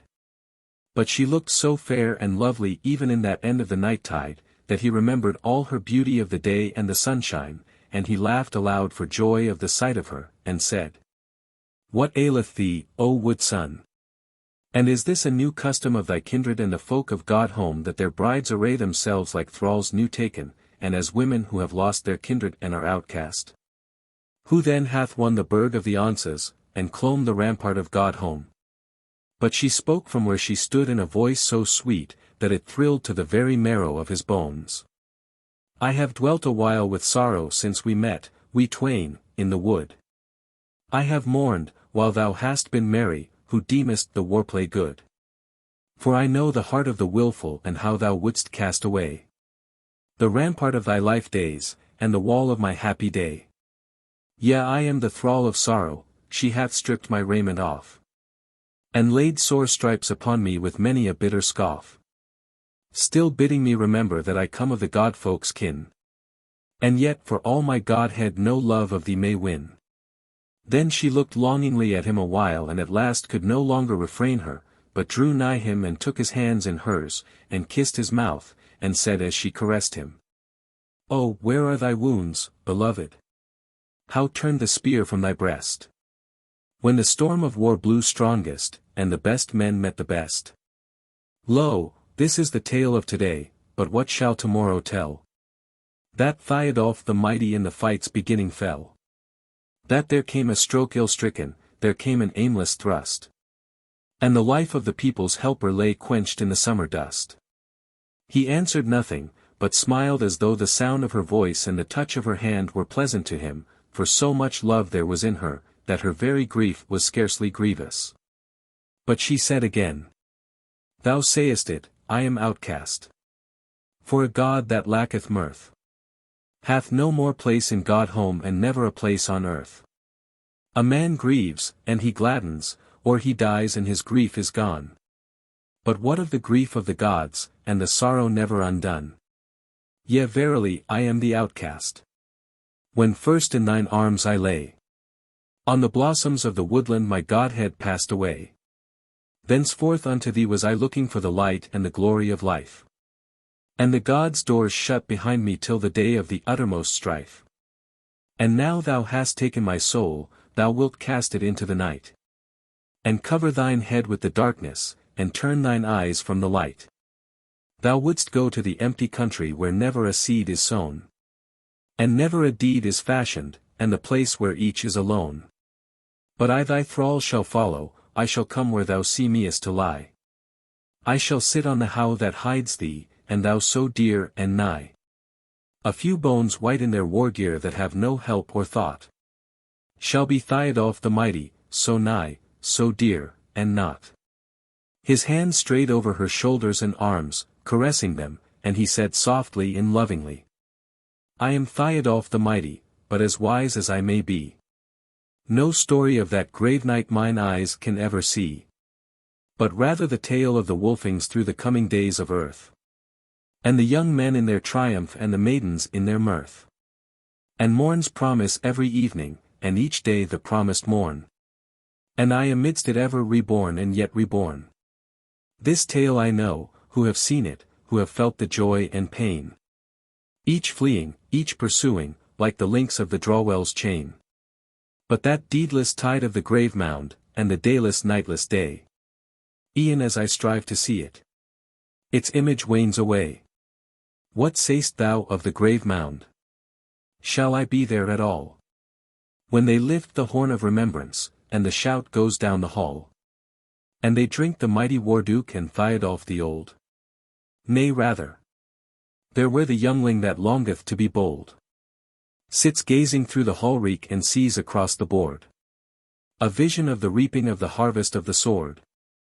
There shall Thiodolf be sitting. E'en there shall the youngling be that once in the ring of the hazels gave up his life to thee." She laughed as he ended, and her voice was sweet, but bitter was her laugh. Then she said, "Nay, thou shalt be dead, O warrior, thou shalt not see the hall, nor the children of thy people, twixt the dais and the wall. And I shall be living, still on thee shall waste my thought. I shall long and lack thy longing. I shall pine for what is not." But he smiled again, and said, "Not on earth shall I learn this wisdom, and how shall I learn it then? When I lie alone in the grave mound, and have no speech with men? But for thee, O doubt it nothing that my life shall live in thee. And so shall we twain be loving in the days that yet shall be. It was as if she heard him not. And she fell aback from him a little and stood silently for a while as one in deep thought. And then turned and went a few paces from him, and stooped down and came back again with something in her arms, and it was the hauberk once more, and said suddenly, O Thiodolf!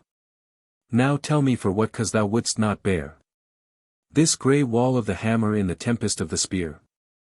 Didst thou doubt my faith, O folk-wolf, or the counsel of the gods? That thou needs must cast thee naked midst the flashing battle-rods? Or is thy pride so mighty that it seemed to thee indeed that death was a better guerdon than the love of the Godhead seed? But Thiodolf said, O wood son, this thou hast a right to ask of me, why I have not worn in the battle thy gift, the treasure of the world, the dwarf-wrought hauberk. And what is this that thou sayest?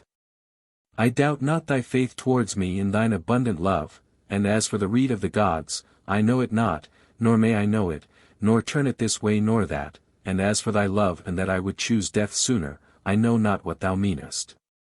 I will not say that I love thy love better than life itself, for these two, my life and my love, are blended together and may not be sundered.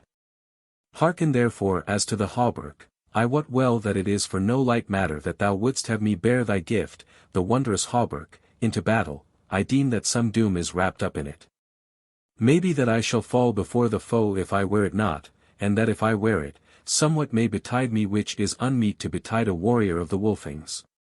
Therefore will I tell thee why I have fought in 2 battles with the Romans with unmailed body, and why I left the hauberk, which I see that thou bearest in thine arms, in the roof of the Daylings.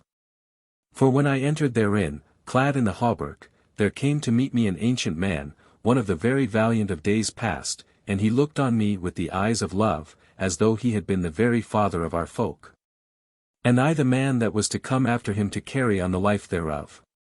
But when he saw the hauberk and touched it, then was his love smitten cold with sadness and he spoke words of evil omen.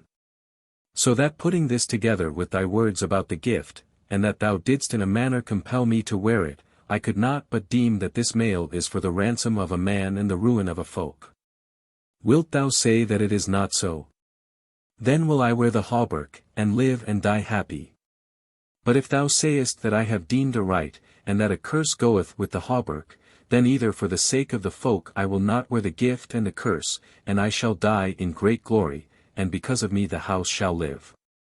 Or else for thy sake I shall bear it and live, and the house shall live or die as may be, but I not helping, nay I no longer of the house nor in it.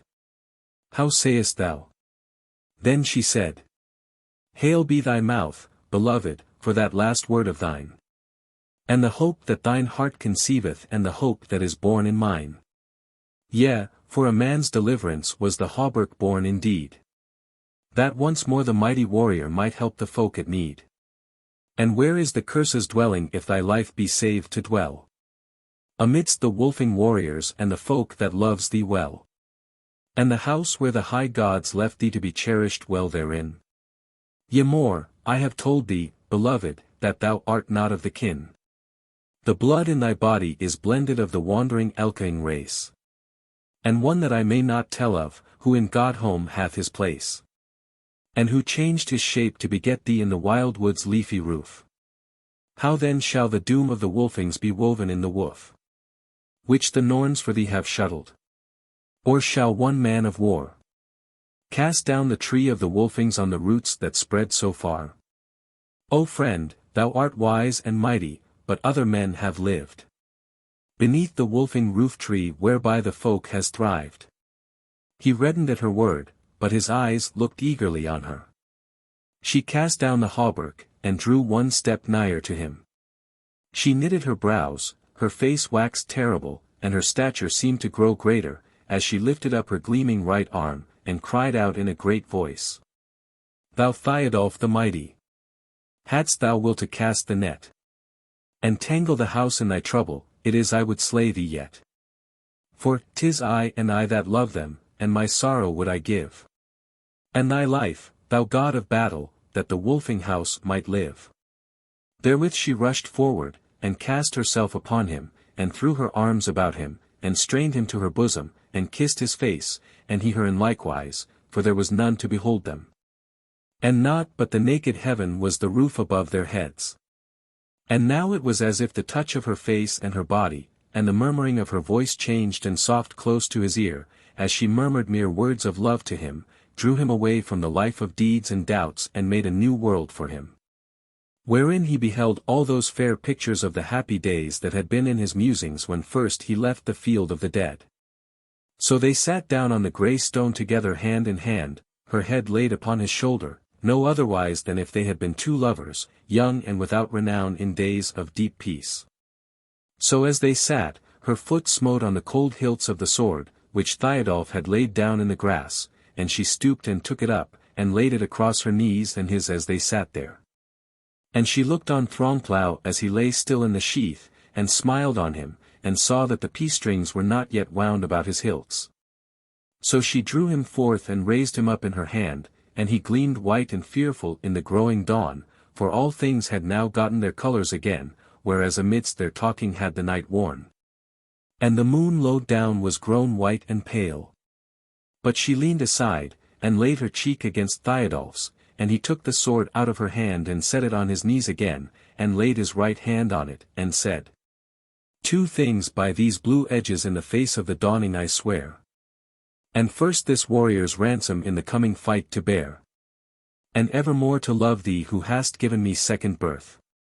And by the sword I swear it, and by the holy earth. To live for the house of the Wolfings, and at last to die for their need. For though I trow thy saying that I am not one of their seed, nor yet by the hand have been taken and unto the Father shown, as a very son of the fathers, yet mid them hath my body grown. And I am the guest of their folk hall, and each one there is my friend. So with them is my joy and sorrow, and my life, and my death in the end. Now whatso doom hereafter my coming days shall bide. Thou speech friend, thou deliverer, thine is this dawning tide." She spoke no word to him. But they rose up and went hand in hand down the dale, he still bearing his naked sword over his shoulder, and thus they went together into the yew copse at the dale's end.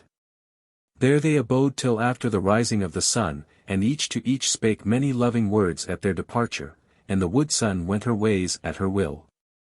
But Thiodolf went up the dale again, and set Throngplow in his sheath, and wound the peace-strings round him. Then he took up the hauberk from the grass whereas the wood sun had cast it, and did it on him, as it were of the attire he was wont to carry daily. So he girt Throngplow to him, and went soberly up to the ridge-top to the folk, who were just stirring in the early morning. Chapter 18. Tidings brought to the Wain-Burg. Now it must be told of Otter and they of the Wain-Burg how they had the tidings of the overthrow of the Romans on the ridge, and that Egil had left them on his way to Wulfstead. They were joyful of the tale, as was like to be, but eager also to strike their stroke at the foemen, and in that mood they abode fresh tidings. It has been told how Otter had sent the Barings and the Wormings to the aid of Thiodolf and his folk, and these two were great kindreds, and they being gone, there abode with Otter, one man with another, thralls and freemen. Scant 3,000 men, of these many were bowmen good to fight from behind a wall or fence, or some such cover, but scarce meet to withstand a shock in the open field. However it was deemed at this time in the Wain-Burg that Thiodolf and his men would soon return to them, and in any case, they said, he lay between the Romans and the Mark, so that they had but little doubt. Or rather they feared that the Romans might draw back from the Mark before they could be met in battle again, for as aforesaid they were eager for the fray. Now it was in the cool of the evening 2 days after the battle on the ridge, that the men, both freemen and thralls, had been disporting themselves in the plain ground without the burg in casting the spear and putting the stone, and running races afoot and horseback, and now close on sunset 3 young men, 2 of the Laxings and 1 of the Shieldings, and a grey old thrall of that same house, were shooting a match with the bow, driving their shafts at a Russian roundel hung on a pole which the old thrall had dight. Men were peaceful and happy, for the time was fair and calm, and, as aforesaid, they dreaded not the Roman host any more than if they were gods dwelling in God-home. The shooters were deft men, and they of the burg were curious to note their deftness, and many were breathed with the games wherein they had striven, and thought it good to rest and look on the new sport, so they sat and stood on the grass about the shooters on 3 sides, and the mead horn went briskly from man to man. For there was no lack of meat and drink in the burg, whereas the kindreds that lay nighest to it had brought in abundant provision, and women of the kindreds had come to them, and not a few were there scattered up and down among the carles. Now the shielding man, Gearbald by name, had just loosed at the mark, and had shot straight and smitten the roundel in the midst, and a shout went up from the onlookers thereat. But that shout was, as it were, lined with another, and a cry that a messenger was riding toward the burg, thereat most men looked round toward the wood, because their minds were set on fresh tidings from Thiodolf's company. But as it happened it was from the north and the side toward Midmark that they on the outside of the throng had seen the rider coming.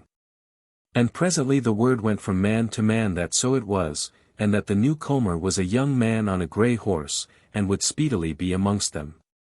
So they wondered what the tidings might be, but yet they did not break up the throng, but abode in their places that they might receive the messenger more orderly.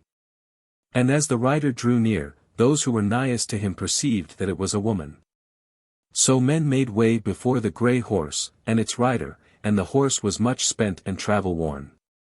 So the woman rode right into the ring of warriors, and drew rein there, and lighted down slowly and painfully, and when she was on the ground could scarce stand for stiffness. And 2 or 3 of the swains drew near her to help her, and knew her at once for Hrothhild of the Wolfings, for she was well known as a doughty woman. Then she said, Bring me to Otter the Warduke. Or bring him hither to me, which were best, since so many men are gathered together, and meanwhile give me to drink, for I am thirsty and weary. So while one went for Otter, another reached to her the mead horn, and she had scarce done her draught, ere Otter was there, for they had found him at the gate of the burg. He had many a time been in the Wolfing hall, so he knew her at once and said, Hail, Hrothhild! How farest thou? She said, I fare as the bearer of evil tidings. Bid thy folk do on their war gear and saddle their horses, and make no delay. For now presently shall the Roman host be in Midmark. Then cried Otter, Blow up the war horn. Get ye all to your weapons and be ready to leap on your horses, and come ye to the thing in good order kindred by kindred. Later on ye shall hear Hrothhild's story as she shall tell it to me. Therewith he led her to a grassy knoll that was hard by, and set her down thereon and himself beside her, and said, Speak now, damsel, and fear not. For now shall one fate go over us all, either to live together or die together as the free children of Tyr, and friends of the Almighty God of the earth. How camest thou to meet the Romans and know of their ways and to live thereafter? She said, Thus it was, the whole sun bethought her how that the eastern ways into Midmark that bring a man to the thicket behind the roof of the Bearings are nowise hard, even for an host. So she sent 10 women, and me the 11th to the Bearing dwelling and the road through the thicket aforesaid. And we were to take of the Bearing stay-at-homes whomso we would that were handy, and then all we to watch the ways for fear of the Romans. And methinks she has had some vision of their ways, though mayhap not altogether clear. Anyhow we came to the Bearing dwellings, and they gave us of their folk 8 doughty women and 2 lightfoot lads, and so we were 21 in all. So then we did as the whole sun bade us, and ordained a chain of watchers far up into the waist. And these were to sound a point of war upon their horns each to each till the sound thereof should come to us who lay with our horses hoppled ready beside us in the fair plain of the mark outside the thicket. To be short, the horns waked us up in the midst of yesternight, and of the watches also came to us the last, which had heard the sound amidst the thicket, and said that it was certainly the sound of the Goth's horn, and the note agreed on. Therefore I sent a messenger at once to the Wolfing roof to say what was toward, but to thee I would not ride until I had made surer of the tidings, so I waited a while, and then rode into the wildwood. And a long tale I might make both of the waiting and the riding, had I time thereto, but this is the end of it. That going warily a little past where the thicket thinneth and the road in death, I came on 3 of those watches or links in the chain we had made, and half of another watch or link. That is to say 6 women, who were come together after having blown their horns and fled, though they should rather have abided in some lurking place to espy whatever might come that way, and one other woman, who had been one of the watch much further off, and had spoken with the furthest of all, which one had seen the faring of the Roman host, and that it was very great, and no mere band of pillagers or of scouts. And, said this fleer, who was indeed half wild with fear, that while they were talking together, came the Romans upon them, and saw them. And a band of Romans beat the wood for them when they fled, and she, the fleer, was at point to be taken, and saw two taken indeed, and haled off by the Roman scourers of the wood. But she escaped and so came to the others on the skirts of the thicket, having left of her skin and blood on many a thorn bush and rock by the way. Now when I heard this, I bade this fleer get her home to the bearings as swiftly as she might, and tell her tale, and she went away trembling, and scarce knowing whether her feet were on earth or on water or on fire. But belike failed not to come there, as no Romans were before her. But for the others, I sent one to go straight to Wulfstead on the heels of the first messenger, to tell the Hallson what had befallen, and other 5 I set to lurk in the thicket, whereas none could lightly lay hands on them. And when they had new tidings, to flee to Wulfstead as occasion might serve them. And for myself I tarried not, but rode on the spur to tell thee hereof. But my last word to thee, Otter, is that by the Hallson's bidding the bearings will not abide fire and steel at their own stead, but when they hear true tidings of the Romans being hard at hand, will take with them all that is not too hot or too heavy to carry, and go their ways unto Wulfstead, and the tidings will go up and down the mark on both sides of the water. So that whatever is of avail for defence will gather there at our dwelling, and if we fall, goodly shall be the how heaped over us, even if he come not in time. Now have I told thee what I needs must, and there is no need to question me more, for thou hast it all, do thou what thou hast to do. With that word she cast herself down on the grass by the mound side, and was presently asleep, for she was very weary. But all the time she had been telling her tale had the horn been sounding. And there were now a many warriors gathered and more coming in every moment, so Otter stood up on the mound after he had bidden a man of his house to bring him his horse and war gear, and abided a little, till, as might be said, the whole host was gathered, then he bade cry silence, and spake. Sons of Tyr, now hath an host of the Romans gotten into the mark. A mighty host, but not so mighty that it may not be met. Few words are best, let the steerings, who are not many, but are men well tried in war and wisdom abide in the burg along with the fighting thralls, but let the burg be broken up and moved from the place, and let its warders wend towards Midmark. But warily and without haste, and each night let them make the Wain-Garth and keep good watch. But know ye that the Romans shall fall with all their power on the Wolfing dwellings, deeming that when they have that, they shall have all that is ours with ourselves also. For there is the Hallson under the great roof, and there hath Thiodolf, our war-duke, his dwelling place. Therefore shall all of us, save those that abide with the Wains, take horse, and ride without delay, and cross the water at Battleford, so that we may fall upon the foe before they come west of the water. For as ye know there is but one ford whereby a man wending straight from the bearings may cross Mirkwood water, and it is like that the foe will tarry at the bearing stead long enough to burn and pillage it. So do ye order yourselves according to your kindreds, and let the shieldings lead. Make no more delay. But for me I will now send a messenger to Thiodolf to tell him of the tidings, and then speedily shall he be with us. Gearbald, I see thee. Come hither. Now Gearbald stood amidst the shieldings, and when Otter had spoken, he came forth bestriding a white horse, and with his bow slung at his back. Said Otter, Gearbald, thou shalt ride at once through the wood, and find Thiodolf. And tell him the tidings, and that in no wise he follow the Roman fleers away from the mark, nor to heed anything but the trail of the foemen through the southeastern heaths of Mirkwood. Whether other Romans follow him or not, whatever happens let him lead the Goths by that road, which for him is the shortest, towards the defence of the Wolfing dwellings. Lo thou, my ring for a token. Take it and depart in haste. Yet first take thy fellow Vigland the woodman with thee, lest if perchance one fall, the other may bear the message. Tarry not, nor rest till thy word be said. Then turned Gearbald to find Vigland who was anigh to him, and he took the ring, and the twain went their ways without more ado, and rode into the wildwood. But about the Wain-Burg was there plenteous stir of men till all was ordered for the departure of the host, which was no long while, for there was nothing to do but on with the war gear and up on to the horse. Forth then they went duly ordered in their kindreds towards the head of the upper mark, riding as swiftly as they might without breaking their array. Chapter 19. Those messengers come to Thiodolf. Of Gearbald and Vigland the tale tells that they rode the woodland paths as speedily as they might. They had not gone far, and were winding through a path amidst of a thicket mingled of the hornbeam and holly, betwixt the openings of which the bracken grew exceeding tall, when Vigland, who was very fine-eared, deemed that he heard a horse coming to meet them, so they lay as close as they might, and drew back their horses behind a great holly bush lest it should be some one or more of the foes who had fled into the wood when the Romans were scattered in that first fight.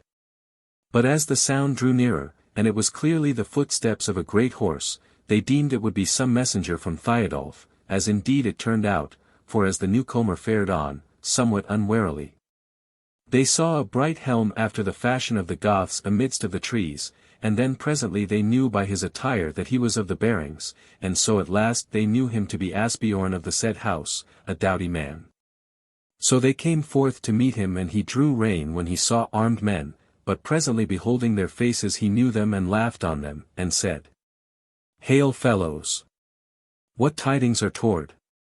"These," said Vigland, "that thou art well met, since now shalt thou turn back and bring us to Thiodolf as speedily as may be." But Asbiorn laughed and said, "Nay, rather turn about with me, or why are ye so grim of countenance?"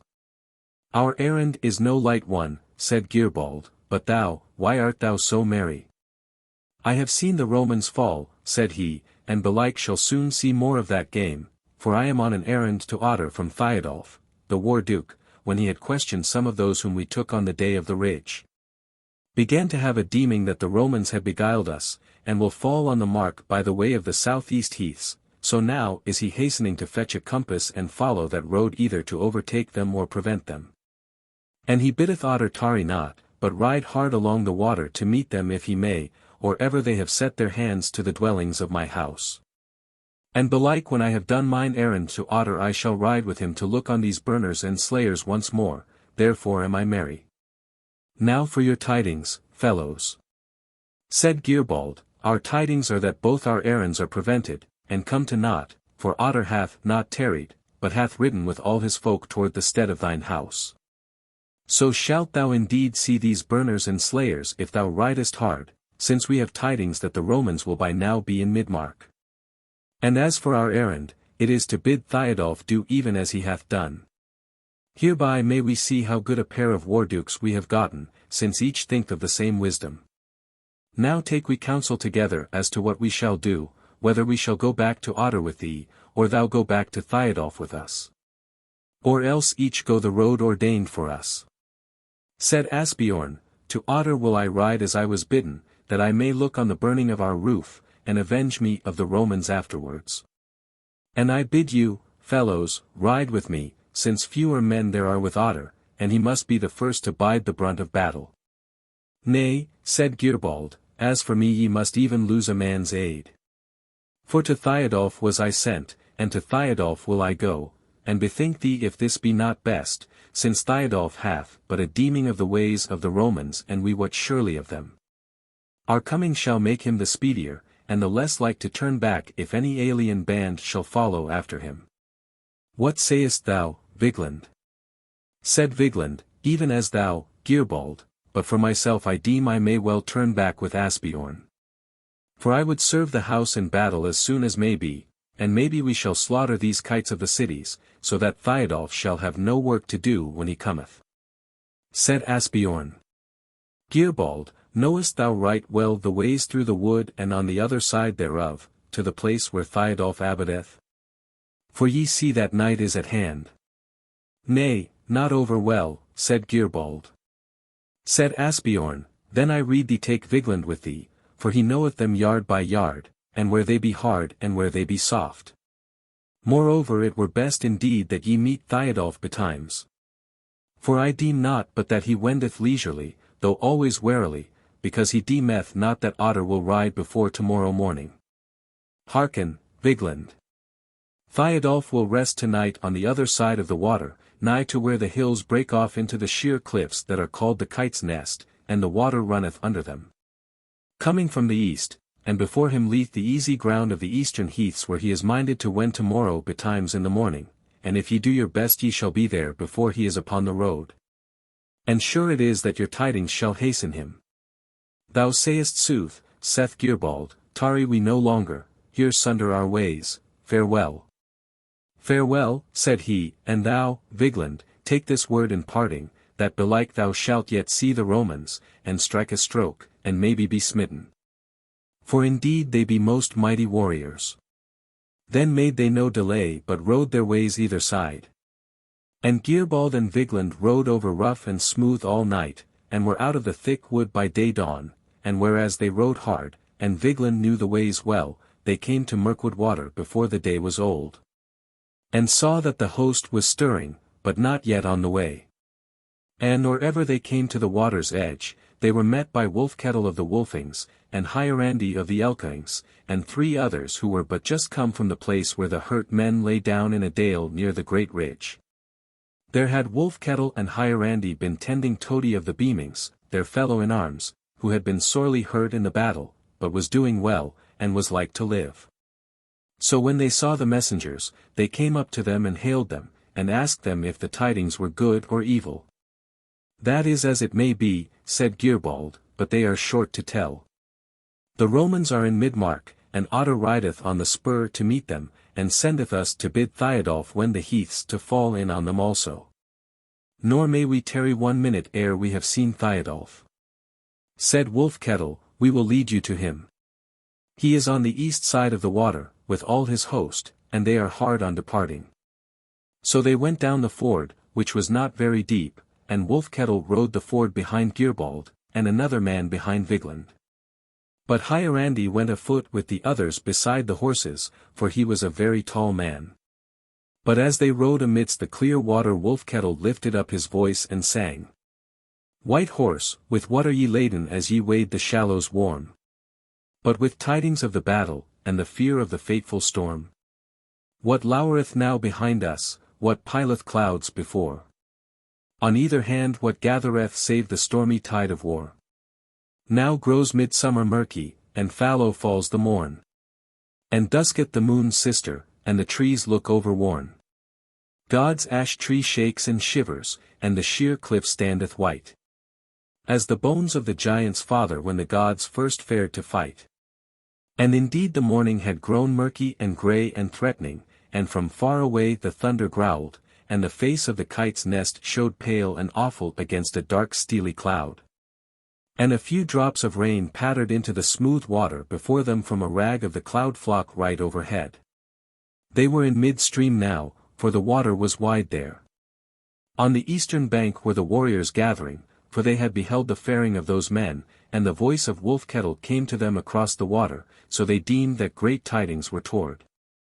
And would fain know on what errand those were come. Then the waters of the ford deepened till Hierandi was wading more than waist deep, and the water flowed over Gearbald's saddle. Then Wolfkettle laughed, and turning as he sat, dragged out his sword, and waved it from east to west and sang. O sun, pale up in heaven, shrink from us if thou wilt. And turn thy face from beholding the shock of guilt with guilt. Stand still, O blood of summer. And let the harvest fade. Till there be naught but fallow where once was bloom and blade. O day, give out but a glimmer of all thy flood of light. If it be but enough for our eyen to see the road of fight. Forget all else and slumber, if still ye let us wake. And our mouths shall make the thunder, and our swords shall the lightning make. And we shall be the storm wind and drive the ruddy rain. Till the joy of our hearts in battle bring back the day again. As he spake that word they came up through the shallow water dripping on to the bank, and they and the men who abode them on the bank shouted together for joy of fellowship, and all tossed aloft their weapons. The man who had ridden behind Vigland slipped off on to the ground, but Wolfkettle abode in his place behind Gearbald. So the messengers passed on, and the others closed up round about them, and all the throng went up to where Thiodolf was sitting on a rock beneath a sole ash tree. The face of the kite's nest rising behind him on the other side of a bight of the river. There he sat unhelmed with the dwarf-wrought hauberk about him, holding throng-plough in its sheath across his knees, while he gave word to this and that man concerning the order of the host. So when they were come thither, the throng opened that the messengers might come forward, for by this time had many more drawn near to hearken what was toward. There they sat on their horses, the white and the grey, and Wolf-Kettle stood by Gearbald's bridle rein, for he had now lighted down, and a little behind him, his head towering over the others, stood Hierandi great and gaunt. The ragged cloud had drifted down southeast now and the rain fell no more, but the sun was still pale and clouded.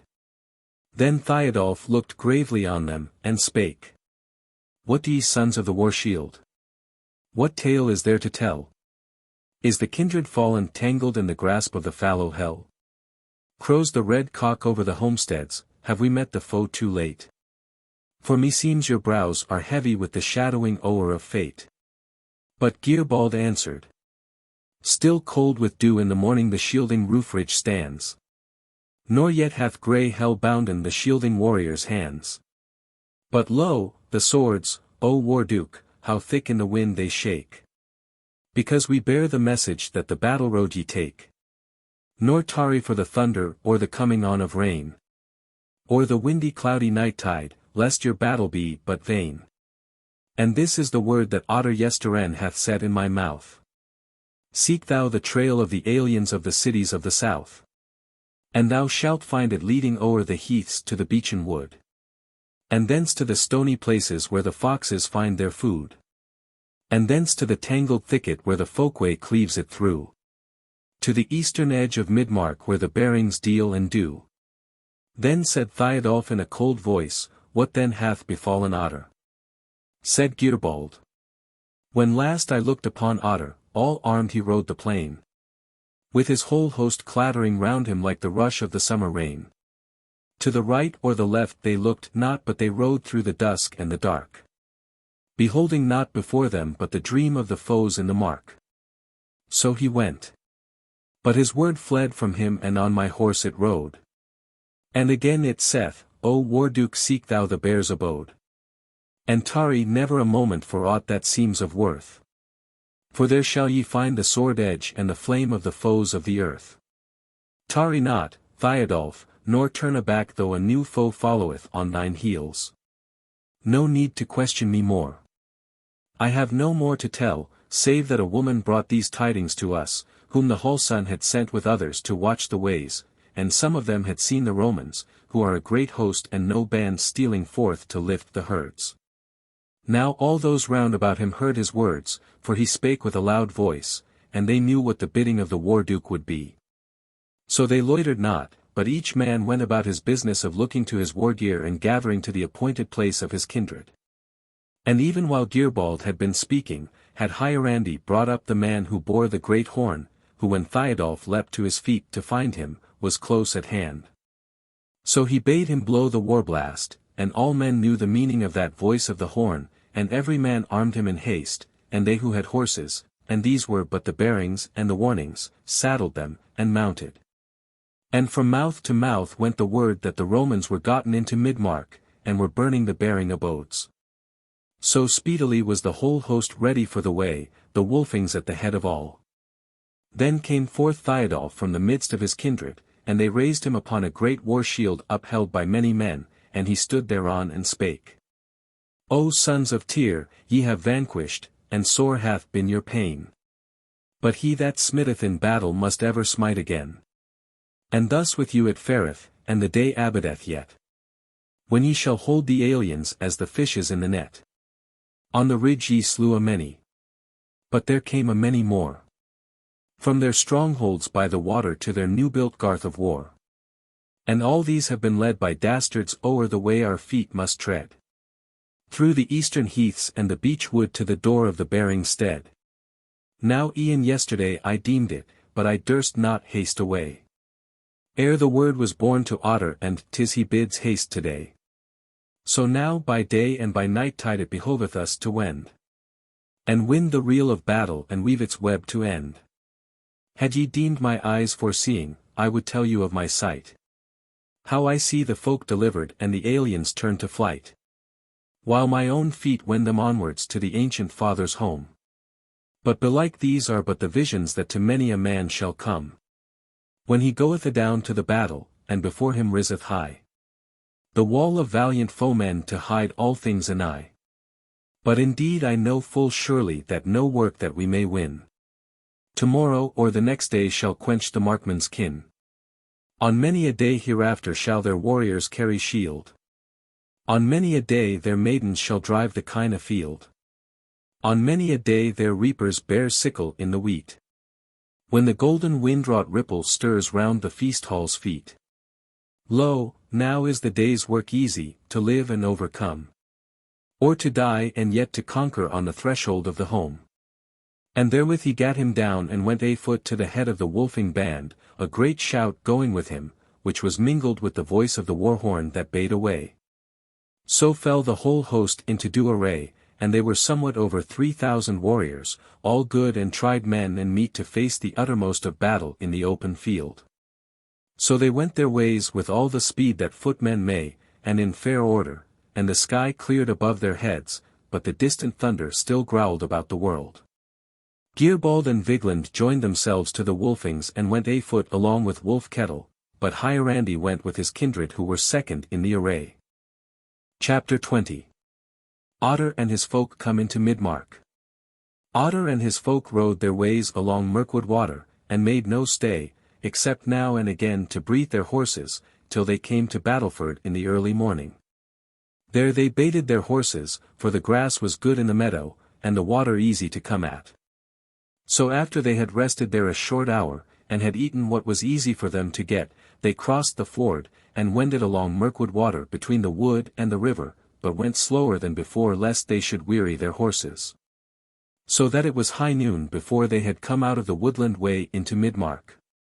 And at once as soon as the whole plain of the mark opened out before them, they saw what most of them looked to see, since none doubted Hrosshild's tale, and that was a column of smoke rising high and straight up into the air.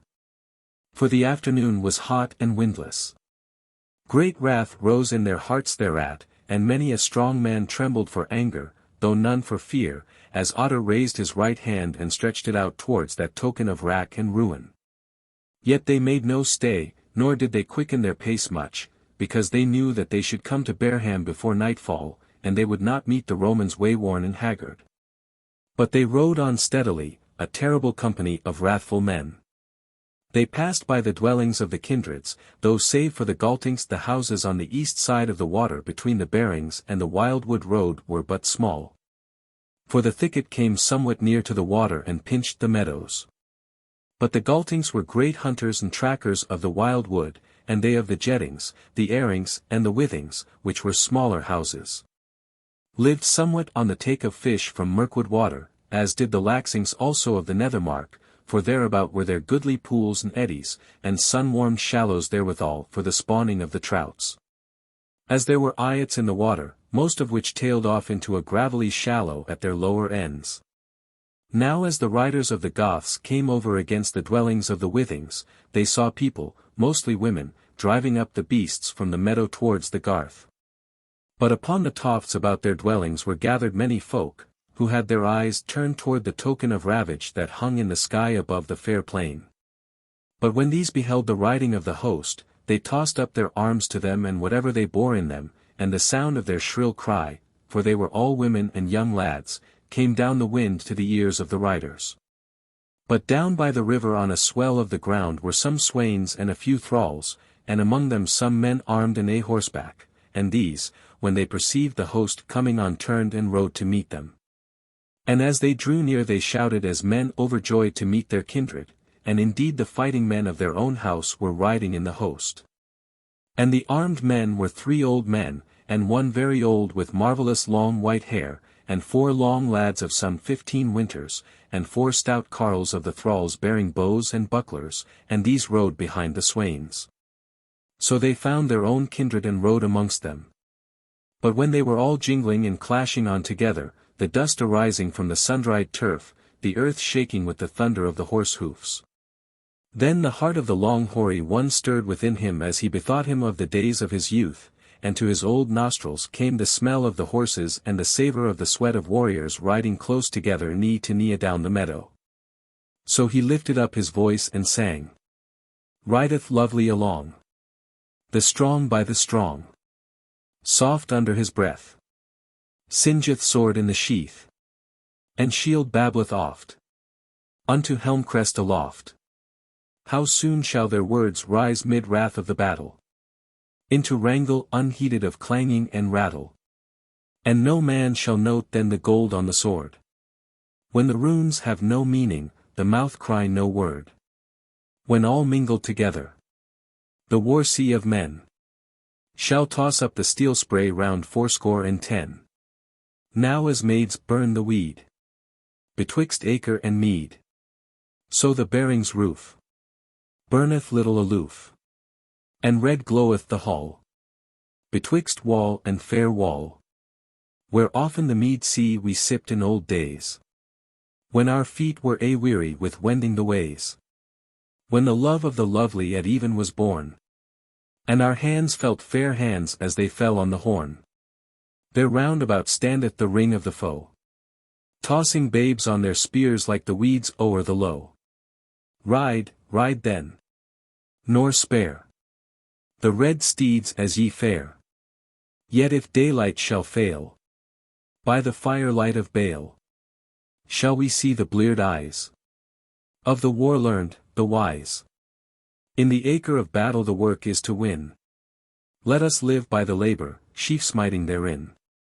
And as oft o'er the sickle we sang in time past, when the crake that long mocked us fled light at the last.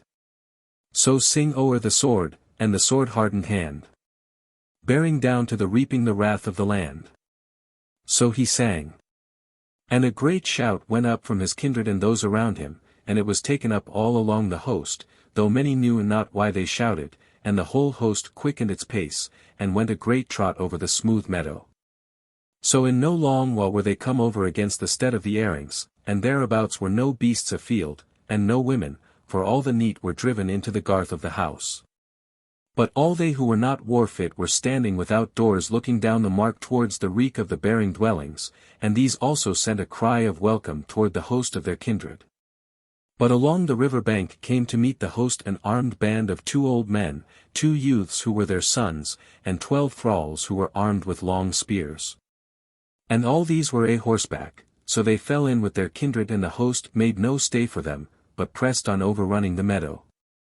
And still went up that column of smoke, and thicker and blacker it grew a-top, and ruddier amidmost.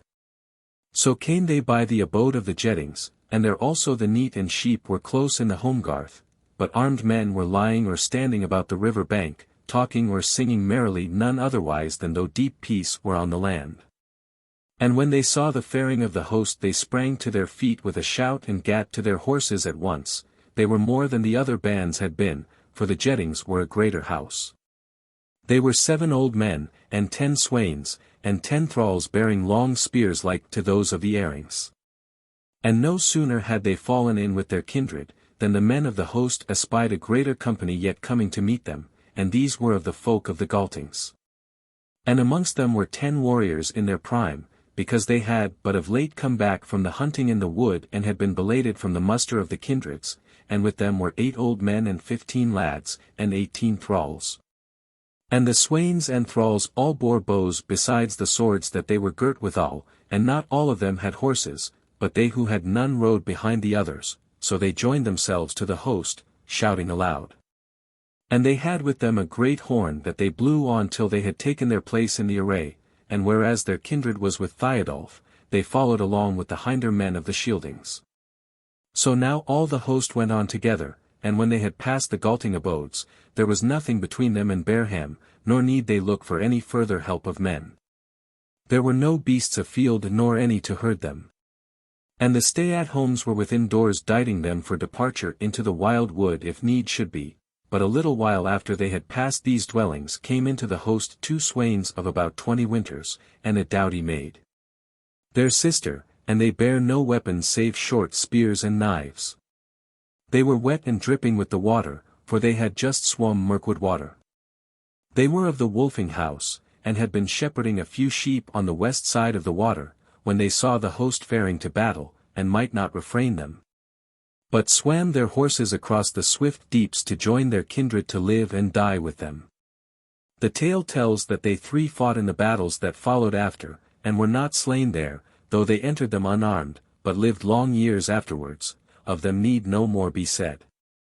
Now, when the host was but a little past the Galting dwellings, men began to see the flames mingled with the smoke of the burning, and the smoke itself growing thinner, as though the fire had overmastered everything and was consuming itself with its own violence. And somewhat afterwards, the ground rising, they could see the bearing meadow and the foemen thereon, yet a little further. And from the height of another swelling of the earth they could see the burning houses themselves and the array of the Romans. So there they stayed and breathed their horses a while. And they beheld how of the Romans a great company was gathered together in close array betwixt the ford and the bearing hall, but nigher unto the ford, and these were a short mile from them. But others they saw streaming out from the burning dwellings, as if their work were done there, and they could not see that they had any captives with them. Other Romans there were, and amongst them men in the attire of the Goths, busied about the river banks, as though they were going to try the ford. But a little while abode Otter in that place, and then waved his arm and rode on, and all the host followed. And as they drew nigher, Otter, who was wise in war, beheld the Romans and deemed them a great host, and the very colonel and main body of them many more than all his company, and moreover they were duly and well arrayed as men waiting a foe. So he knew that he must be wary or he would lose himself and all his men. So he stayed his company when they were about 2 furlongs from them, and the main body of the foe stirred not, but horsemen and slingers came forth from its sides and made on toward the Goths. And in 3 or 4 minutes were within bowshot of them. Then the bowmen of the Goths slipped down from their horses and bent their bows and knocked their arrows and let fly, and slew and hurt many of the horsemen, who endured their shot but for a minute or two and then turned rein and rode back slowly to their folk, and the slingers came not on very eagerly whereas they were dealing with men a horseback, and the bowmen of the Goths also held them still. Now turned Otter to his folk and made them a sign, which they knew well, that they should get down from their horses. And when they were afoot the leaders of tens and hundreds arrayed them, into the wedge array, with the bowmen on either flank, and Otter smiled as he beheld this a-doing and that the Romans meddled not with them. Belike because they looked to have them good cheap, since they were but a few wild men.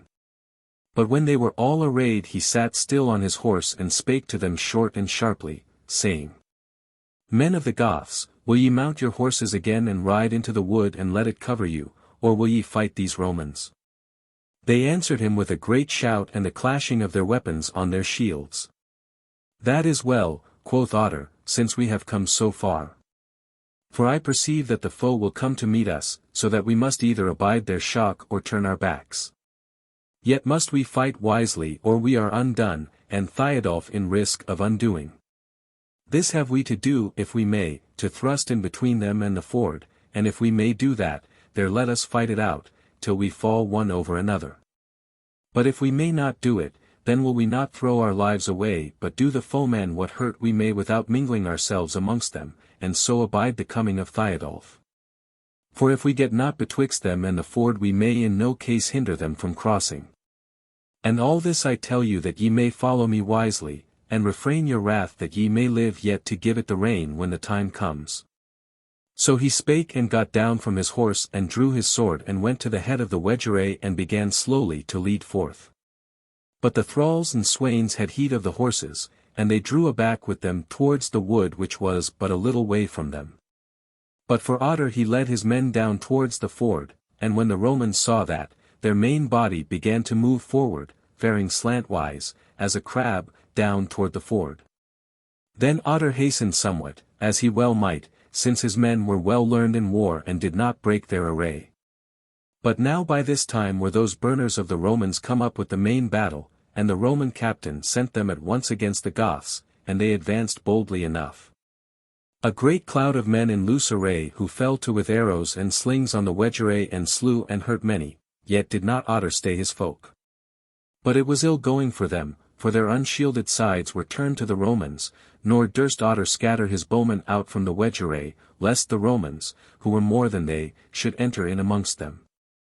Ever he gazed earnestly on the main battle of the Romans, and what they were doing, and presently it became clear to him that they would outgo him and come to the ford. And then he wot well that they would set on him just when their light-armed were on his flank and his rearward. And then it would go hard, but they would break their array and all would be lost, therefore he slacked his pace and went very slowly, and the Romans went none the slower for that. But their light-armed grew bolder and drew more together as they came nigher to the Goths, as though they would give them an onset. But just at that nick of time Otter passed the word down the ranks, and, waving his sword, turned sharply to the right and fell with all the wedge array on the clustering throng of the light-armed. And his bowmen spread out now from the right flank of the wedge array, and shot sharp and swift, and the bowmen on the left flank ran forward swiftly till they had cleared the wedge array and were on the flank of the light-armed Romans. And they, what between the onset of the swordsmen and spearmen of the Goths, and their sharp arrows, knew not which way to turn, and a great slaughter befell amongst them, and they of them were the happiest who might save themselves by their feet. Now after this storm, and after these men had been thrust away, Otter stayed not, but swept round about the field toward the horses. And indeed he looked to it that the main battle of the Romans should follow him, but they did not, but stayed still to receive the fleers of their light-armed. And this indeed was the good hap of the Goths. For they were somewhat disordered by their chase of the light-armed, and they smote and spared not, their hearts being full of bitter wrath, as might well be. For even as they turned on the Romans, they beheld the great roof of the bearings fall in over the burned hall, and a great shower of sparks burst up from its fall, and there were the ragged gables left standing, licked by little tongues of flame which could not take hold of them because of the clay which filled the spaces between the great timbers and was daubed over them. And they saw that all the other houses were either alight or smouldering, down to the smallest cot of a thrall, and even the barns and booths both great and little. Therefore, whereas the Markmen were far fewer in all than the Roman main battle, and whereas this same host was in very good array, no doubt there was that the Markmen would have been grievously handled had the Romans fallen on. But the Roman captain would not have it so, for though he was a bold man, yet was his boldness that of the wolf, that falleth on when he is hungry and skulketh when he is full.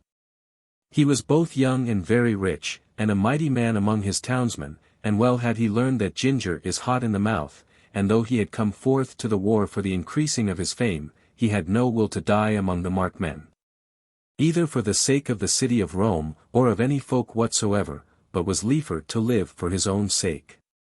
Therefore was he come out to vanquish easily, that by his fame one he might win more riches and dominion in Rome. And he was well content also to have for his own whatever was choice amongst the plunder of these wild men, as he deemed them, if it were but a fair woman or two. So this man thought, it is my business to cross the ford and come to Wulfstead, and there take the treasure of the tribe, and have a stronghold there, whence we may slay so many of these beasts with little loss to us that we may march away easily and with our hands full, even if Manius with his men come not to our aid, as full surely he will. Therefore as to these angry men, who be not without might and conduct in battle, let us remember the old saw that saith, a bridge of gold to a fleeing foe, and let them depart with no more hurt of Romans, and seek us afterwards when we are fenced into their stead, which shall then be our stronghold. Even so spake he to his captains about him. For it must be told that he had no tidings of the overthrow of the Romans on the ridge, nor did he know surely how many fighting men the Markmen might muster, except by the report of those dastards of the Goths. And though he had taken those 2 women in the wastes, yet had he got no word from them, for they did as the hall son bade them, when they knew that they would be questioned with torments, and smiting themselves each with a little sharp knife. So went their ways to the gods. Thus then the Roman captain let the Markmen go their ways, and turned toward the ford, and the Markmen went slowly now toward their horses. Howbeit there were many of them who murmured against Otter, saying that it was ill done to have come so far and ridden so hard, and then to have done so little, and that were tomorrow come, they would not be led away so easily, but now they said it was ill. For the Romans would cross the water, and make their ways to Wulfstead, none hindering them, and would burn the dwellings and slay the old men and thralls, and have away the women and children and the wholeson the treasure of the Markmen. In sooth, they knew not that a band of the Roman light-armed had already crossed the water, and had fallen upon the dwellings of the Wolfings. But that the old men and younglings and thralls of the house had come upon them as they were entangled amidst the Toffs and the Garths, and had overcome them and slain many. Thus went Otter and his men to their horses when it was now drawing toward sunset, for all this was some while a-doing, and betook them to a rising ground not far from the wood side, and there made what sort of a garth they might.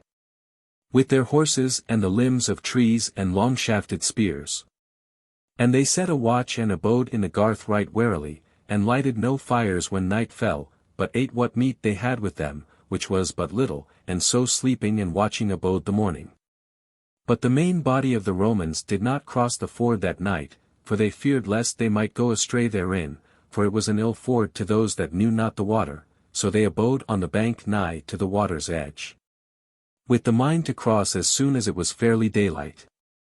Now Otter had lost of his men some 120 slain or grievously hurt, and they had away with them the hurt men and the bodies of the slain. The tale tells not how many of the Romans were slain, but a many of their light-armed had fallen, since the Markmen had turned so hastily upon them, and they had with them many of the best bowmen of the Mark. Chapter 21. They bicker about the ford. In the grey of the morning was Otter afoot with the watchers, and presently he got on his horse and peered over the plain, but the mist yet hung low on it, so that he might see naught for a while. But at last he seemed to note something coming toward the host from the upper water above the ford, so he rode forward to meet it, and lo, it was a lad of 15 winters, naked save his breeches, and wet from the river. And Otter drew rein, and the lad said to him, Art thou the War-Duke? Yea, said Otter. Said the lad, I am Ollie, the son of Grey, and the wholeson hath sent me to thee with this word, Are ye coming? Is Thiodolf at hand? For I have seen the roof ridge red in the sunlight as if it were painted with cinnabar. Said Otter, Art thou going back to Wulfstead, son? Yea, at once, my father, said Ollie. Then tell her, said Otter, that Thiodolf is at hand, and when he cometh we shall both together fall upon the Romans either in crossing the ford or in the Wolfing meadow. But tell her also that I am not strong enough to hinder the Romans from crossing.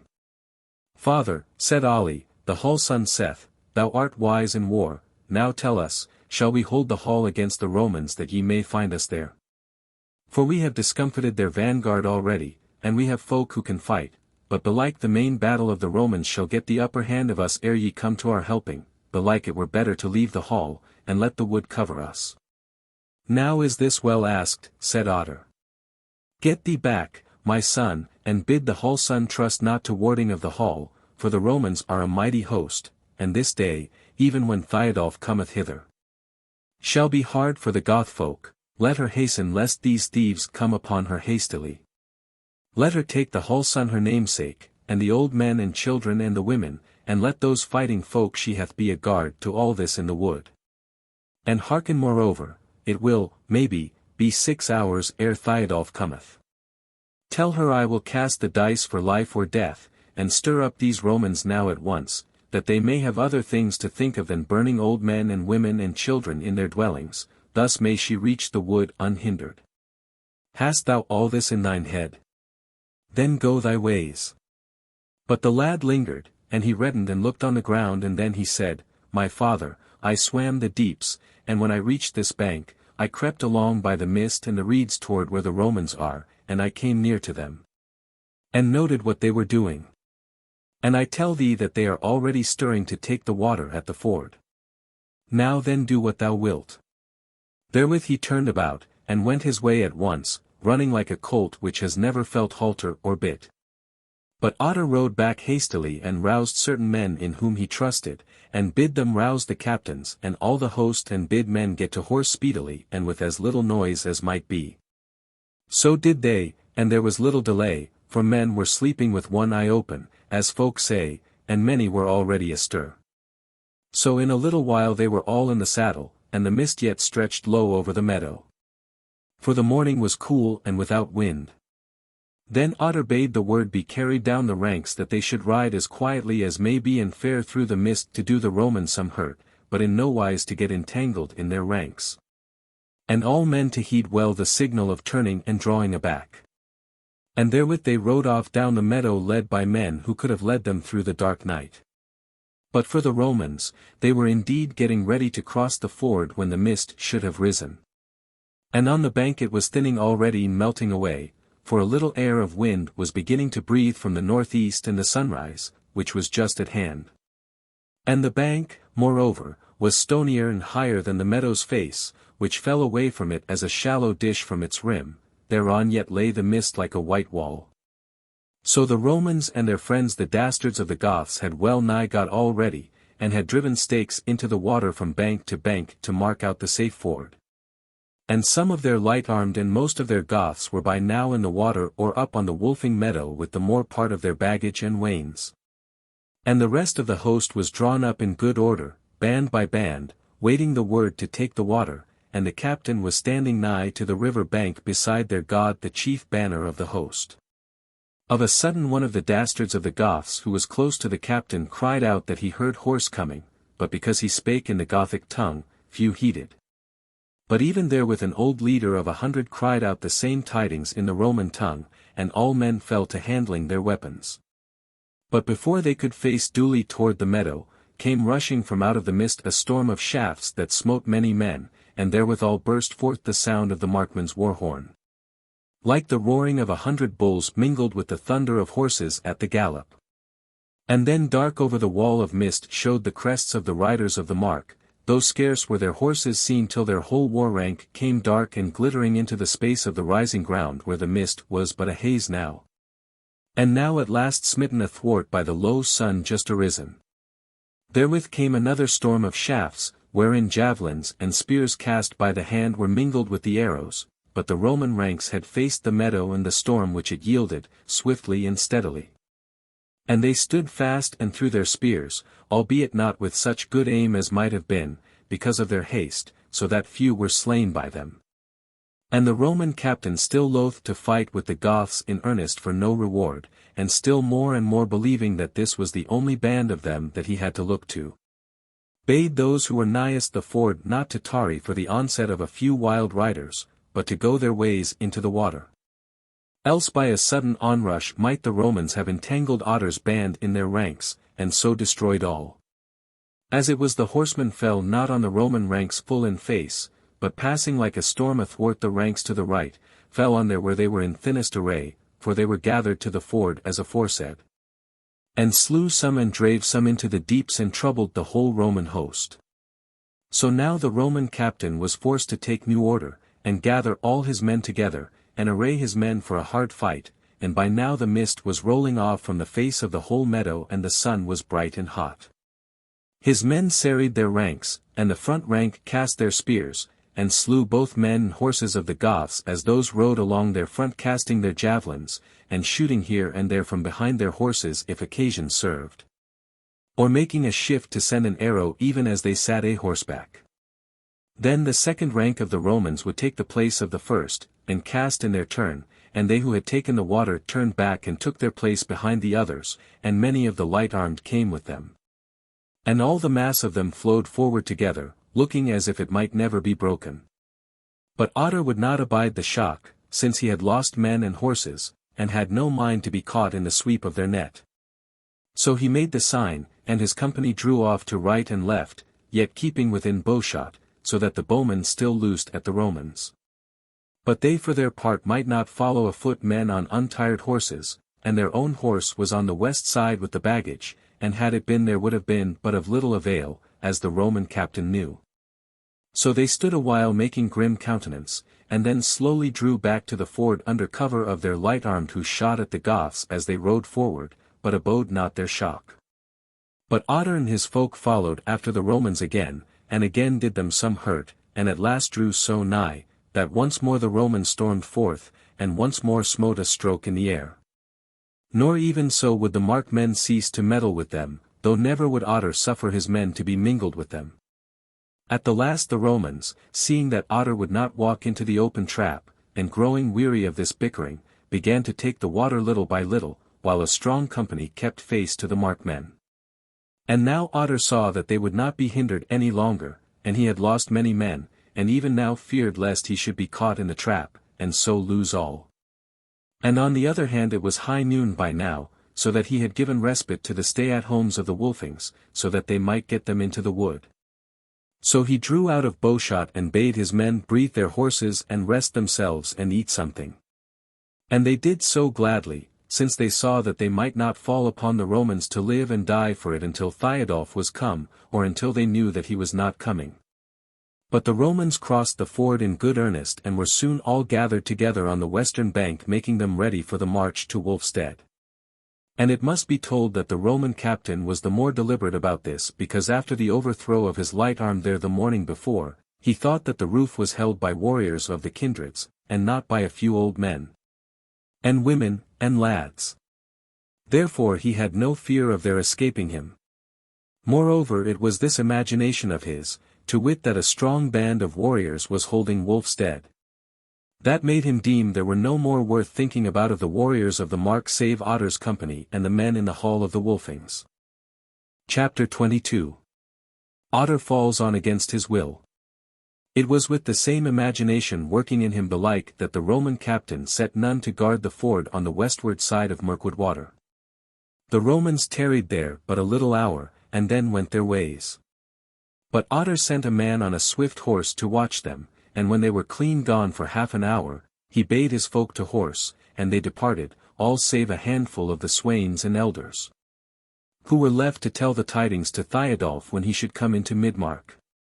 So Otter and his folk crossed the ford, and drew up in good order on the westward bank, and it was then somewhat more than 3 hours after noon. He had been there but a little while before he noted a stir in the bearing meadow, and lo, it was the first of Thiodolf's folk, who had gotten out of the wood and had fallen in with the men whom he had left behind. And these first were the riders of the bearings, and the wormings, for they had outgone the others who were afoot. It may well be thought how fearful was their anger when they set eyes on the smouldering ashes of the dwellings. Nor even when those folk of Otter had told them all they had to tell could some of them refrain them from riding off to the burnt houses to seek for the bodies of their kindred. But when they came there, and amidst the ashes could find no bones, their hearts were lightened, and yet so mad wroth they were, that some could scarce sit their horses, and great tears gushed from the eyes of some, and pattered down like hailstones, so eager were they to see the blood of the Romans. So they rode back to where they had left their folk talking with them of Otter, and the bearings were sitting grim upon their horses and somewhat scowling on Otter's men. Then the foremost of those who had come back from the houses waved his hand toward the ford, but could say naught for a while. But the captain and chief of the bearings, a grizzled man very big of body, whose name was Arinbiorn, spake to that man and said, What aileth thee Swinebjorn the Black? What hast thou seen? He said, Now red and grey is the pavement of the bearings house of old. Red yet is the floor of the dais, but the hearth all grey and cold. I knew not the house of my fathers. I could not call to mind the fashion of the building of that warder of the wind. O wide were grown the windows, and the roof exceeding high. For naught there was to look on, twixt the pavement and the sky. But the tie-beam lay on the dais, and methought it staining fair. For rings of smoothest charcoal were round it here and there. And the red flame flickered o'er it, and never a staining white. Hath red earth in his coffer so clear and glittering bright. And still the little smoke wreaths curled o'er it pale and blue. Yea, fair is our hall's adorning for a feast that is strange and new. Said Arinbiorn, What sawest thou therein, O Swinebjorn, where sat thy grandsire at the feast? Where were the bones of thy mother lying? Said Swinebjorn, We sought the feast hall over, and naught we found therein. Of the bones of the ancient mothers, or the younglings of the kin. The men are greedy, doubtless, to lose no whit of the prey. And will try if the hoary elders may yet outlive the way that leads to the Southland cities, till at last they come to stand with the younglings in the market to be sold in an alien land. Arinbiorn's brow lightened somewhat. But ere he could speak again an ancient thrall of the Galtings spake and said, True it is, O warriors of the Bearings, that we might not see any war thralls being led away by the Romans when they came away from the burning dwellings. And we deem it certain that they crossed the water before the coming of the Romans, and that they are now with the stay-at-homes of the Wolfings in the wildwood behind the wolfing dwellings. For we hear tell that the war-duke would not that the Hallson should hold the hall against the whole Roman host. Then Swinebjorn tossed up his sword into the air and caught it by the hilts as it fell, and cried out, On to the meadow, where these thieves abide us. Arinbjorn spake no word, but turned his horse and rode down to the ford, and all men followed him, and of the Bearings there were 100 warriors save one, and of the Wormings 87. So rode they over the meadow and into the ford and over it, and Otter's company stood on the bank to meet them, and shouted to see them, but the others made but little noise as they crossed the water. So when they were on the western bank Arinbjorn came among them of Otter, and cried out, Where then is Otter, where is the war-duke, is he alive or dead? And the throng opened to him and Otter stood facing him. And Arinbjorn spake and said, Thou art alive and unhurt, war-duke, when many have been hurt and slain, and methinks thy company is little minished though the kindred of the Bearings lacketh a roof. And its elders and women and children are gone into captivity. What is this? Was it a light thing that gangrel thieves should burn and waste in Midmark and depart unhurt, that ye stand here with clean blades and cold bodies? Said Otter, Thou grievest for the hurt of thine house, Arinbjorn, but this at least is good, that though ye have lost the timber of your house ye have not lost its flesh and blood. The shell is gone, but the kernel is saved, for thy folk are by this time in the wood with the wolfing stay-at-homes, and among these are many who may fight on occasion. So they are safe as for this time, the Romans may not come at them to hurt them. Said Arinbjorn, Had ye time to learn all this, Otter, when ye fled so fast before the Romans, that the father tarried not for the son, nor the son for the father? He spoke in a loud voice so that many heard him, and some deemed it evil. For anger and dissension between friends seemed abroad, but some were so eager for battle, that the word of Arinbjorn seemed good to them, and they laughed for pride and anger. Then Otter answered meekly, for he was a wise man and a bold, We fled not, Arinbjorn, but as the sword fleeth, when it springeth up from the iron helm to fall on the woolen coat. Are we not now of more avail to you, O men of the Bearings, than our dead corpses would have been? Arinbjorn answered not, but his face waxed red, as if he were struggling with a weight hard to lift. Then said Otter, But when will Thiodolf and the main battle be with us?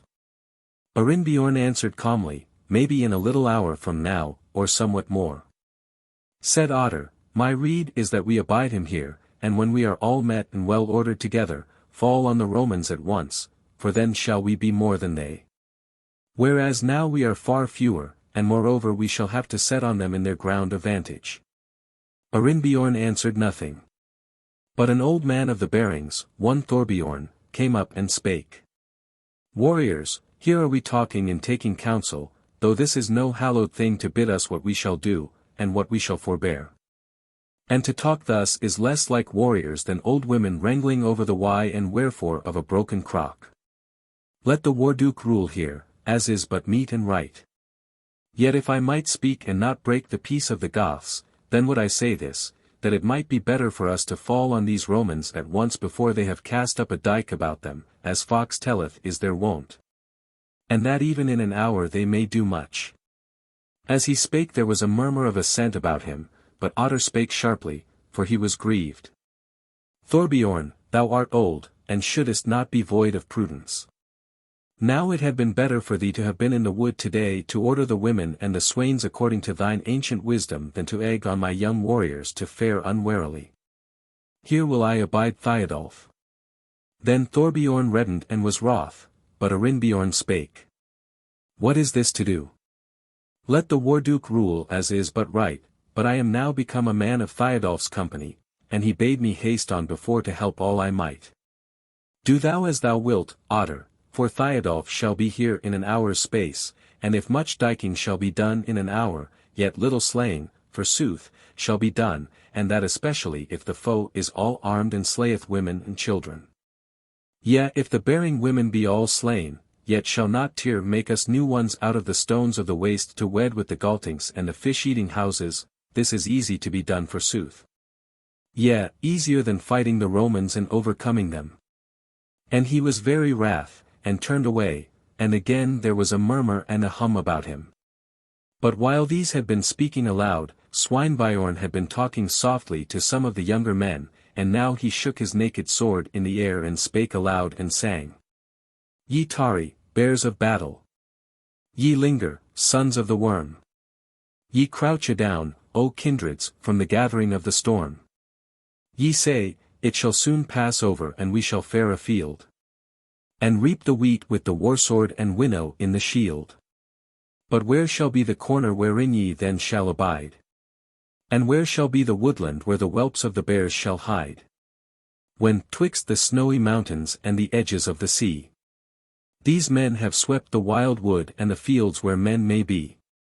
Of every living sword blade, and every quivering spear. And in the southland cities the yoke of slaves ye bear. Lo ye! Whoever follows I fare to sow the seed of the days to be hereafter and the deed that comes of deed. Therewith he waved his sword over his head, and made as if he would spur onward. But Arinbjorn thrust through the press and outwent him and cried out. None goeth before Arinbjorn the old when the battle is pitched in the meadows of the kindred. Come, ye sons of the bear, ye children of the worm. And come ye, whosoever hath a will to see stout men die. Then on he rode nor looked behind him, and the riders of the bearings and the wormings drew themselves out of the throng, and followed him, and rode clattering over the meadow towards Wulfstead. A few of the others rode with them, and yet but a few. For they remembered the holy Folk-Mote and the oath of the Warduke, and how they had chosen Otter to be their leader. Howbeit, man looked askance at man, as if in shame to be left behind. But Otter bethought him in the flash of a moment, if these men ride alone, they shall die and do nothing. And if we ride with them it may be that we shall overthrow the Romans, and if we be vanquished, it shall go hard but we shall slay many of them, so that it shall be the easier for Thiodolf to deal with them. Then he spake hastily, and bade certain men abide at the ford for a guard. Then he drew his sword and rode to the front of his folk, and cried out aloud to them. Now at last has come the time to die, and let them of the Markmen who live hereafter lay us in how. Set on, sons of Tyr, and give not your lives away, but let them be dearly earned of our foemen. Then all shouted loudly and gladly, nor were they otherwise than exceeding glad. For now had they forgotten all other joys of life save the joy of fighting for the kindred and the days to be.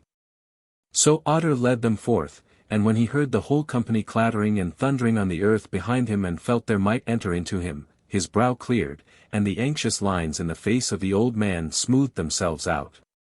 And as he rode along the soul so stirred within him that he sang out aloud. Time was when hot was the summer and I was young on the earth. And I grudged me every moment that lacked its share of mirth. I woke in the morn and was merry and all the world methought. For me and my heart's deliverance that hour was newly wrought. I have passed through the halls of manhood, I have reached the doors of Eld. And I have been glad and sorry, but ever have upheld my heart against all trouble that none might call me sad. But ne'er came such remembrance of how my heart was glad. In the afternoon of summer, 'neath the still unwearied sun. Of the days when I was little and all deeds were hopes to be won. As now at last it cometh when e'en in such like tide. For the freeing of my trouble o'er the Father's field I ride. Many men perceived that he sang, and saw that he was merry, howbeit few heard his very words, and yet all were glad of him. Fast they rode, being wishful to catch up with the bearings and the wormings, and soon they came anigh them, and they, hearing the thunder of the horse hoofs, looked and saw that it was the company of Otter. And so slacked their speed till they were all joined together with joyous shouting and laughter. So then they ordered the ranks anew and so set forward in great joy without haste or turmoil toward Wulfstead and the Romans. For now the bitterness of their fury and the sourness of their abiding wrath were turned into the mere joy of battle. Even as the clear red and sweet wine comes of the ugly ferment and rough trouble of the must. Chapter 23. Thiodolf meeteth the Romans in the Wolfing meadow. It was scarce an hour after this that the footmen of Thiodolf came out of the thicket road on to the meadow of the Bearings. There saw they men gathered on a rising ground, and they came up to them and saw how some of them were looking with troubled faces towards the ford and what lay beyond it, and some toward the wood and the coming of Thiodolf. But these were they whom Otter had bidden abide Thiodolf there. And he had sent 2 messengers to them for Thiodolf's behoof that he might have due tidings so soon as he came out of the thicket. The first told how Otter had been compelled in a manner to fall on the Romans along with the riders of the Bearings and the Wormings. And the second, who had but just then come, told how the Markmen had been worsted by the Romans, and had given back from the Wolfing dwellings, and were making a stand against the foemen in the meadow betwixt the ford and Wolfstead. Now when Thiodolf heard of these tidings he stayed not to ask long questions, but led the whole host straightway down to the ford, lest the remnant of Otter's men should be driven down there, and the Romans should hold the western bank against him. At the ford there was none to withstand them, nor indeed any man at all, for the men whom Otter had set there, when they heard that the battle had gone against their kindred, had ridden their ways to join them. So Thiodolf crossed over the ford, he and his in good order all afoot, he like to the others, but for him he was clad in the dwarf-wrought hauberk, but was unhelmeted and bare no shield. Throngplough was naked in his hand as he came up all dripping on to the bank and stood in the meadow of the Wolfings. His face was stern and set as he gazed straight onward to the place of the fray, but he did not look as joyous as his wont was in going down to the battle. Now they had gone but a short way from the ford before the noise of the fight and the blowing of horns came down the wind to them, but it was a little way further before they saw the fray with their eyes. Because the ground fell away from the river somewhat at first, and then rose and fell again before it went up in one slope toward the Wolfing dwellings. But when they were come to the top of the next swelling of the ground, they beheld from thence what they had to deal with. For there round about a ground of vantage was the field black with the Roman host, and in the midst of it was a tangle of struggling men and tossing spears, and glittering swords. So when they beheld the battle of their kindred they gave a great shout and hastened onward the faster, and they were ordered into the wedgeray and Thiodolf led them, as meet it was. And now even as they who were on the outward edge of the array and could see what was toward were looking on the battle with eager eyes, there came an answering shout down the wind, which they knew for the voice of the Goths amid the foemen. And then they saw how the ring of the Romans shook and parted, and their array fell back, and lo the company of the Markmen standing stoutly together, though sorely minished. And sure it was that they had not fled or been scattered, but were ready to fall one over another in one band, for there were no men straggling towards the ford, though many masterless horses ran here and there about the meadow. Now, therefore, none doubted but that they would deliver their friends from the Romans, and overthrow the foemen. But now befell a wonder, a strange thing to tell of. The Romans soon perceived what was a-doing, whereupon the half of them turned about to face the newcomers. While the other half still withstood the company of Otter, the wedgeray of Thiodolf drew nearer and nearer till it was hard on the place where it should spread itself out to storm down on the foe. And the Goths beset by the Romans made them ready to fall on from their side.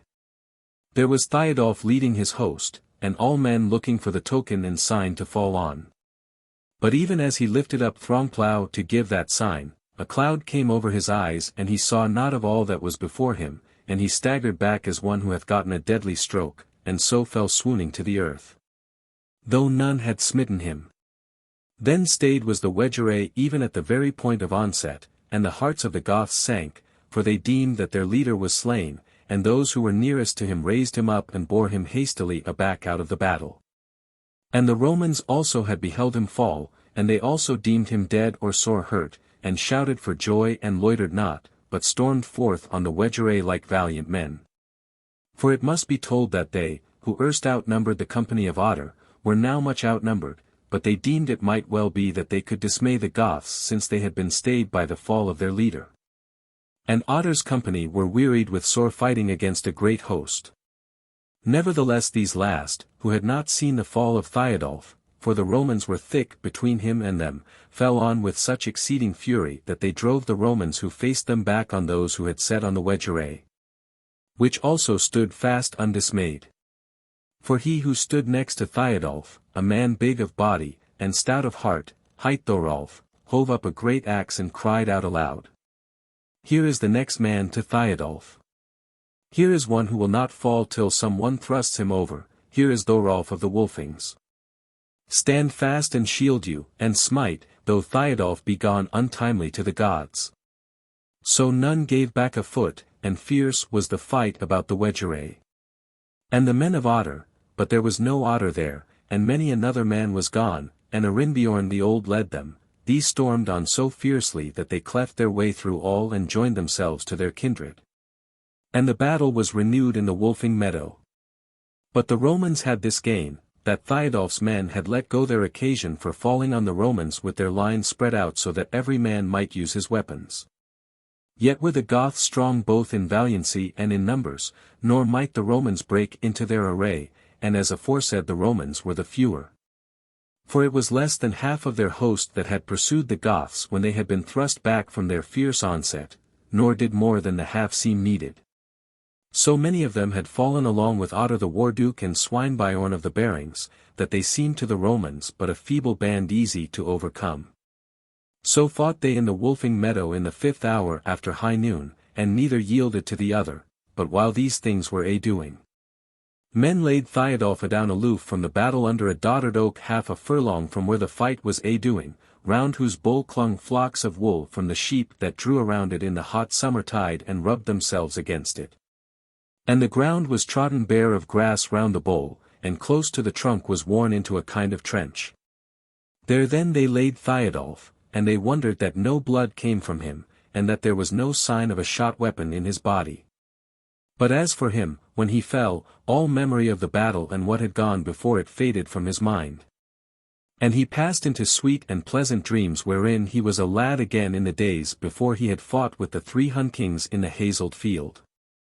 And in these dreams he was doing after the manner of young lads, sporting in the meadows, backing unbroken colts, swimming in the river, going hunting with the elder carles. And especially he deemed that he was in the company of one old man who had taught him both woodcraft and the handling of weapons, and fair at first was his dream of his doings with this man. He was with him in the forge smithying a sword blade, and hammering into its steel the thin golden wires, and fishing with an angle along with him by the eddies of Mirkwood water. And sitting with him in an ingle of the hall, the old man telling a tale of an ancient warrior of the Wolfings hight Thiodolf also, then suddenly and without going there, they were in a little clearing of the woods resting after hunting. A roe deer with an arrow in her lying at their feet, and the old man was talking, and telling Thiodolf in what wise it was best to go about to get the wind of a hart. But all the while there was going on the thunder of a great gale of wind through the woodland boughs, even as the drone of a bagpipe cleaves to the tune. Presently Thiodolf arose and would go about his hunting again, and stooped to take up his spear, and even therewith the old man's speech stayed, and Thiodolf looked up, and lo, his face was white like stone, and he touched him. And he was hard as flint, and like the image of an ancient god as to his face and hands, though the wind stirred his hair and his raiment, as they did before. Therewith a great pang smote Thiodolf in his dream, and he felt as if he also were stiffening into stone, and he strove and struggled, and lo, the wildwood was gone, and a white light empty of all vision was before him. And as he moved his head this became the Wolfing meadow, as he had known it so long, and thereat a soft pleasure and joy took hold of him, till again he looked, and saw there no longer the kine and sheep, and the herdwomen tending them. But the rush and turmoil of that fierce battle, the confused thundering noise of which was going up to the heavens. For indeed he was now fully awake again. So he stood up and looked about, and around him was a ring of the sorrowful faces of the warriors, who had deemed that he was hurt deadly, though no hurt could they find upon him. But the dwarf-wrought hauberk lay upon the ground beside him, for they had taken it off him to look for his hurts. So he looked into their faces and said, What aileth you, ye men? I am alive and unhurt, what hath betided? And one said, Art thou verily alive, or a man come back from the dead? We saw thee fall as thou wentest leading us against the foe as if thou hadst been smitten by a thunderbolt, and we deemed thee dead or grievously hurt. Now the carles are fighting stoutly, and all is well since thou livest yet. So he said, Give me the point and edges that I know, that I may smite myself therewith and not the foemen, for I have feared and blenched from the battle. Said an old warrior, If that be so, Thiodolf, wilt thou blench twice? Is not once enough? Now let us go back to the hard hand play, and if thou wilt, smite thyself after the battle, when we have once more had a man's help of thee. Therewith he held out Throngplow to him by the point, and Thiodolf took hold of the hilts and handled it and said, Let us hasten, while the gods will have it so, and while they are still suffering me to strike a stroke for the kindred. And therewith he brandished Throngplow, and went forth toward the battle, and the heart grew hot within him, and the joy of waking life came back to him, the joy which but erewhile he had given to a mere dream. But the old man who had rebuked him stooped down and lifted the hauberk from the ground, and cried out after him, O Thiodolf, and wilt thou go naked into so strong a fight? And thou with this so goodly sword rampart? Thiodolf stayed a moment, and even therewith they looked, and lo! The Romans giving back before the Goths and the Goths following up the chase, but slowly and steadily. Then Thiodolf heeded nothing save the battle, but ran forward hastily, and those warriors followed him, the old man last of all holding the hauberk in his hand, and muttering. So fares hot blood to the gloaming and the world beneath the grass. And the fruit of the Wolfings' orchard in a flash from the world must pass. Men say that the tree shall blossom in the garden of the folk. And the new twig thrust him forward from the place where the old one broke. And all be well as aforetime, but old and old I grow. And I doubt me if such another the folk to come shall know. And he still hurried forward as fast as his old body might go, so that he might wrap the safeguard of the hauberk round Thiodolf's body. Chapter 24. The Goths are overthrown by the Romans. Now rose up a mighty shout when Thiodolf came back to the battle of the kindreds, for many thought he had been slain. And they gathered round about him, and cried out to him joyously out of their hearts of good fellowship, and the old man who had rebuked Thiodolf, and who was joined of the Wolfings, came up to him and reached out to him the hauberk. And he did it on scarce heeding. For all his heart and soul was turned toward the battle of the Romans and what they were doing, and he saw that they were falling back in good order, as men outnumbered, but undismayed. So he gathered all his men together and ordered them afresh.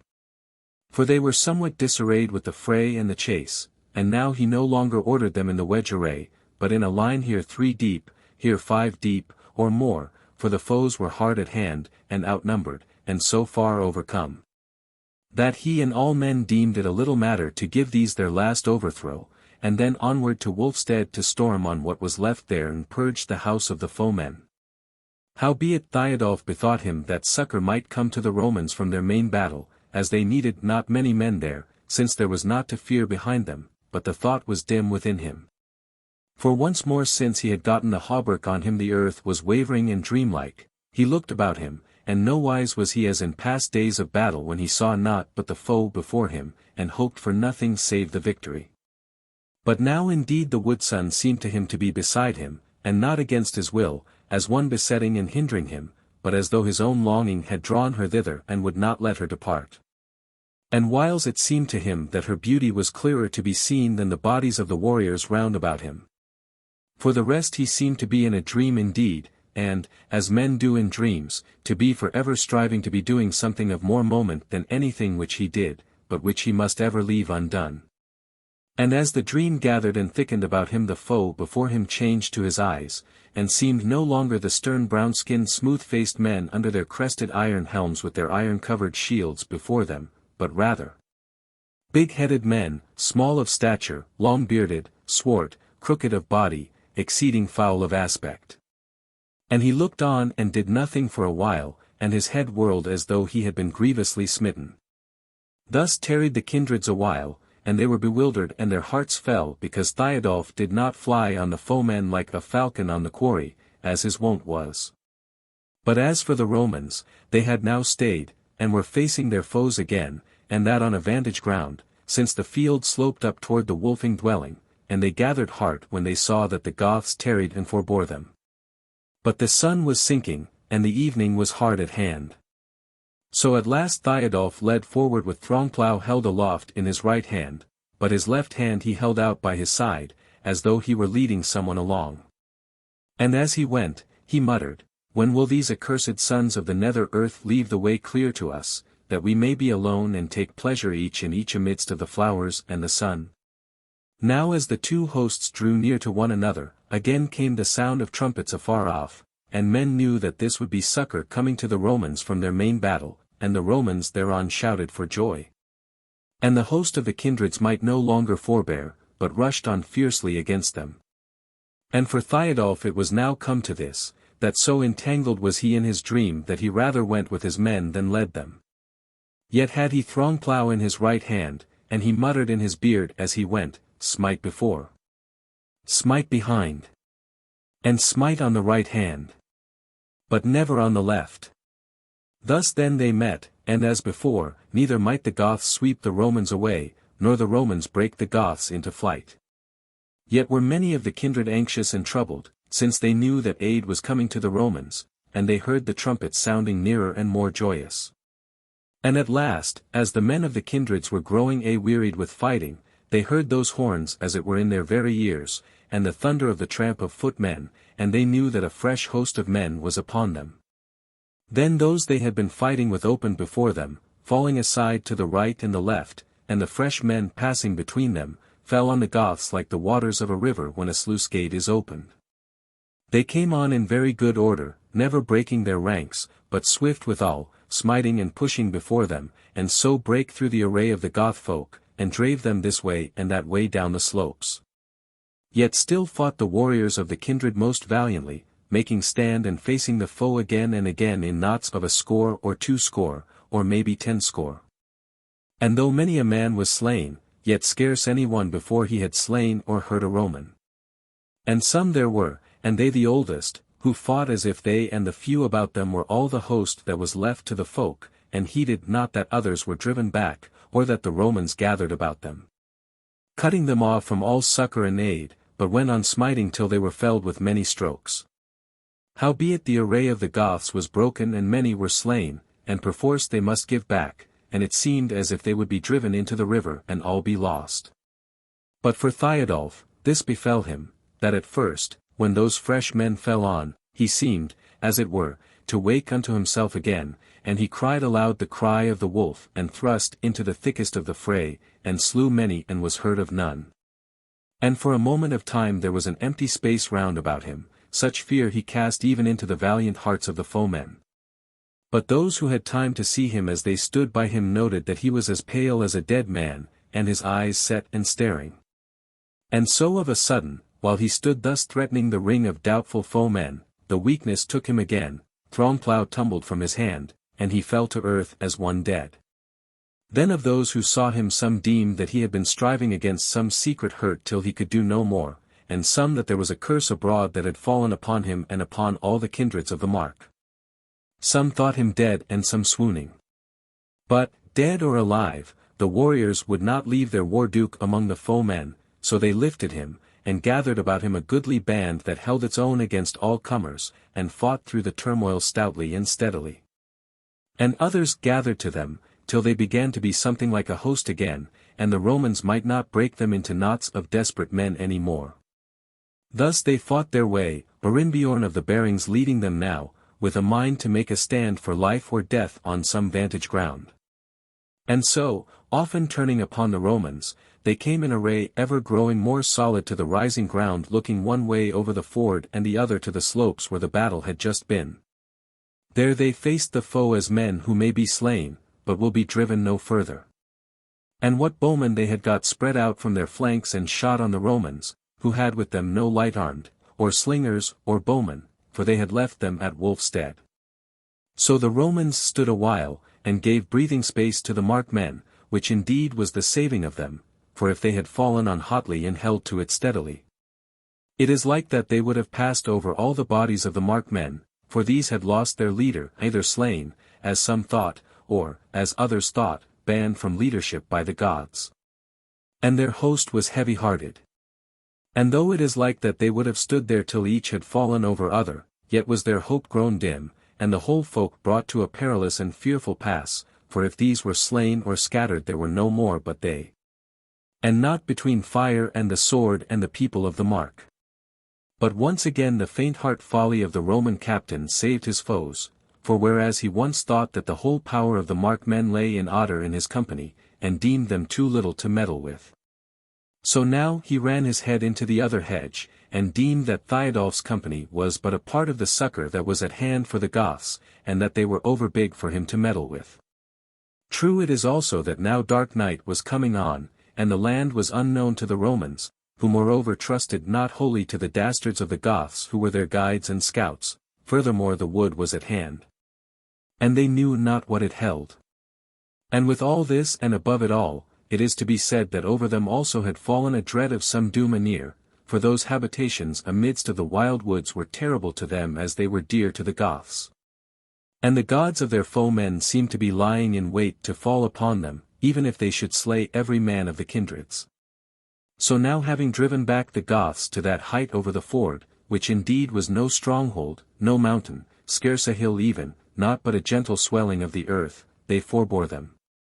And raising up the whoop of victory drew slowly aback, picking up their own dead and wounded, and slaying the wounded Markmen. They had with them also some few captives, but not many. For the fighting had been to the death between man and man on the Wolfing meadow. Chapter 25. The host of the Markmen cometh into the wildwood. Yet though the Romans were gone, the Goth folk were very hard bested. They had been overthrown, not sorely maybe if they had been in an alien land, and free to come and go as they would. Yet sorely as things were, because the foeman was sitting in their own house, and they must needs drag him out of it or perish, and to many the days seemed evil, and the gods fighting against them. And both the Wolfings and the other kindreds bethought them of the Wholeson and her wisdom and longed to hear of tidings concerning her. But now the word ran through the host that Thiodolf was certainly not slain. Slowly he had come to himself, and yet was not himself, for he sat among his men gloomy and silent, clean contrary to his wont. For hitherto he had been a merry man, and a joyous fellow. Amidst of the ridge whereon the Markmen now abode, there was a ring made of the chief warriors and captains and wise men who had not been slain or grievously hurt in the fray, and amidst them all sat Thiodolf on the ground. His chin sunken on his breast, looking more like a captive than the leader of a host amidst of his men. And that the more as his scabbard was empty, for when Throngplow had fallen from his hand, it had been trodden under foot, and lost in the turmoil. There he sat, and the others in that ring of men looked sadly upon him. Such as Arinbjorn of the Bearings, and Wolfkettle and Thorolf of his own house, and Hierandi of the Elkings, and Gearbald the Shielding, the messenger of the woods, and Fox who had seen the Roman Garth, and many others. It was night now, and men had lighted fires about the host, for they said that the Romans knew where to find them if they listed to seek. And about those fires were men eating and drinking what they might come at, but amidmost of that ring was the biggest fire, and men turned them towards it for counsel and help, for elsewhere none said, "What do we?" For they were heavy-hearted and reedless, since the gods had taken the victory out of their hands just when they seemed at point to win it. But amidst all this there was a little stir outside that biggest ring, and men parted, and through them came a swain amongst the chiefs, and said, "Who will lead me to the war-duke?" Thiodolf, who was close beside the lad, answered never a word. But Arinbjorn said, "This man here sitting is the war-duke, speak to him, for he may hearken to thee, but first who art thou?" Said the lad. "My name is Olli the son of Grey, and I come with a message from the Wholeson and the stay-at-homes who are in the woodland." Now when he named the Wholeson Thiodolf started and looked up, and turning to his left hand said, "And what saith thy daughter?" Men did not heed that he said thy daughter, but deemed that he said my daughter, since he was wont as her would-be foster-father to call her so. But Olli spake. "War-duke and ye chieftains, thus saith the Wholeson, I know that by this time Otter hath been slain and many another, and ye have been overthrown and chased by the Romans. And that now there is little counsel in you except to abide the foe where ye are and there to die valiantly. But now do my bidding and as I am bidden, and then whosoever dieth or liveth, the kindreds shall vanquish that they may live and grow greater. Do ye thus, the Romans think no otherwise but to find you here tomorrow or else departed across the water as broken men, and they will fall upon you with their whole host. And then make a wargarth after their manner at Wolfstead and carry fire and the sword and the chains of thraldom into every house of the mark. Now therefore fetch a compass and come into the wood on the northwest of the houses and make your way to the Thingstead of the Midmark. For who knoweth but that tomorrow we may fall upon these thieves again? Of this shall ye hear more when we may speak together and take counsel face to face, for we stay at homes know somewhat closely of the ways of these Romans. Haste then. Let not the grass grow over your feet. But to thee, Thiodolf, have I a word to say when we meet, for I wot that as now thou canst not hearken to my word. Thus saith the Hall-son. Wilt thou speak, War-Duke, said Arinbjorn. But Thiodolf shook his head. Then said Arinbjorn. Shall I speak for thee? And Thiodolf nodded yea. Then said Arinbjorn, Ali son of Grey, art thou going back to her that sent thee? Yea, said the lad, but in your company, for ye will be coming straightway and I know all the ways closely. And there is need for a guide through the dark night as ye will see presently. Then stood up Arinbjorn and said, Chiefs and captains, go ye speedily and array your men for departure, bid them leave all the fires burning and come their ways as silently as may be. For now will we wend this same hour before moonrise into the wild wood and the Thingstead of Midmark, thus saith the War-Duke. But when they were gone, and Arinbjorn and Thiodolf were left alone, Thiodolf lifted up his head and spake slowly and painfully. Arinbjorn, I thank thee, and thou dost well to lead this folk, since as for me that is somewhat that weighs me down. And I know not whether it be life or death. Therefore I may no longer be your captain, for twice now have I blenched from the battle. Yet command me, and I will obey, set a sword in my hand and I will smite, till the god snatches it out of my hand, as he did Thromplow today. And that is well, said Arinbjorn, it may be that ye shall meet that god tomorrow, and heave up sword against him, and either overcome him or go to thy fathers a proud and valiant man. So they spake, and Thiodolf stood up and seemed of better cheer. But presently the whole host was afoot, and they went their ways warily with little noise, and wound little by little about the Wolfing meadow and about the acres towards the wood at the back of the houses. And they met nothing by the way except an outguard of the Romans, whom they slew there nigh silently, and bore away their bodies, 12 in number, lest the Romans when they sent to change the guard should find the slain and have an inkling of the way the Goths were gone. But now they deemed that the Romans might think their guard fled, or perchance that they had been carried away by the gods of the woodland folk. So came they into the wood, and Arinbjorn and the chiefs were for striking the Allmen's road to the Thingstead and so coming thither, but the lad Ali when he heard it laughed and said, If ye would sleep tonight ye shall wend another way. For the Hall-son hath had us at work cumbering it against the foe with great trees felled with limbs, branches, and all. And indeed ye shall find the Thingstead fenced like a castle, and the in-gate hard to find, yet will I bring you thither. So did he without delay, and presently they came anigh the Thingstead. And the place was fenced cunningly, so that if men would enter they must go by a narrow way that had a fence of tree trunks on each side wending inward like the maze in a pleasance. Thereby now wended the host all afoot, since it was a holy place and no beast must set foot therein, so that the horses were left without it, so slowly and right quietly once more they came into the garth of the Thingstead. And lo, a many folk there, of the Wolfings and the Barings and other kindreds, who had gathered thereto. And albeit these were not warriors in their prime, yet were there none save the young children and the weaker of the women but had weapons of some kind, and they were well ordered, standing or sitting in ranks like folk awaiting battle. There were booths of boughs and rushes set up for shelter of the feebler women and the old men and children along the edges of the fence. For the Hall-son had bidden them keep the space clear round about the Doom-ring and the Hill of Speech as if for a mighty Folk-Mote, so that the warriors might have room to muster there and order their array. There were some cooking fires lighted about the aforesaid booths, but neither many nor great, and they were screened with wattle from the side that lay toward the Romans. For the Hall-son would not that they should hold up lanterns for their foemen to find them by. Little noise there was in that stronghold, moreover, for the hearts of all who knew their right hands from their left were set on battle and the destruction of the foe that would destroy the kindreds. Anigh the speech hill, on its eastern side, had the bole of a slender beech tree been set up, and at the top of it a cross-beam was nailed on, and therefrom hung the wondrous lamp, the hall sun, glimmering from on high. And though its light was but a glimmer amongst the mighty wood, yet was it also screened on 3 sides from the sight of the chance wanderer by wings of thin plank. But beneath her namesake as beforetime in the hall sat the hall sun, the maiden, on a heap of faggots, and she was wrapped in a dark blue cloak from under which gleamed the folds of the fair golden-broidered gown she was wont to wear at Folk-Motes.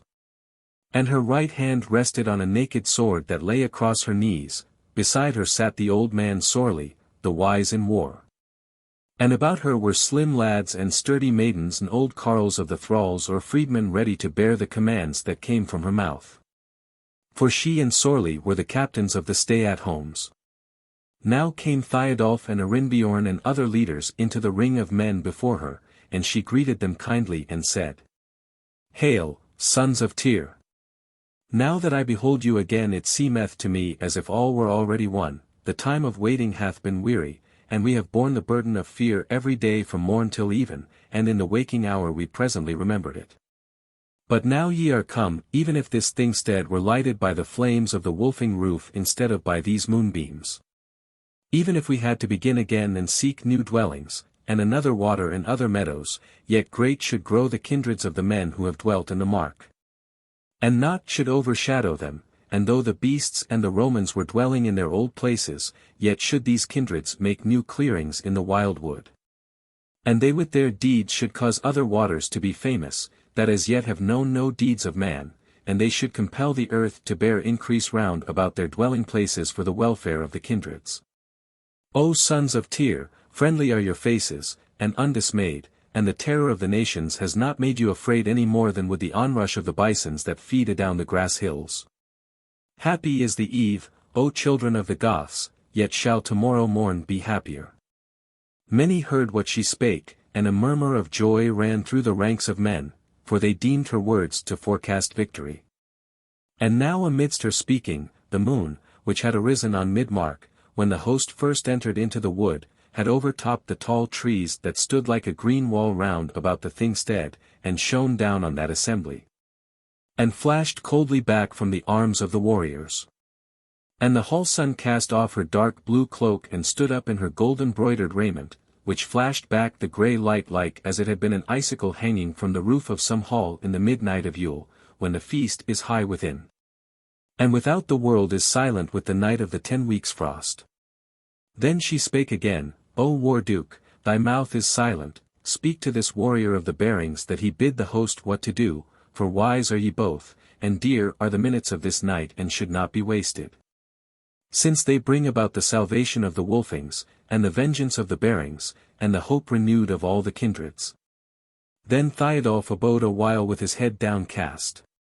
His bosom heaved, and he set his left hand to his swordless scabbard, and his right to his throat, as though he were sore troubled with something he might not tell of, but at last he lifted up his head and spoke to Arinbjorn. But slowly and painfully, as he had spoken before. "Chief of the bearings, go up onto the hill of speech, and speak to the folk out of thy wisdom, and let them know that tomorrow early before the sunrising those that may, and are not bound by the gods against it, shall do deeds according to their might, and win rest for themselves, and new days of deeds for the kindreds." Therewith he ceased, and let his head fall again, and the hall sun looked at him askance. But Arinbjorn clomb the speech hill and said, "Men of the kindreds, it is now a few days since we first met the Romans and fought with them. And whiles we have had the better, and whiles the worse in our dealings, as often war befalleth, for they are men, and we no less than men. But now look to it what ye will do. For we may no longer endure these outlanders in our houses, and we must either die or get our own again, and that is not merely a few wares stored up for use, nor a few head of meat, nor certain timbers piled up into a dwelling. But the life we have made in the land we have made. I show you no choice, for no choice there is. Here are we bare of everything in the wild wood, for the most part our children are crying for us at home, our wives are longing for us in our houses, and if we come not to them in kindness, the Romans shall come to them in grimness. Down yonder in the plain, moreover, is our Wain-Burg slowly drawing near to us, and with it is much livelihood of ours, which is a little thing, for we may get more. But also there are our banners of battle and the tokens of the kindred, which is a great thing. And between all this and us there lieth but little. Not but a band of valiant men, and a few swords and spears, and a few wounds, and the hope of death amidst the praise of the people, and this ye have to set out to wend across within 2 or 3 hours. I will not ask if ye will do so, for I wot that even so ye will, therefore when I have done, shout not, nor clash sword on shield, for we are no great way off that house of ours wherein dwells the foe that would destroy us. Let each man rest as he may, and sleep if he may with his war gear on him and his weapons by his side, and when he is next awakened by the captains and the leaders of hundreds and scores, let him not think that it is night. But let him betake himself to his place among his kindred and be ready to go through the wood with as little noise as may be. Now all is said that the war-duke would have me say, and tomorrow shall those see him who are foremost in falling upon the foemen, for he longeth sorely for his seat on the days of the Wolfing hall. So he spake, and even as he bade them, they made no sound save a joyous murmur, and straightway the more part of them betook themselves to sleep as men who must busy themselves about a weighty matter, for they were wise in the ways of war. So sank all the host to the ground save those who were appointed as watchers of the night, and Arinbjorn and Thiodolf and the whole son, they 3 yet stood together. And Arinbjorn said, Now it seems to me not so much as if we had vanquished the foe and were safe and at rest, but rather as if we had no foemen and never have had. Deep peace is on me, though hitherto I have been deemed a wrathful man, and it is to me as if the kindreds that I love had filled the whole earth, and left no room for foemen, even so it may really be one day. Tonight it is well, yet tomorrow it shall be better. What thine errand may be, Thiodolf, I scarce know, for something hath changed in thee, and thou art become strange to us. But as for mine errand, I will tell it thee. It is that I am seeking Otter of the Laxings, my friend and fellow, whose wisdom my foolishness drave under the point and edge of the Romans, so that he is no longer here. I am seeking him, and tomorrow I think I shall find him, for he hath not had time to travel far, and we shall be blithe and merry together. And now will I sleep, for I have bidden the watchers awaken me if any need be. Sleep thou also, Thiodolf. And wake up thine old self when the moon is low. Therewith he laid himself down under the lee of the pile of faggots, and was presently asleep. Chapter 26. Thiodolf talketh with the wood-son. Now were Thiodolf and the whole-son left alone together standing by the speech-hill, and the moon was risen high in the heavens above the tree-tops of the wildwood. Thiodolf scarce stirred, and he still held his head bent down as one lost in thought. Then said the whole-son, speaking softly amidst the hush of the camp. I have said that the minutes of this night are dear, and they are passing swiftly. And it may be that thou wilt have much to say and to do before the host is astir with the dawning. So come thou with me a little way, that thou mayst hear of new tidings, and think what were best to do amidst them. And without more ado she took him by the hand and led him forth, and he went as he was led, not saying a word. They passed out of the camp into the wood, none hindering, and went a long way where under the beech leaves there was but a glimmer of the moonlight, and presently Thiodolf's feet went as it were of themselves. For they had hit a path that he knew well and over well. So came they to that little wood-lawn where first in this tale Thiodolf met the wood-son, and the stone seat there was not empty now any more than it was then. For thereon sat the wood-son, clad once more in her glittering raiment. Her head was sunken down, her face hidden by her hands, neither did she look up when she heard their feet on the grass, for she knew who they were. Thiodolf lingered not. For a moment it was to him as if all that past time had never been, and its battles and hurry and hopes and fears but mere shows, and the unspoken words of a dream. He went straight up to her and sat down by her side and put his arm about her shoulders, and strove to take her hand to caress it, but she moved but little, and it was as if she heeded him not. And the whole-son stood before them and looked at them for a little while, and then she fell to speech, but at the first sound of her voice, it seemed that the wood sun trembled, but still she hid her face. Said the whole sun, "Two griefs I see before me in mighty hearts grown great. And to change both these into gladness outgoes the power of fate. Yet I, a lonely maiden, have might to vanquish one, till it melt as the mist of the morning before the summer sun. O wood sun, thou hast borne me, and I were fain indeed to give thee back thy gladness. But thou comest of the Godhead seed. And herein my might avails not, because I can but show unto these wedded sorrows the truth that the heart should know, ere the will hath wielded the hand. And for thee, I can tell thee not, that thou hast not known this long while, thy will and thine hand have wrought. And the man that thou lovest shall live in despite of gods and of men, if yet thy will endureth. But what shall it profit thee then, that after the fashion of Godhead thou hast gotten thee a thrall, to be thine and never another's, whatso in the world may befall? Lo! Yesterday this was a man, and tomorrow it might have been the very joy of the people, though never again it were seen. Yet a part of all they hoped for through all the lapse of years, to make their laughter happy and dull the sting of tears, to quicken all remembrance of deeds that never die, and death that mocketh eager to live as the days go by. Yea, many a deed had he done as he lay in the dark of the mound, as the seed wheat plotteth of spring, laid under the face of the ground, that the foot of the husbandman treadeth, that the wind of the winter wears, that the turbid cold flood hideth from the constant hope of the years. This man that should leave in his death his life unto many in one, wilt thou make him a god of the fearful who live lone under the sun? And then shalt thou have what thou wouldest when amidst of the hazelled field thou kissedst the mouth of the helper, and the hand of the people's shield. Shalt thou have the thing that thou wouldest when thou broughtest me to birth. And I, the soul of the Wolfings, began to look on earth. Wilt thou play the god, O mother, and make a man anew?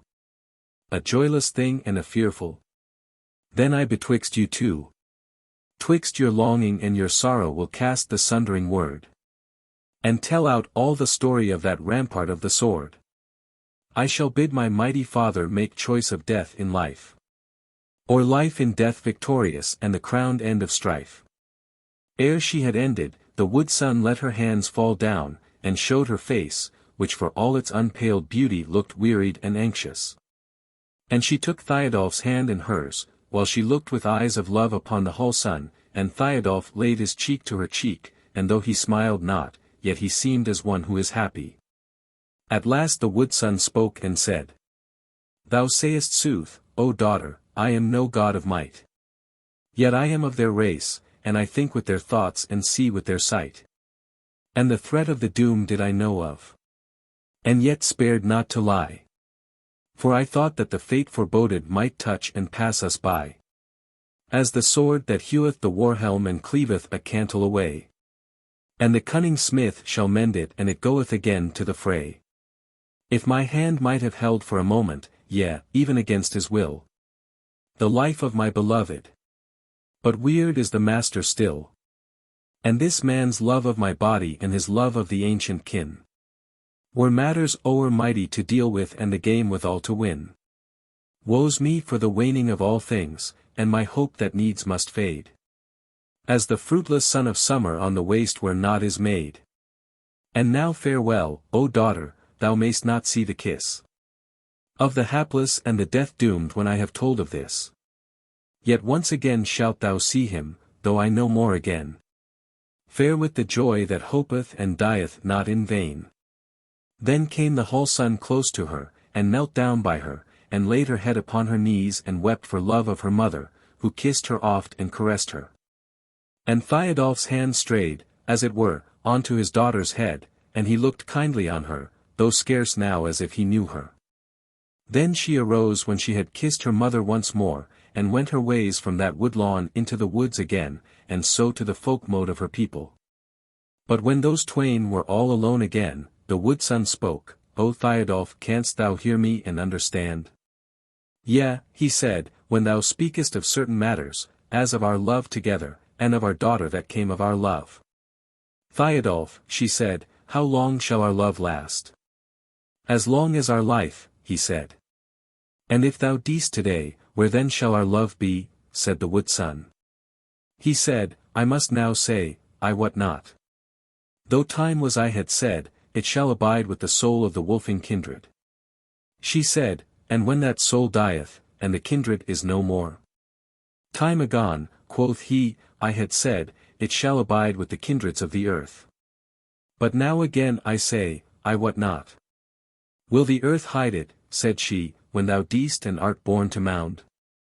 Even so didst thou say when we spake together that other night, said he, and now I may say not against thy word.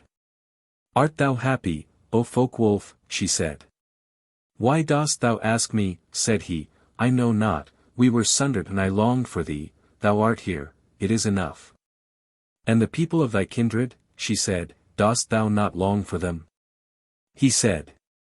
Didst thou not say that I was not of them? Yet were they my friends, and needed me, and I loved them, but by this evening they will need me no more, or but little, for they will be victorious over their foes, so hath the Wholeson foretold. What then?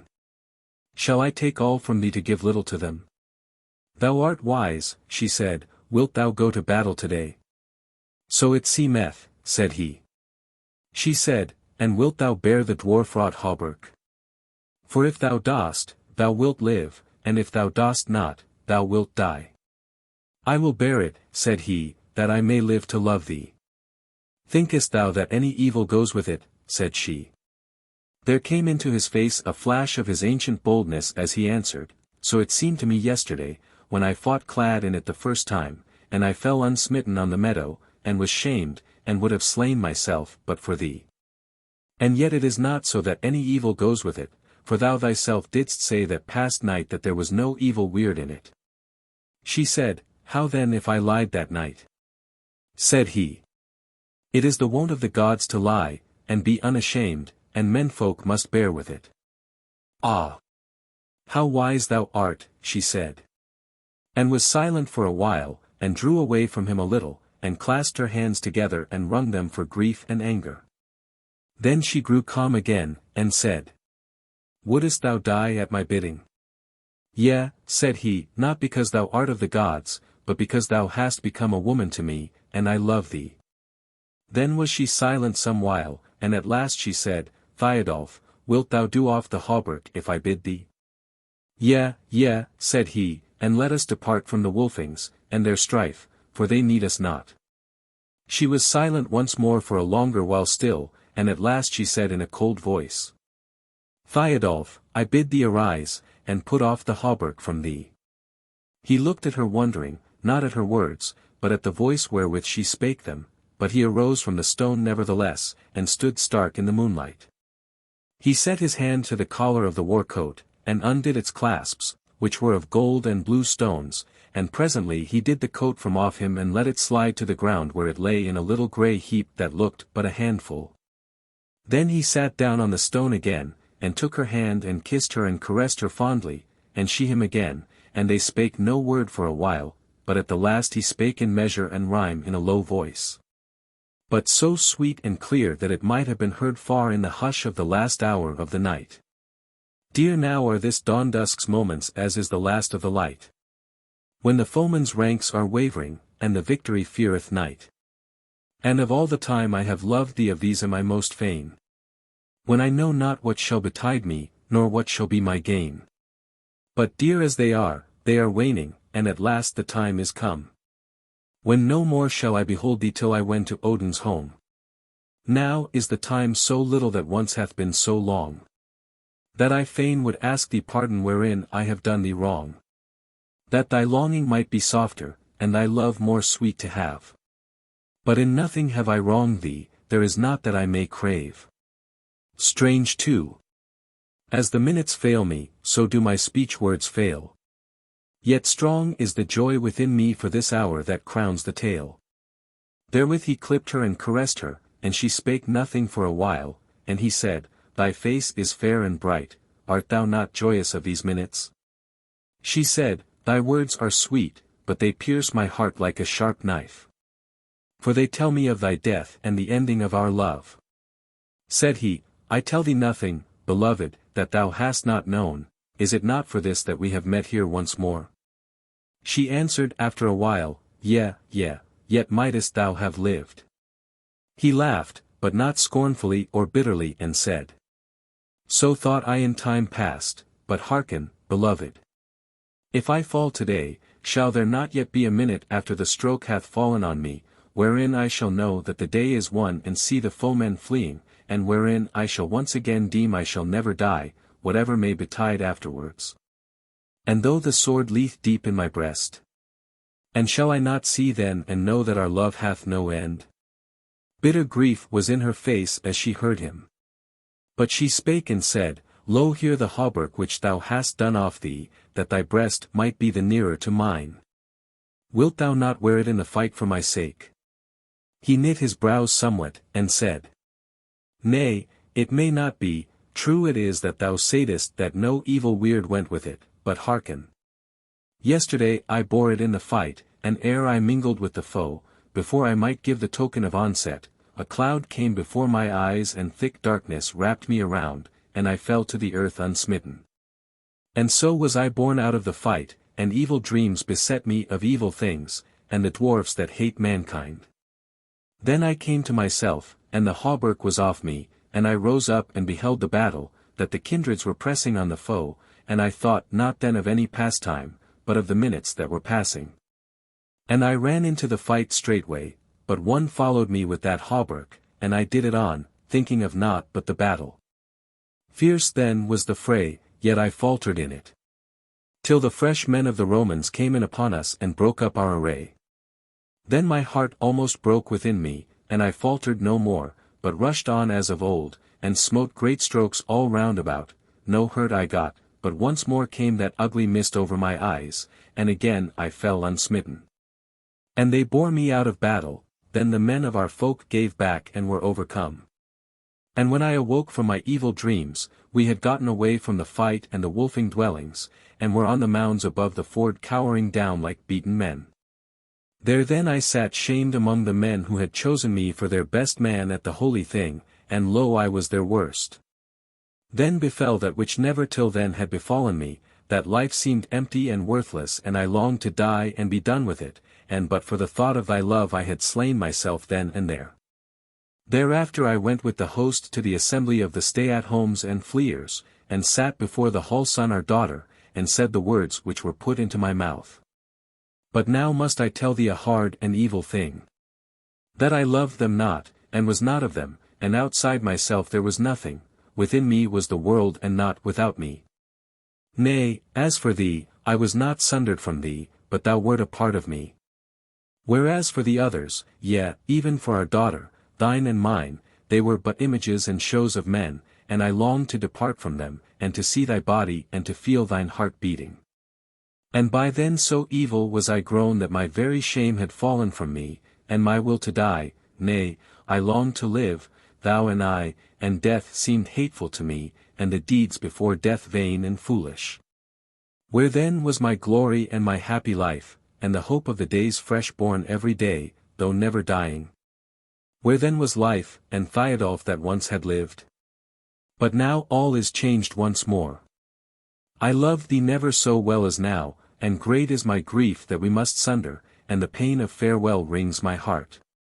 Yet since I am once more Thiodolf the mighty, in my heart there is room for joy also. Look at me, O wood son, look at me, O beloved. Tell me, am I not fair with the fairness of the warrior and the helper of the folk? Is not my voice kind, do not my lips smile, and mine eyes shine? See how steady is mine hand, the friend of the folk. For mine eyes are cleared again, and I can see the kindreds as they are, and their desire of life and scorn of death, and this is what they have made me myself.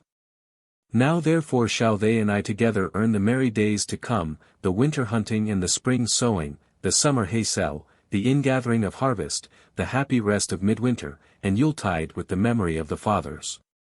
Wedded to the hope of the days to be. Well may they bid me help them who have hope in me. Well may they bid me die who have made me live.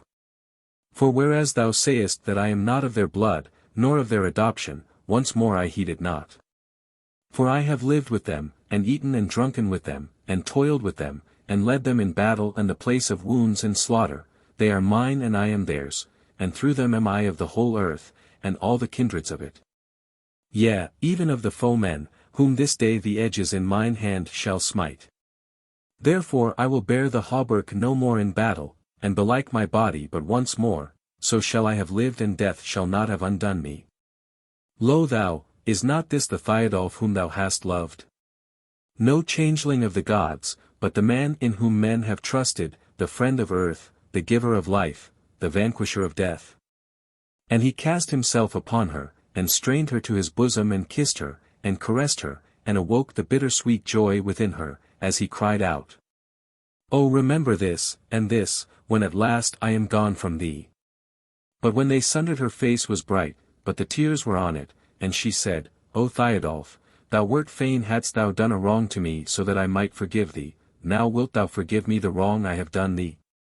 Yea, he said, even so would I do, were we both to live, and how much more if this be the dawn of our sundering day. What hast thou done? She said, I lied to thee concerning the hauberk when I said that no evil weird went with it, and this I did for the saving of thy life. He laid his hand fondly on her head, and spake smiling, such is the wont of the godkin, because they know not the hearts of men. Tell me all the truth of it now at last. She said. Hear then the tale of the hauberk and the truth there is to tell. There was a maid of the godkin, and she loved a man right well, who unto the battle was wending. And she of her wisdom knew that thence to the folk hall threshold should come back but a very few. And she feared for her love, for she doubted that of these he should not be. So she wended the wilds lamenting, as I have lamented for thee. And many wise she pondered, how to bring her will to pass. E'en as I for thee have pondered, as her feet led over the grass. Till she lifted her eyes in the wild wood, and lo! She stood before the hall of the hollow places. And the dwarf lord stood in the door, and held in his hand the hauberk, whereon the hammers blow. The last of all had been smitten, and the sword should be hammer now. Then the dwarf beheld her fairness, and the wildwood many-leaved. Before his eyes was reeling at the hope his heart conceived. So sorely he longed for her body. And he laughed before her and cried, O Lady of the Desert, thou fairest wandering wide, lamenting thy beloved and the Folk-Mote of the spear. But if amidst of the battle this child of the hammer he bear, he shall laugh at the foeman's edges and come back to thy lily breast. And of all the days of his lifetime shall his coming years be best. Then she bowed adown her godhead and sore for the hauberk she prayed.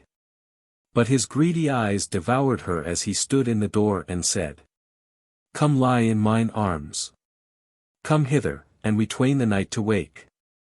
And then as a gift of the morning the hauberk shall ye take. So she humbled herself before him, and entered into the cave. The dusky, the deep gleaming, the gem-strewn golden grave. But he saw not her girdle loosened, or her bosom gleam on his love. For she set the sleep-thorn in him, that he saw, but might not move. Though the bitter salt tears burned him for the anguish of his greed. And she took the hammer's offspring, her unearned morning meed. And went her ways from the rock hall and was glad for her warrior's sake. But behind her dull speech followed, and the voice of the hollow spake. Thou hast left me bound in anguish, and hast gained thine heart's desire. Now I would that the dewy nightgrass might be to thy feet as the fire. And shrivel thy raiment about thee, and leave thee bare to the flame. And no way but a fiery furnace for the road whereby ye came. But since the folk of God home we may not slay nor smite. And that fool of the folk that thou lovest, thou hast saved in my despite. Take with thee, thief of God home. This other word I say. Since the safeguard wrought in the ring-mail I may not do away. I lay this curse upon it, that whoso weareth the same shall save his life in the battle, and have the battle's shame. He shall live through rack and ruin, and ever have the worse. And drag adown his kindred, and bear the people's curse. Lo, this the tale of the hauberk, and I knew it for the truth. And little I thought of the kindreds. Of their day I had no ruth. For I said, they are doomed to departure, in a little while must they wane. And not it helpeth or hindereth if I hold my hand or refrain. Yea, thou wert become the kindred, both thine and mine. And thy birth to me was the roofing of heaven, and the building up of earth. I have loved, and I must sorrow, thou hast lived, and thou must die. Ah, wherefore were there others in the world than thou and I? He turned round to her and clasped her strongly in his arms again, and kissed her many times and said, Lo, here art thou forgiven, and here I say farewell. Hear the token of my wonder which my words may never tell. The wonder past all thinking, that my love and thine should blend. That thus our lives should mingle, and sunder in the end. Lo, this, for the last remembrance of the mighty man I was. Of thy love and thy forbearing, and all that came to pass. Night wanes, and heaven dites her for the kiss of sun and earth. Look up, look last upon me on this morn of the kindred's mirth. Therewith he arose and lingered no minute longer, but departed, going as straight towards the Thingstead and the Folk-Mote of his kindred as the swallow goes to her nest in the hall porch. He looked not once behind him, though a bitter wailing rang through the woods and filled his heart with the bitterness of her woe and the anguish of the hour of sundering. Chapter 27. They went to the morning battle. Now when Thiodolf came back to the camp the signs of dawn were plain in the sky, the moon was low and sinking behind the trees, and he saw at once that the men were stirring and getting ready for departure. He looked gladly and blithely at the men he fell in with, and they at him, and scarce could they refrain a shout when they beheld his face and the brightness of it. He went straight up to where the whole sun was yet sitting under her namesake, with Arinbjorn standing before her amidst of a ring of leaders of hundreds and scores, but old Sorley sat by her side clad in all his war gear. When Thiodolf first came into that ring of men they looked doubtfully at him, as if they dreaded somewhat, but when they had well beheld him their faces cleared, and they became joyous. He went straight up to Arinbjorn and kissed the old warrior, and said to him, I give thee good morrow, O leader of the Barings. Here now is come the War-Duke. And meseems that we should get to work as speedily as may be, for lo the dawning. Hail to thine hand, War-Duke, said Arinbjorn joyously, there is no more to do but to take thy word concerning the order wherein we shall wend, for all men are armed and ready. Said Thiodolf, Lo ye, I lack war gear and weapons. Is there a good sword hereby, a helm, a byrnie and a shield? For hard will be the battle, and we must fence ourselves all we may. Hard by, said Arinbjorn, is the war gear of Ivar of our house, who is dead in the night of his hurts gotten in yesterday's battle. Thou and he are alike in stature, and with a good will doth he give them to thee, and they are goodly things. For he comes of smithying blood. Yet is it a pity of Throngplow that he lieth on the field of the slain. But Thiodolf smiled and said, Nay, Ivar's blade shall serve my turn today, and thereafter shall it be seen to, for then will be time for many things. So they went to fetch him the weapons, but he said to Arinbjorn, Hast thou numbered the host? What are the gleanings of the Roman sword? Said Arinbjorn, Here have we more than 3,300 warriors of the host fit for battle, and besides this here are gathered 1,800 of the Wolfings and the Barings, and of the other houses, mostly from over the water. And of these nigh upon 700 may bear sword or shoot shaft. Neither shall ye hinder them from so doing if the battle be joined. Then said Thiodolf, We shall order us into 3 battles, the Wolfings and the Barings to lead the first, for this is our business. But others of the smaller houses this side the water to be with us, and the Elkings and Galtings and the other houses of the Mid-mark on the further side of the water to be in the second, and with them the more part of the Nether-mark. But the men of Up-mark to be in the third, and the stay-at-homes to follow on with them, and this third battle to let the wood cover them till they be needed, which may not be till the day of fight draws to an end. When all shall be needed, for no Roman man must be left alive or untaken by this even, or else must we all go to the gods together. Hearken, Arinbjorn. I am not called foresighted, and yet meseems I see somewhat how this day shall go, and it is not to be hidden that I shall not see another battle until the last of all battles is at hand. But be of good cheer, for I shall not die till the end of the fight, and once more I shall be a man's help unto you. Now the first of the Romans we meet shall not be able to stand before us, for they shall be unready, and when their men are gotten ready and are fighting with us grimly, ye of the second battle shall hear the war token, and shall fall on. And they shall be dismayed when they see so many fresh men come into the fight. Yet shall they stand stoutly, for they are valiant men, and shall not all be taken unawares. Then, if they withstand us long enough, shall the third battle come forth from the wood, and fall on either flank of them, and the day shall be won. But I think not that they shall withstand us so long, but that the men of Upmark and the stay-at-home shall have the chasing of them. Now get me my war gear, and let the first battle get them to the outgate of the garth. So they brought him his arms. And meanwhile the Hallson spake to one of the captains, and he turned and went away a little space, and then came back, having with him 3 strong warriors of the Wolfings, and he brought them before the Hallson, who said to them, Ye 3. Steinulf, Athelulf, and Grani the Grey, I have sent for you because ye are men both mighty in battle and deft woodwrights and housesmiths. Ye shall follow Thiodolf closely, when he winneth into the Roman garth, yet shall ye fight wisely, so that ye be not slain, or at least not all. Ye shall enter the hall with Thiodolf, and when ye are therein, if need be, ye shall run down the hall at your swiftest, and mount up into the loft betwixt the middle hearth and the women's chamber. And there shall ye find good store of water in vats and tubs, and this ye shall use for quenching the fire of the hall if the foemen fire it, as is not unlike to be. Then Grani spoke for the others and said he would pay all heed to her words, and they departed to join their company. Now was Thiodolf armed. And Arinbjorn, turning about before he went to his place, beheld him and knit his brow, and said, What is this, Thiodolf? Didst thou not swear to the gods not to bear helm or shield in the battles of this strife? Yet hast thou Ivor's helm on thine head and his shield ready beside thee, wilt thou forswear thyself? So doing shalt thou bring woe upon the house. Arinbjorn, said Thiodolf, where didst thou hear tell of me that I had made myself the thrall of the gods? The oath that I swear was sworn when mine heart was not whole towards our people. And now will I break it that I may keep what of good intent there was in it, and cast away the rest. Long is the story, but if we journey together tonight I will tell it thee. Likewise I will tell it to the gods if they look sourly upon me when I see them, and all shall be well. He smiled as he spoke, and Arinbjorn smiled on him in turn and went his ways to array the host.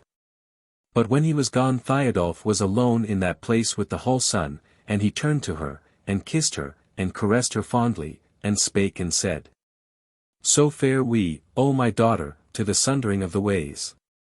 Short is my journey henceforth to the door that ends my days. And long the road that leeth as yet before thy feet. How fain were I that thy journey from day to day were sweet. With peace to thee and pleasure.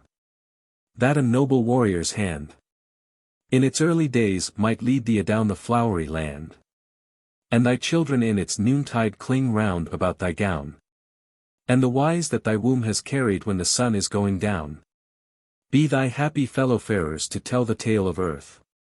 But I wot that for no such sweetness did we bring thee unto birth. But to be the soul of the Wolfings till the other days should come. And the fruit of the kindred's harvest with thee is garnered home. Yet if for no blithe faring thy life-day is ordained. Yet peace that long endureth maybe thy soul hath gained. And thy sorrow of this even thy latest grief shall be. The grief wherewith thou singest the death song over me. She looked up at him and smiled, though the tears were on her face, then she said. Though today the grief beginneth yet the bitterness is done. Though my body wendeth barren 'neath the beams of the quickening sun. Yet remembrance still abideth, and long after the days of my life. Shall I live in the tale of the morning, when they tell of the ending of strife. And the deeds of this little hand, and the thought conceived in my heart. And never again henceforward from the folk shall I fare apart. And if of the earth, my father, thou hast tidings in thy place. Thou shalt hear how they call me the ransom and the mother of happy days. Then she wept outright for a brief space, and thereafter she said, Keep this in thine heart, O father, that I shall remember all. Since thou liftedst the she-wolf's nursling in the oak tree's leafy hall. Yea, every time I remember when hand in hand we went amidst the shafts of the beech trees, and down to the youngling bent. The folk-wolf in his glory when the eve of fight drew nigh. And every time I remember when we wandered joyfully adown the sunny meadow and lived a while of life. Midst the herbs and the beasts and the waters so free from fear and strife. That thy years and thy might and thy wisdom, I had no part therein. But thou wert as the twin-born brother of the maiden slim and thin. The maiden shy in the feast hall and blithe in wood and field. Thus have we fared, my father. And e'en now when thou bearest shield on the last of thy days of mid-earth, twixt us 'tis even so. That the heart of my like-aged brother is the heart of thee that I know. Then the bitterness of tears stayed her speech, and he spake no word more, but took her in his arms a while and soothed her and fondled her, and then they parted, and he went with great strides towards the outgoing of the Thingstead. There he found the warriors of his house and of the Bearings and the lesser houses of Midmark, all duly ordered for wending through the wood. The dawn was coming on apace, but the wood was yet dark. But whereas the Wolfings led, and each man of them knew the wood like his own hand, there was no straying or disarray. And in less than a half-hour's space Thiodolf and the first battle were come to the wood behind the hazel trees at the back of the hall, and before them was the dawning round about the roof of the kindred. The eastern heavens were brightening, and they could see all things clear without the wood. Chapter 28 Of the Storm of Dawning. Then Thiodolf bade Fox and 2 others steal forward, and see what of foemen was before them. So they fell to creeping on towards the open, but scarcely had they started, before all men could hear the tramp of men drawing nigh. Then Thiodolf himself took with him a score of his house and went quietly toward the wood edge till they were barely within the shadow of the beech wood, and he looked forth and saw men coming straight towards their lurking place. And those he saw were a good many, and they were mostly of the dastards of the Goths, but with them was a captain of 100 of the Romans, and some others of his kindred. And Thiodolf deemed that the Goths had been bidden to gather up some of the night watchers and enter the wood and fall on the stay-at-homes. So he bade his men get them aback, and he himself abode still at the very wood's edge listening intently with his sword bare in his hand. And he noted that those men of the foe stayed in the daylight outside the wood, but a few yards from it, and, by command as it seemed, fell silent and spake no word. And the morn was very still, and when the sound of their tramp over the grass had ceased, Thiodolf could hear the tramp of more men behind them. And then he had another thought, to wit that the Romans had sent scouts to see if the Goths yet abided on the vantage ground by the ford, and that when they had found them gone, they were minded to fall on them unawares in the refuge of the Thingstead and were about to do so by the counsel and leading of the dastard Goths. And that this was one body of the host led by those dastards, who knew somewhat of the woods. So he drew aback speedily, and catching hold of Fox by the shoulder, for he had taken him alone with him, he bade him creep along through the wood toward the Thingstead. And bring back speedy word whether there were any more foemen near the wood thereaway. And he himself came to his men, and ordered them for onset, drawing them up in a shallow half-moon, with the bowmen at the horns thereof. With the word to loose at the Romans as soon as they heard the war-horn blow, and all this was done speedily and with little noise, for they were well nigh so arrayed already. Thus then they waited, and there was more than a glimmer of light even under the beechen leaves, and the eastern sky was yellowing to sunrise. The other warriors were like hounds in a leash eager to be slipped. But Thiodolf stood calm and high-hearted turning over the memory of past days, and the time he thought of seemed long to him, but happy. Scarce had a score of minutes passed, and the Romans before them, who were now gathered thick behind those dastards of the Goths, had not moved. When back comes Fox and tells how he has come upon a great company of the Romans led by their thralls of the Goths who were just entering the wood, away there towards the Thingstead. But, War Duke, says he, I came also across our own folk of the second battle duly ordered in the wood ready to meet them, and they shall be well dealt with, and the sun shall rise for us and not for them. Then turns Thiodolf round to those nighest to him and says, but still softly. Hear ye a word, O people, of the wisdom of the foe. Before us thick they gather, and unto the death they go. They fare as lads with their cur-dogs who have stopped a fox's earth. And standing round the spinney, now chuckle in their mirth. Till one puts by the leafage and trembling stands a stare. At the sight of the wood wolf's father arising in his lair. They have come for our wives and our children, and our sword edge shall they meet. And which of them is happy save he of the swiftest feet? Speedily then went that word along the ranks of the kindred, and men were merry with the restless joy of battle, but scarce had 2 minutes passed ere suddenly the stillness of the dawn was broken by clamour and uproar. By shouts and shrieks, and the clashing of weapons from the wood on their left hand, and over all arose the roar of the Markmen's horn, for the battle was joined with the second company of the kindreds. But a rumour and murmur went from the foemen before Thiodolf's men, and then sprang forth the loud sharp word of the captains commanding and rebuking, as if the men were doubtful which way they should take. Amidst all which Thiodolf brandished his sword, and cried out in a great voice. Now, now, ye war sons! Now the wolf waketh! Lo how the wood beast wendeth in onset! E'en as his feet fare. Fall on and follow. And he led forth joyously, and terrible rang the long-refrained gathered shout of his battle as his folk rushed on together devouring the little space between their ambush and the hazel-beset greensward. In the twinkling of an eye the half-moon had lapped around the Roman Goths and those that were with them. And the dastards made no stand but turned about at once, crying out that the gods of the kindreds were come to aid and none could withstand them. But these fleers thrust against the band of Romans who were next to them, and bore them aback, and great was the turmoil. And when Thiodolf's storm fell full upon them, as it failed not to do, so close were they driven together that scarce could any man raise his hand for a stroke. For behind them stood a great company of those valiant spearmen of the Romans, who would not give way if anywise they might hold it out, and their ranks were closely serried, shield nigh touching shield, and their faces turned toward the foe. And so arrayed, though they might die, they scarce knew how to flee. As they might these thrust and hewed at the fleers, and gave fierce words but few to the Roman Goths, driving them back against their foemen, but the fleers had lost the cunning of their right hands. And they had cast away their shields and could not defend their very bodies against the wrath of the kindreds. And when they strove to flee to the right hand or to the left, they were met by the horns of the half-moon, and the arrows began to rain in upon them, and from so close were they shot at that no shaft failed to smite home. There then were the dastards slain, and their bodies served for a rampart against the onrush of the Markmen to those Romans who had stood fast.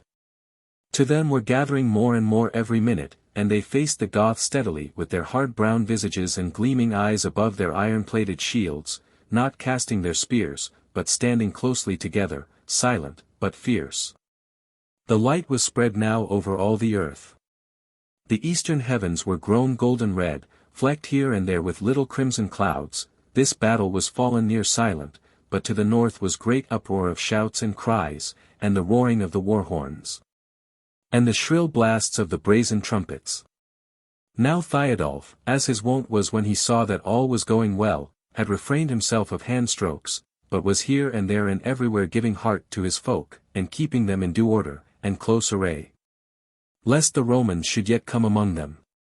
But he watched the ranks of the foe, and saw how presently they began to spread out beyond his, and might, if it were not looked to, take them in flank. And he was about to order his men anew to meet them, when he looked on his left hand and saw how Roman men were pouring thick from the wood out of all array. Followed by a close throng of the kindreds, for on this side the Romans were outnumbered and had stumbled unawares into the ambush of the Markmen, who had fallen on them straightway and disarrayed them from the first. This flight of their folk the Romans saw also, and held their men together, refraining from the onset, as men who deem that they will have enough to do to stand fast.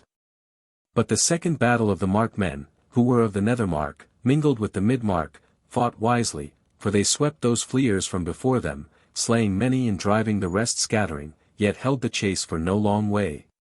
But wheeling about came sidelong on toward the battle of the Romans and Thiodolf. And when Thiodolf saw that, he set up the whoop of victory, he and his, and fell fiercely on the Romans, casting everything that would fly, as they rushed on to the handplay. So that there was many a Roman slain with the Roman spears that those who had fallen had left among their foemen. Now the Roman captains perceived that it availed not to tarry till the men of the Mid and Nether-marks fell upon their flank. So they gave command, and their ranks gave back little by little, facing their foes, and striving to draw themselves within the dike in Garth, which, after their custom, they had already cast up about the Wolfing roof, their stronghold.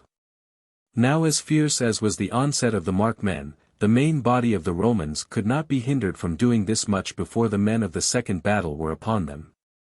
But Thiodolf and Arinbiorn with some of the mightiest brake their array in 2 places and entered in amongst them.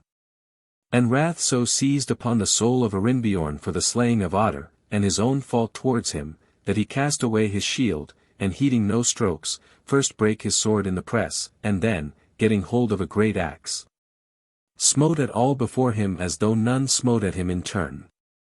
Yea, as though he were smiting down tree boles for a match against some other mighty man.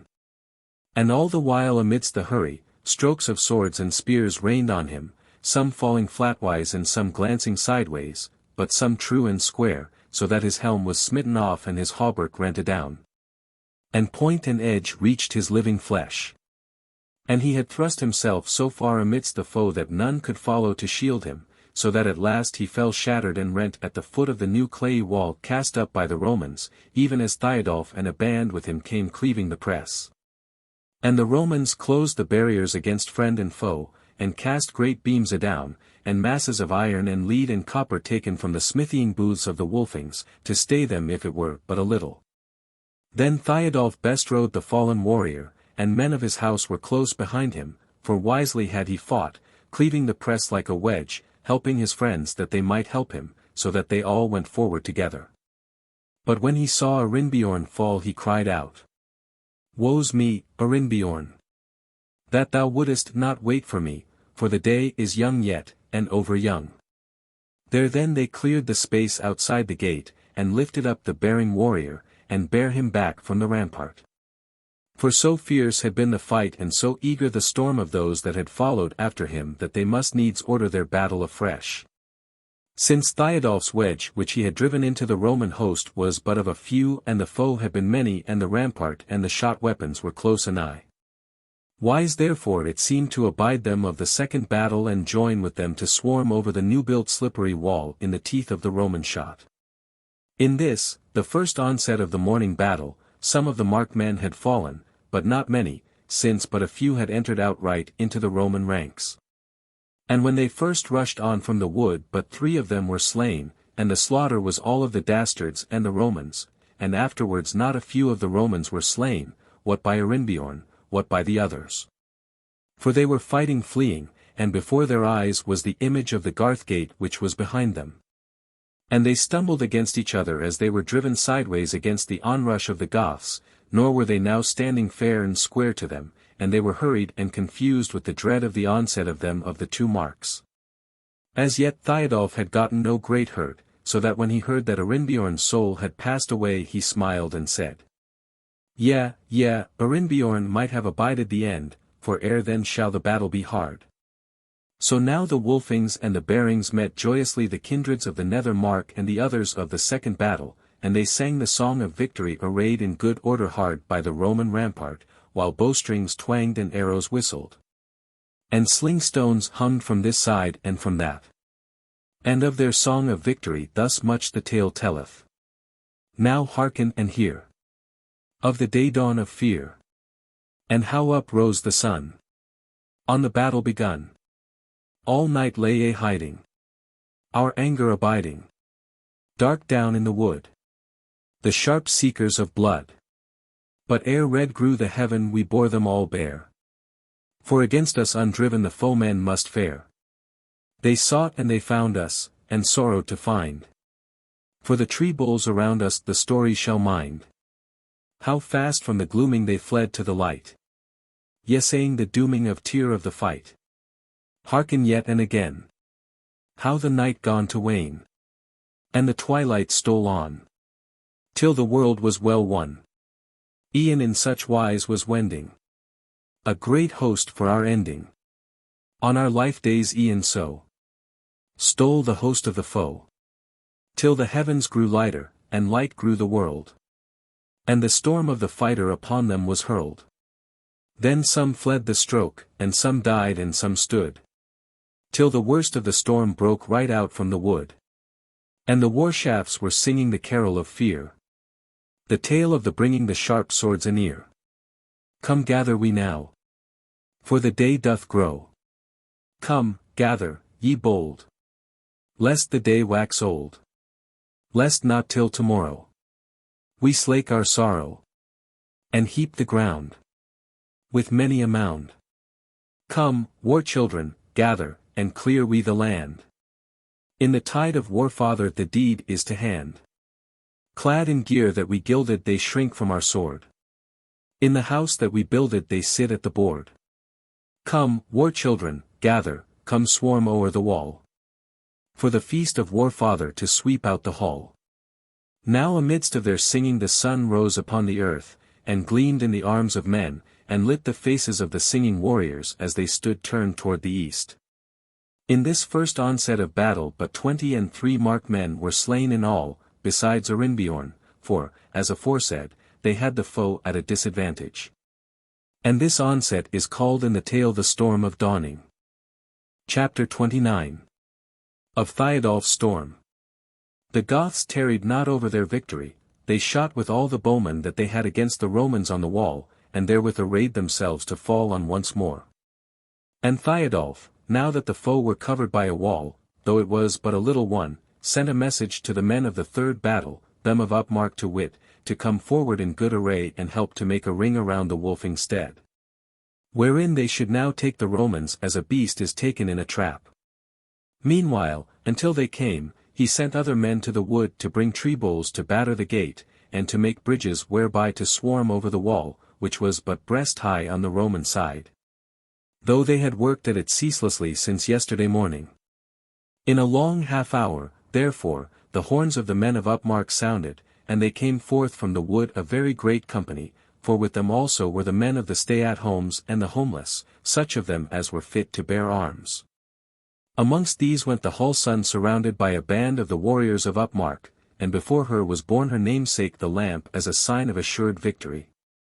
But these stay-at-homes with the Hull Sun were stayed by the command of Thiodolf on the crown of the slope above the dwellings, and stood round about the speech hill, on the topmost of which stood the Hull Sun, and the wondrous lamp. And the men who warded her and it. When the Romans saw the new host come forth from the wood, they might well think that they would have work enough to do that day. But when they saw the Hull Sun take her stand on the speech hill with the men-at-arms about her, and the lamp before her, then dread of the gods fell upon them, and they knew that the doom had gone forth against them. Nevertheless they were not men to faint and die because the gods were become their foes, but they were resolved rather to fight it out to the end against whatsoever might come against them, as was well seen afterwards. Now they had made 4 gates to their garth according to their custom, and at each gate within was there a company of their mightiest men, and each was beset by the best of the Markmen. Thiodolf and his men beset the western gate where they had made that fierce onset.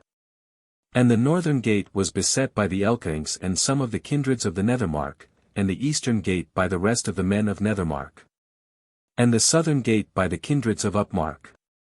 All this the Romans noted, and they saw how that the Markmen were now very many, and they knew that they were men no less valiant than themselves, and they perceived that Thiodolf was a wise captain.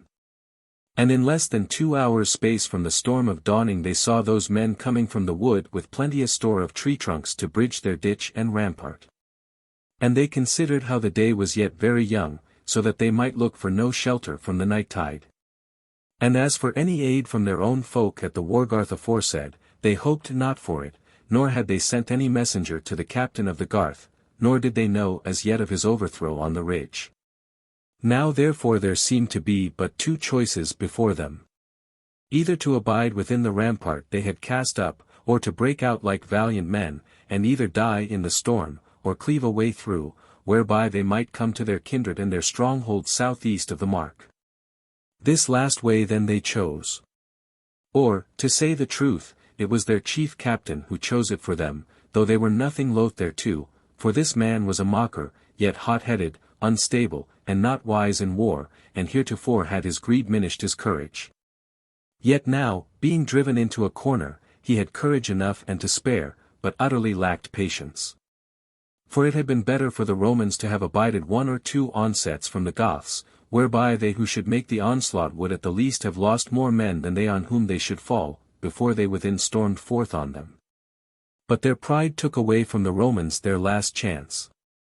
But their captain, now that he perceived, as he thought, that the game was lost and his life come to its last hour wherein he would have to leave his treasure and pleasure behind him, grew desperate and therewith most fierce and cruel.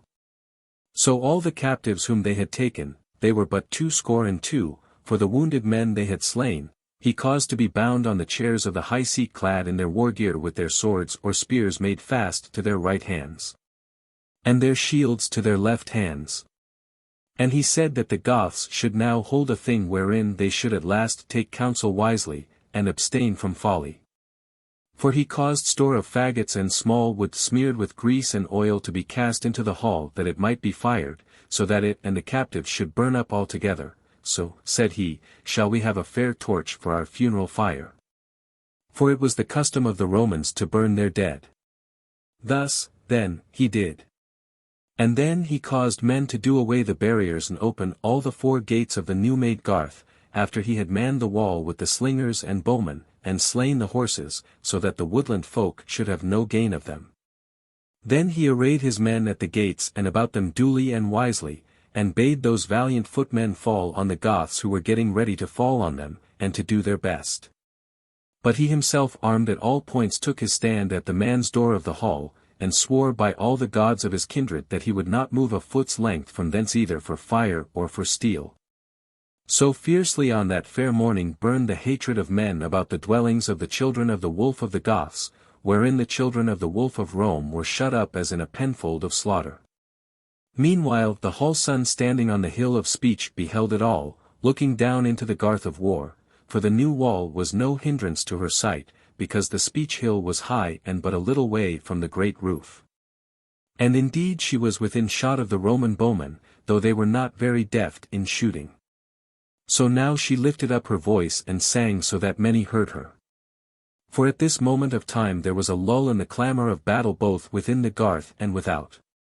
Even as it happens when the thunderstorm is just about to break on the world, that the wind drops dead, and the voice of the leaves is hushed before the first great and near flash of lightning glares over the fields. So she sang.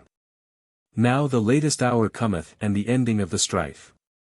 And tomorrow shall we take the hand of life. And wend adown the meadows, and skirt the darkling wood. And reap the waving acres, and gather in the good. I see a wall before me built up of steel and fire. And hurts and heartsick striving, and the war-right's fierce desire. But there amidst a door is, and windows are therein. And the fair sunlitten meadows and the houses of the kin. Smile on me through the terror my trembling life to stay. That at my mouth now flutters, as fain to flee away. Lo e'en as the little hammer and the blowpipe of the right. About the flickering fire deals with the silver white. And the cup and its beauty groweth that shall be for the people's feast.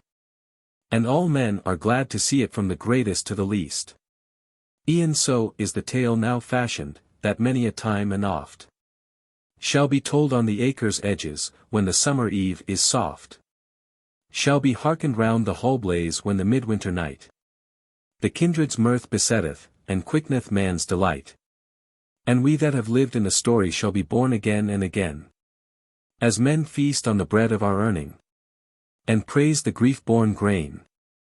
As she made an end of singing, those about her understood her words, that she was foretelling victory, and the peace of the mark, and for joy they raised a shrill cry.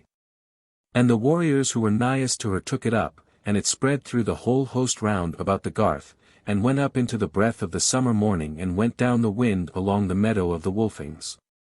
So that they of the Wain-Burg, who were now drawing somewhat near to Wulfstead heard it and were glad. But the Romans when they heard it knew that the heart of the battle was reached, and they cast back that shout wrathfully and fiercely, and made toward the foe. Therewithal those mighty men fell on each other in the narrow passes of the Garth. For fear was dead and buried in that battle of the morning. On the north gate Hierandi of the Elkings was the point of the Markmen's wedge, and first clave the Roman press. In the eastern gate it was Walter, Otter's brother's son, a young man and most mighty. In the south gate it was Gearbald of the Shieldings, the messenger. In the west gate Thiodolf the war-duke gave one mighty cry like the roar of an angry lion, and cleared a space before him for the wielding of Ivor's blade. For at that moment he had looked up to the roof of the kindred and had beheld a little stream of smoke curling blue out of a window thereof, and he knew what had betided, and how short was the time before them. But his wrathful cry was taken up by some who had beheld that same sight, and by others who saw not but the Roman press, and terribly it rang over the swaying struggling crowd. Then fell the first rank of the Romans before those stark men and mighty warriors, and they fell even where they stood, for on neither side could any give back but for a little space, so close the press was, and the men so eager to smite. Neither did any crave peace if he were hurt or disarmed, for to the Goths it was but a little thing to fall in hot blood in that hour of love of the kindred, and longing for the days to be. And for the Romans, they had had no mercy, and now looked for none, and they remembered their dealings with the Goths, and saw before them, as it were, once more, yea, as in a picture, their slayings and quellings, and lashings, and cold mockings which they had dealt out to the conquered foemen without mercy, and now they longed sore for the quiet of the dark, when their hard lives should be over, and all these deeds forgotten. And they and their bitter foes should be at rest for ever. Most valiantly they fought. But the fury of their despair could not deal with the fearless hope of the Goths, and as rank after rank of them took the place of those who were hewn down by Thiodolf and the kindred, they fell in their turn. And slowly the Goths cleared a space within the gates, and then began to spread along the wall within, and grew thicker and thicker. Nor did they fight only at the gates, but made them bridges of those tree trunks, and fell to swarming over the rampart, till they had cleared it of the bowmen and slingers, and then they leaped down and fell upon the flanks of the Romans. And the host of the dead grew, and the host of the living lessened. Moreover the stay-at-homes round about the Speech Hill, and that band of the warriors of Upmark who were with them, beheld the great roof and saw the smoke come gushing out of the windows. And at last saw the red flames creep out amidst it and waver round the window jambs like little banners of scarlet cloth. Then they could no longer refrain themselves, but ran down from the Speech Hill and the slope about it with great and fierce cries, and clomb the wall where it was unmanned, helping each other with hand and back, both stark warriors. And old men and lads and women, and thus they gat them into the garth and fell upon the lessening band of the Romans, who now began to give way hither and thither about the garth, as they best might. Thus it befell at the west gate, but at the other gates it was no worser, for there was no diversity of valor between the houses. Nay, whereas the more part and the best part of the Romans faced the onset of Thiodolf, which seemed to them the main onset, they were somewhat easier to deal with elsewhere than at the west gate. And at the east gate was the place first won, so that Walter and his folk were the first to clear a space within the gate, and to tell the tale shortly, for can this that and the other sword-stroke be told of in such a medley? They drew the death ring around the Romans that were before them, and slew them all to the last man, and then fell fiercely on the rearward of them of the north gate, who still stood before Hierandi's onset. There again was no long tale to tell of, for Hierandi was just winning the gate, and the wall was cleared of the Roman shot-fighters, and the Markmen were standing on the top thereof, and casting down on the Roman spears and balks of wood and whatsoever would fly. There again were the Romans all slain or put out of the fight, and the two bands of the kindred joined together. And with what voices the battle rage had left them cried out for joy and fared on together to help to bind the sheaves of war which Thiodolf's sickle had reaped. And now it was mere slaying, and the Romans, though they still fought in knots of less than a score, Yet fought on and hewed and thrust without more thought or will than the stone has when it leaps adown the hillside after it has first been set a-going. But now the garth was fairly won, and Thiodolf saw that there was no hope for the Romans drawing together again. So while the kindreds were busied in hewing down those knots of desperate men, he gathered to him some of the wisest of his warriors, amongst whom were Steinulf and Grani the Grey. The deft wood writes, but Athelulf had been grievously hurt by a spear and was out of the battle, and drave away through the confused turmoil which still boiled in the garth there, and made straight for the man's door of the hall. Soon he was close thereto, having hewn away all fleers that hindered him, and the doorway was before him. But on the threshold, the fire and flames of the kindled hall behind him, stood the Roman captain clad in gold-adorned armor and surcoat of sea-born purple. The man was cool and calm and proud, and a mocking smile was on his face, and he bore his bright blade unbloodied in his hand. Thiodolf stayed a moment of time, and their eyes met. It had gone hard with the war-duke, and those eyes glittered in his pale face, and his teeth were close set together. Though he had fought wisely, and for life, as he who is most valiant ever will do, till he is driven to bay like the lone wood wolf by the hounds, yet had he been sore mishandled. His helm and shield were gone, his hauberk rent. For it was no dwarf-wrought coat, but the work of Ivor's hand, the blood was running down from his left arm, and he was hurt in many places. He had broken Ivor's sword in the medley, and now bore in his hand a strong Roman short-sword. And his feet stood bloody on the worn earth anigh the man's door. He looked into the scornful eyes of the Roman lord for a little minute and then laughed aloud, and therewithal, leaping on him with one spring, turned sideways, and dealt him a great buffet on his ear with his unarmed left hand. Just as the Roman thrust at him with his sword, so that the captain staggered forward on to the next man following, which was Wulfkettel the eager warrior, who thrust him through with his sword and shoved him aside as they all strode into the hall together. Howbeit no sword fell from the Roman captain as he fell, for Thiodolf's side bore it into the hall of the Wolfings. Most wrathful were those men, and went hastily, for their roof was full of smoke, and the flames flickered about the pillars and the wall here and there, and crept up to the windows aloft, yet was it not wholly or fiercely burning. For the Roman fire-raisers had been hurried and hasty in their work. Straightway then Steinulf and Grani led the others off at a run towards the loft and the water. But Thiodolf, who went slowly and painfully, looked and beheld on the dais those men bound for the burning, and he went quietly, and as a man who has been sick, and is weak, up on to the dais, and said, "Be of good cheer, O brothers! For the kindreds have vanquished the foemen, and the end of strife is come." His voice sounded strange and sweet to them amidst the turmoil of the fight without. He laid down his sword on the table, and drew a little sharp knife from his girdle and cut their bonds one by one and loosed them with his blood-stained hands. And each one as he loosed him he kissed and said to him, "Brother, go help those who are quenching the fire, this is the bidding of the war-duke." But as he loosed one after other he was longer and longer about it, and his words were slower. At last he came to the man who was bound in his own high seat close under the place of the wondrous lamp, the hall son, and he was the only one left bound. That man was of the Wormings and was named Elfric. He loosed him and was long about it. And when he was done he smiled on him and kissed him, and said to him, "Arise, brother. Go help the quenchers of the fire, and leave to me this my chair, for I am weary, and if thou wilt, thou mayst bring me of that water to drink, for this morning men have forgotten the meat of the reapers." Then Elfric arose, and Thiodolf sat in his chair, and leaned back his head. But Elfric looked at him for a moment as one scared, and then ran his ways down the hall, which now was growing noisy with the hurrying bustle of the quenchers of the fire, to whom had divers others joined themselves. There then from a bucket which was still for a moment he filled a wooden bowl, which he caught up from the base of one of the hall pillars, and hastened up the hall again. And there was no man nigh the dais, and Thiodolf yet sat in his chair, and the hall was dim with the rolling smoke, and Elfric saw not well what the war-duke was doing.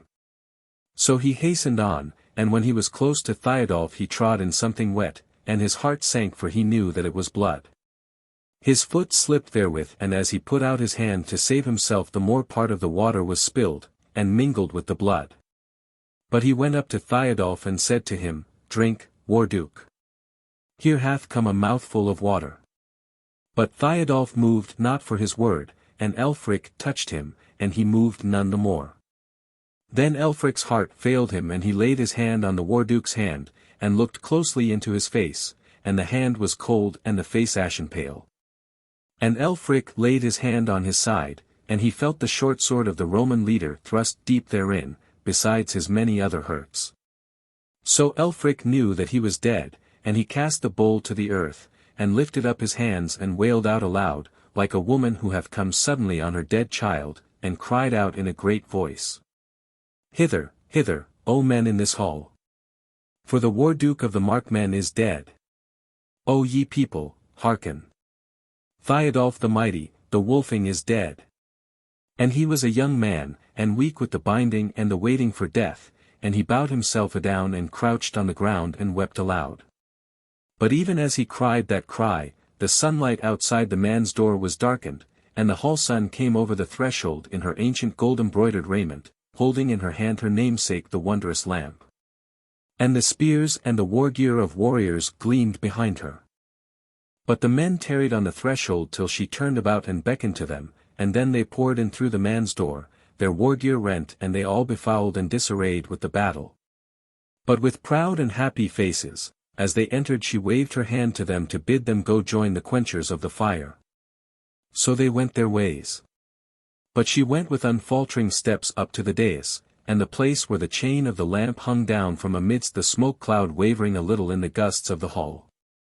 Straightway she made the lamp fast to its chain, and dealt with its pulleys with a deft hand often practised therein, and then let it run up toward the smoke-hidden roof till it gleamed in its due place once more. A token of the salvation of the Wolfings and the welfare of all the kindreds. Then she turned toward Thiodolf with a calm and solemn face, though it was very pale and looked as if she would not smile again. Elfric had risen up and was standing by the board speechless and the passion of sobs still struggling in his bosom. She put him aside gently, and went up to Thiodolf and stood above him, and looked down on his face a while, then she put forth her hand and closed his eyes, and stooped down and kissed his face.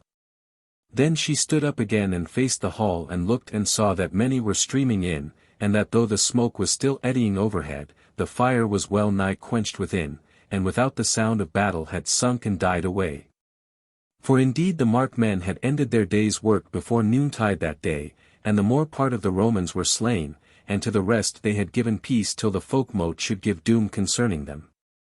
For pity of these valiant men was growing in the hearts of the valiant men who had vanquished them, now that they feared them no more. And this second part of the morning battle is called Thiodolf's storm.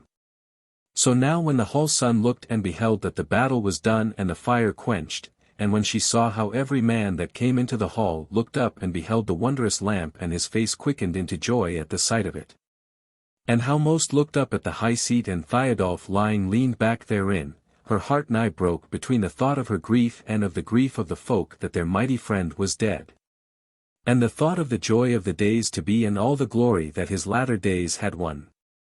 But she gathered heart, and casting back the dark tresses of her hair, she lifted up her voice and cried out till its clear shrillness sounded throughout all the roof. O men in this hall, the Warduke is dead. O people, hearken.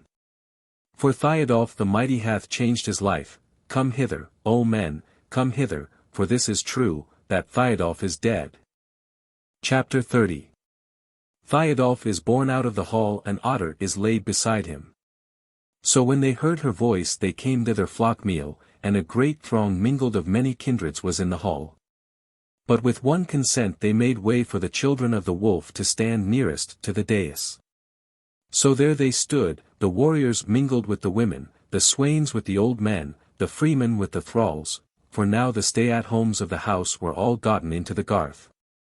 And the more part of them had flowed into the feast hall when they knew that the fire was slackening. All these now had heard the clear voice of the hall sun, or others had told them what had befallen, and the wave of grief had swept coldly over them amidst their joy of the recoverance of their dwelling-place. Yet they would not wail nor cry aloud, even to ease their sorrow, till they had heard the words of the hall sun, as she stood facing them beside their dead Warduke. Then she spake, O sorely the old, come up hither. Thou hast been my fellow in arms this long while. So the old man came forth, and went slowly in his clashing war-gear up onto the dais. But his attire gleamed and glittered, since overold was he to thrust deep into the press that day, howbeit he was wise in war. So he stood beside her on the dais holding his head high, and proud he looked, for all his thin white locks and sunken eyes. But again said the Hall son, Canst thou hear me, Wolf-Kettle, when I bid thee stand beside me, or art thou, too, gone on the road to Valhall? Forth then strode that mighty warrior and went toward the dais. Not fair was his array to look on. For point and edge had rent it and stained it red, and the flaring of the hall flames had blackened it. His face was streaked with black withal, and his hands were as the hands of a smith among the thralls who hath wrought unwashen in the haste and hurry when men look to see the war-arrow abroad. But he went up on to the dais and held up his head proudly, and looked forth on to the hall crowd with eyes that gleamed fiercely from his stained and blackened face. Again the hall son said, Art thou also alive, O Egil the messenger? Swift are thy feet, but not to flee from the foe, come up and stand with us. Therewith Egil clave the throng. He was not so roughly dealt with as was Wolf-Kettle, for he was a bowman, and had this while past shot down on the Romans from aloof. And he yet held his bended bow in his hand. He also came up onto the dais and stood beside Wolf-Kettle glancing down on the hall crowd, looking eagerly from side to side. Yet again the hall son spake, No aliens now are dwelling in the mark. Come hither, ye men of the kindreds. Come thou, our brother Hierandi of the Elkings, for thy sisters, our wives, are fain of thee. Come thou, Vaulter of the Laxings, brother's son of Otter. Do thou for the war-duke what thy father's brother had done, had he not been faring afar. Come thou, Gearbald of the Shieldings the messenger. Now know we the deeds of others and thy deeds. Come, stand beside us for a little. Forth then they came in their rent and battered war-gear, and the tall Hierandi bore but the broken truncheon of his sword, and Vaulter a woodman's axe notched and dull with work. And Gearbald a Roman cast spear, for his own weapons had been broken in the medley, and he came the last of the three, going as a belated reaper from the acres. There they stood by the others and gazed adown the hall throng. But the hall son spake again, Agni of the Daylings, I see thee now. How camest thou into the hard hand play, old man? Come hither and stand with us, for we love thee. Angantyr of the Bearings, fair was thy riding on the day of the battle on the ridge. Come thou, be with us. Shall the beamings whose daughters we marry fail the house of the wolf today? Geared, thou hast no longer a weapon, but the fight is over, and this hour thou needest it not. Come to us, brother. Gunbald of the Valings, the falcon on thy shield is dim with the dint of point and edge, but it hath done its work toward thy valiant heart. Come hither, friend. Come all ye and stand with us. As she named them so they came, and they went up onto the dais and stood all together, and a terrible band of warriors they looked had the fight been to begin over again, and they to meet death once more. And again spake the hall son. Steinolf and Grani, deft are your hands. Take ye the stalks of the war blossoms, the spears of the kindreds, and knit them together to make a bier for our war-duke, for he is weary and may not go afoot. Thou Olli, son of Grey, thou hast gone errands for me before, go forth now from the garth, and wend thy ways toward the water, and tell me when thou comest back what thou hast seen of the coming of the Wain-Burg. For by this time it should be drawing anigh. So Olli went forth, and there was silence of words for a while in the hall, but there arose the sound of the woodwrights busy with the wimble and the hammer about the bier. No long space had gone by when Olli came back into the hall panting with his swift running, and he cried out. O hall son, they are coming, the last wain hath crossed the ford, and the first is hard at hand, bright are their banners in the sun. Then said the hall son, O warriors, it is fitting that we go to meet our banners returning from the field, and that we do the gods to wit what deeds we have done. Fitting is it also that Thiodolf our war-duke wend with us. Now get ye into your ordered bands, and go we forth from the fire-scorched hall, and out into the sunlight, that the very earth and the heavens may look upon the face of our war-duke, and bear witness that he hath played his part as a man. Then without more words the folk began to stream out of the hall, and within the garth which the Romans had made they arrayed their companies. But when they were all gone from the hall save they who were on the dais, the hall son took the waxen torch which she had litten and quenched at the departure of the host to battle. And now she once more kindled it at the flame of the wondrous lamp, the hall son. But the woodwrights brought the bier which they had made of the spear shafts of the kindred, and they laid thereon a purple cloak gold embroidered of the treasure of the Wolfings, and thereon was Thiodolf laid. Then those men took him up. To wit, Sorley the Old, and Wolf-Kettle and Egil, all these were of the Wolfing house. Hierandi of the Elkings also, and Valter of the Laxings, Gearbald of the Shieldings, Agni of the Daylings, Enginter of the Bearings, Gearid of the Beamings, Gunbald of the Valings, all these, with the two valiant woodwrights, Steinulf and Grani, laid hand to the bier. So they bore it down from the dais, and out at the man's door into the sunlight, and the hall son followed close after it, holding in her hand the candle of returning. It was an hour after high noon of a bright midsummer day when she came out into the garth, and the smoke from the fire-scorched hall yet hung about the trees of the wood edge. She looked neither down towards her feet nor on the right side or the left, but straight before her. The ordered companies of the kindreds hid the sight of many fearful things from her eyes. Though indeed the thralls and women had mostly gleaned the dead from the living both of friend and foe, and were tending the herd of either host. Through an opening in the ranks moreover could they by the bier behold the scanty band of Roman captives, some standing up, looking dully around them, some sitting or lying on the grass talking quietly together. And it seemed by their faces that for them the bitterness of death was past. Forth then fared the host by the west gate, where Thiodolf had done so valiantly that day, and out on to the green amidst the booths and lesser dwellings. Sore then was the heart of the hall son, as she looked forth over dwelling, and acre, and meadow, and the blue line of the woods beyond the water, and bethought her of all the familiar things that were within the compass of her eyesight. And remembered the many days of her father's loving kindness, and the fair words wherewith he had solaced her life days. But of the sorrow that wrung her heart nothing showed in her face, nor was she paler now than her wont was. For high was her courage, and she would in no wise mar that fair day in victory of the kindreds with grief for what was gone, whereas so much of what once was, yet abided and should abide for ever. Then fared they down through the acres, where what was yet left of the wheat was yellowing toward harvest, and the rye hung grey and heavy, for bright and hot had the weather been all through these tidings. Howbeit much of the corn was spoiled by the trampling of the Roman bands. So came they into the fair open meadow and saw before them the wains coming to meet them with their folk. To wit a throng of stout carles of the thrall folk led by the war-wise and ripe men of the steerings. Bright was the gleaming of the banner wains, though for the lack of wind the banners hung down about their staves. The sound of the lowing of the bulls and the oxen, the neighing of horses and bleating of the flocks came up to the ears of the host as they wended over the meadow. They made stay at last on the rising ground, all trampled and in parts bloody, where yesterday Thiodolf had come on the fight between the remnant of Otter's men and the Romans.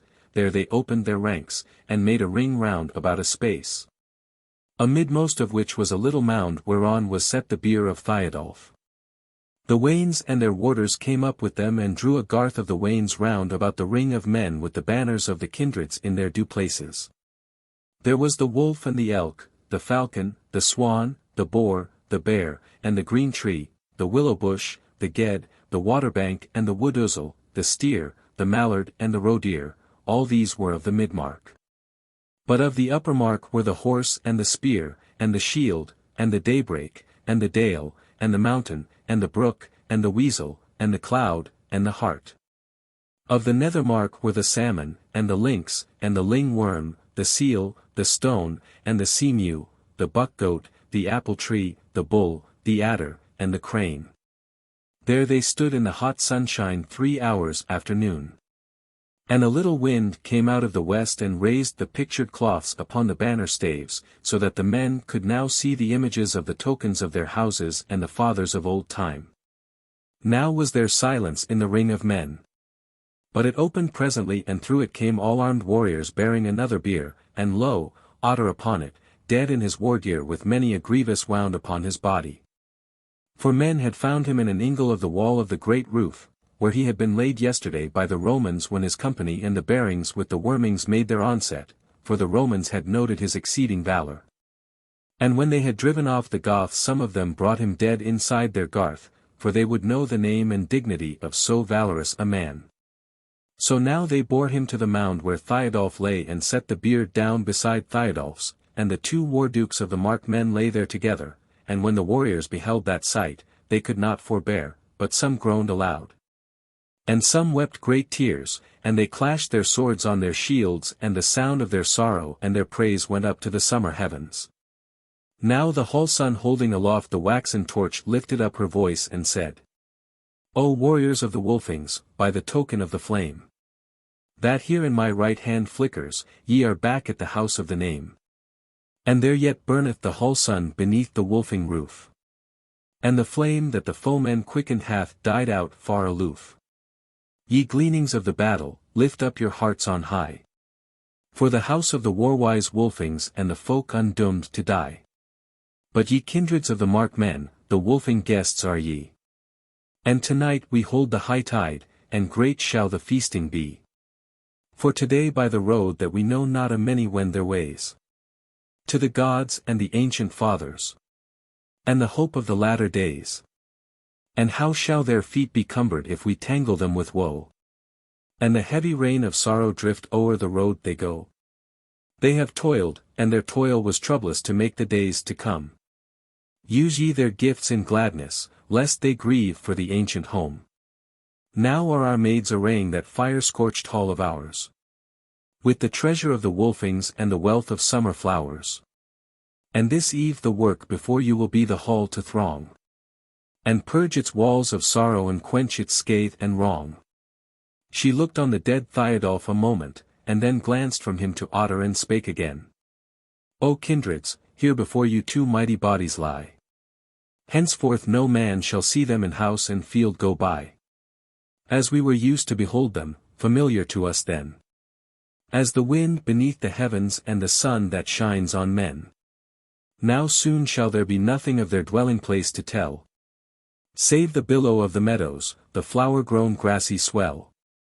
Now therefore, O ye kindreds, if amidst you there be one, who hath known the heart of the war-dukes, and the deeds their hands have done, will not the word be with him, while yet your hearts are hot, of our praise and long remembrance, and our love that dieth not? Then let him come up hither and speak the latest word. O'er the limbs of the battle-weary and the hearts outworn with the sword. She held her peace, and there was a stir in the ring of men, for they who were anigh the Dayling banner saw an old warrior sitting on a great black horse and fully armed. He got slowly off his horse and walked toward the ring of warriors, which opened before him, for all knew him for Asmund the Old, the war-wise warrior of the Daylings, even he who had lamented over the hauberk of Thiodolf. He had taken horse the day before, and had ridden toward the battle, but was belated, and had come up with them of the Wain-Burg just as they had crossed the water. Chapter 31. Old Asmund speaketh over the war-dukes, the dead are laid in mound. Now while all looked on, he went to the place where lay the bodies of the war-dukes, and looked down on the face of Otter and said, O Otter, there thou liest. And thou that I knew of old. When my beard began to whiten, as the best of the keen and the bold. And thou wert as my youngest brother, and thou didst lead my sons. When we fared forth over the mountains to meet the arrowy Huns. And I smiled to see thee teaching the lore that I learned thee erst. O Otter, dost thou remember how the Goth folk came by the worst? And with thee in mine arms I waded the wide shaft-harrowed flood, that lapped the feet of the mountains with its water blent with blood. And how in the hollow places of the mountains hidden away, we abode the kindreds coming as the wet night bedeath day. Dost thou remember, Otter, how many a joy we had? How many a grief remembered has made our high-tide glad? O fellow of the hall glee! O fellow of the field! Why then hast thou departed and left me under shield? I the ancient, I the childless, while yet in the Laxing hall. Are thy brothers' sons abiding and their children on thee call? O kindreds of the people! The soul that dwelt herein, This goodly wayworn body, was keen for you to win. Good days and long endurance. Who knoweth of his deed? What things for you it hath fashioned from the flame of the fire of need. But of this at least well what we, that forth from your hearts it came. And back to your hearts returneth for the seed of thriving and fame. In the ground wherein ye lay it, the body of this man. No deed of his abideth, no glory that he won. But evermore the Markmen shall bear his deeds o'er earth. With the joy of the deeds that are coming, the garland of his worth. He was silent a little as he stood looking down on Otter's face with grievous sorrow, for all that his words were stout. For indeed, as he had said, Otter had been his battle fellow and his hall fellow, though he was much younger than Asmund. And they had been standing foot to foot in that battle wherein old Asmund's sons were slain by his side. After a while he turned slowly from looking at Otter to gaze upon Thiodolf, and his body trembled as he looked, and he opened his mouth to speak, but no word came from it. And he sat down upon the edge of the bier, and the tears began to gush out of his old eyes, and he wept aloud. Then they that saw him wondered. For all knew the stoutness of his heart, and how he had borne more burdens than that of Eld, and had not cowered down under them. But at last he arose again, and stood firmly on his feet, and faced the Folk-Mote, and in a voice more like the voice of a man in his prime than of an old man, he sang. Wild the storm is abroad. Of the edge of the sword. Far on runneth the path. Of the war-stride of wrath. The gods hearken and hear. The long rumour of fear. From the meadows beneath. Running fierce o'er the heath. Till it beats round their dwelling-place builded aloof. And at last all upswelling breaks wild o'er their roof. And quencheth their laughter and creeth on all. As it rolleth round rafter and beam of the hall. Like the speech of the thundercloud tangled on high. When the mountain halls sunder as dread goeth by. So they throw the door wide. Of the hall where they bide. And to murmuring song. Turns that voice of the wrong. And the gods wait a gaze. For that wearer of ways. For they know he hath gone. A long journey alone. Now his feet are they hearkening, and now is he come. With his battle wounds darkening the door of his home. Unburned, unshielded, and lonely he stands. And the sword that he wielded is gone from his hands. Hands outstretched and bearing no spoil of the fight. As speechless, unfearing, he stands in their sight. Warfather gleams. Where the white light streams.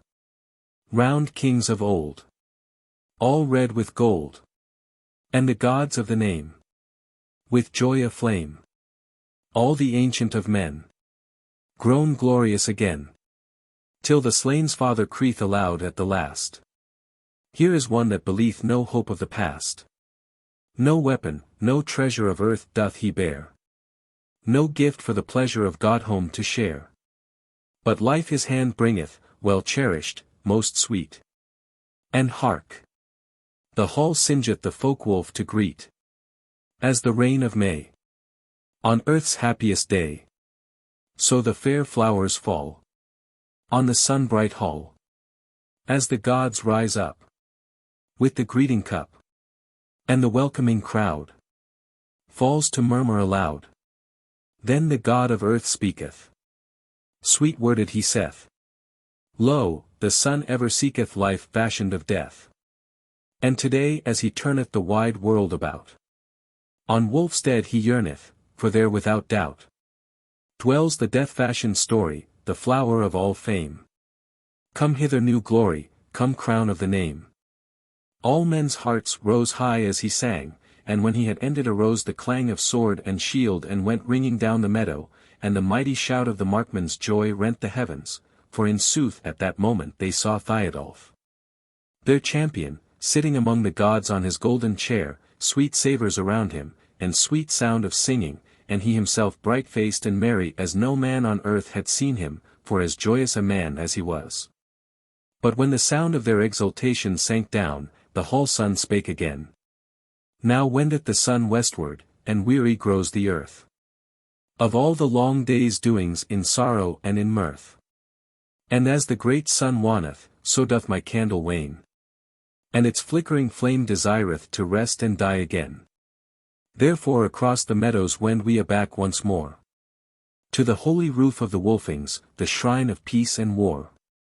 And these that once have loved us, these warriors' images, shall sit amidst our feasting, and see, as the Father sees, the works that menfolk fashion and the rest of toiling hands. When his eyes look down from the mountains and the heavens above all lands. And up from the flowery meadows and the rolling deeps of the sea. There then at the feast with our champions familiar shall we be. As oft we are with the godfolk, when in story rhymes and lays. We laugh as we tell of their laughter, and their deeds of other days. Come then, ye sons of the kindreds who hither bore these twain. Take up their beds of glory, and fare we home again. And feast as men delivered from toil unmeet to bear. Who through the night are looking to the dawn tide fresh and fair. And the morn and the noon to follow, and the eve and its morrow morn. All the life of our deliverance and the fair days yet unborn. So she spoke, and a murmur arose as those valiant men came forth again. But lo, now were they dight in fresh and fair raiment and gleaming war array. For while all this was a doing and a saying, they had gotten them by the hall sons bidding unto the wains of their houses, and had arrayed them from the store therein. So now they took up the biers, and the hall son led them, and they went over the meadow before the throng of the kindreds, who followed them duly ordered, each house about its banner. And when they were come through the garth which the Romans had made to the man's door of the hall, there were the women of the house freshly attired, who cast flowers on the living men of the host, and on the dead war-dukes. While they wept for pity of them. So went the freemen of the houses into the hall, following the hall son, and the bearers of the war-dukes, but the banners abode without in the garth made by the Romans. And the thralls arrayed a feast for themselves about the wains of the kindreds in the open place before their cots and the smithying booths and the byres. And as the hall son went into the hall, she thrust down the candle against the threshold of the man's door, and so quenched it. Long were the kindreds entering, and when they were under the roof of the Wolfings, they looked and beheld Thiodolf set in his chair once more, and Otter set beside him. And the chiefs and leaders of the house took their places on the dais, those to whom it was due, and the hall son sat under the wondrous lamp her namesake. Now was the gloaming falling upon the earth. But the hall was bright within even as the hall son had promised. Therein was set forth the treasure of the Wolfings. Fair cloths were hung on the walls, goodly broidered garments on the pillars, goodly brazen cauldrons and fair carven chests were set down in nooks where men could see them well. And vessels of gold and silver were set all up and down the tables of the feast. The pillars also were wreathed with flowers, and flowers hung garlanded from the walls over the precious hangings. Sweet gums and spices were burning in fair-wrought censers of brass, and so many candles were alight under the roof, that scarce had it looked more ablaze when the Romans had litten the faggots therein for its burning amidst the hurry of the morning battle. There then they fell to feasting, hallowing in the high tide of their return with victory in their hands, and the dead corpses of Thiodolf and Otter, clad in precious glistering raiment, looked down on them from the high seat. And the kindreds worshipped them and were glad. And they drank the cup to them before any others, were they gods or men. But before the feast was hallowed in, came Ali the son of Grey up to the high seat, bearing something in his hand, and lo! It was Throngplow, which he had sought all over the field where the Markmen had been overcome by the Romans, and had found it at last. All men saw him how he held it in his hand now as he went up to the hall son and spake to her. But she kissed the lad on the forehead, and took Throngplow, and wound the peace strings round him and laid him on the board before Thiodolf. And then she spake softly as if to herself, yet so that some heard her. O father, no more shalt thou draw Throngplow from the sheath till the battle is pitched in the last field of fight. And the sons of the fruitful earth and the sons of day meet Swart and his children at last, when the change of the world is at hand. Maybe I shall be with thee then, but now and in meanwhile, farewell, O mighty hand of my father. Thus then the houses of the Mark held their high tide of returning under the Wolfing roof with none to blame them or make them afraid, and the moon rose and the summer night wore on towards dawn. And within the roof and without was there feasting and singing and harping and the voice of abundant joyance, for without the roof feasted the thralls and the strangers, and the Roman war captives. But on the morrow the kindreds laid their dead men in mound betwixt the great roof and the wildwood. In one mound they laid them with the war-dukes in their midst, and Arinbjorn by Otter's right side. And Thiodolf bore Thromplow to mound with him. But a little way from the mound of their own dead, toward the south they laid the Romans, a great company, with their captain in the midst, and they heaped a long mound over them not right high. So that as years wore, and the feet of men and beasts trod it down, it seemed a mere swelling of the earth not made by men's hands, and belike men knew not how many bones of valiant men lay beneath. Yet it had a name which endured for long, to wit, the Battle-toft. But the mound whereunder the Markmen were laid was called Thiodolf's Howe for many generations of men, and many are the tales told of him. For men were loath to lose him and forget him, and in the latter days men deemed of him that he sits in that howe not dead but sleeping, with Thromplow laid before him on the board. And that when the sons of the Goths are at their sorest need and the falcons cease to sit on the ridge of the great roof of the Wolfings, he will wake and come forth from the howe for their helping. But none have dared to break open that howe and behold what is therein. But that swelling of the meadow where the Goths had their overthrow at the hands of the Romans, and Thiodolf fell to earth unwounded, got a name also, and was called the Swooning Knowe. And it kept that name long after men had forgotten wherefore it was so called. Now when all this was done, and the warriors of the kindreds were departed each to his own stead, the Wolfings gathered in wheat harvest, and set themselves to make good all that the Romans had undone. And they cleansed and mended their great roof and made it fairer than before, and took from it all signs of the burning, save that they left the charring and marks of the flames on one tie-beam, the second from the dais. For a token of the past tidings. Also when harvest was over the Wolfings, the Beamings, the Galtings, and the Elkings, set to work with the Bearings to rebuild their great roof and the other dwellings and booths which the Romans had burned, and right fair was that house. But the Wolfings throve in field and fold, and they begot children who grew up to be mighty men and deft of hand, and the house grew more glorious year by year. The tale tells not that the Romans ever fell on the mark again. For about this time they began to stay the spreading of their dominion, or even to draw in its boundaries somewhat. And this is all that the tale has to tell concerning the house of the Wolfings and the kindreds of the Mark.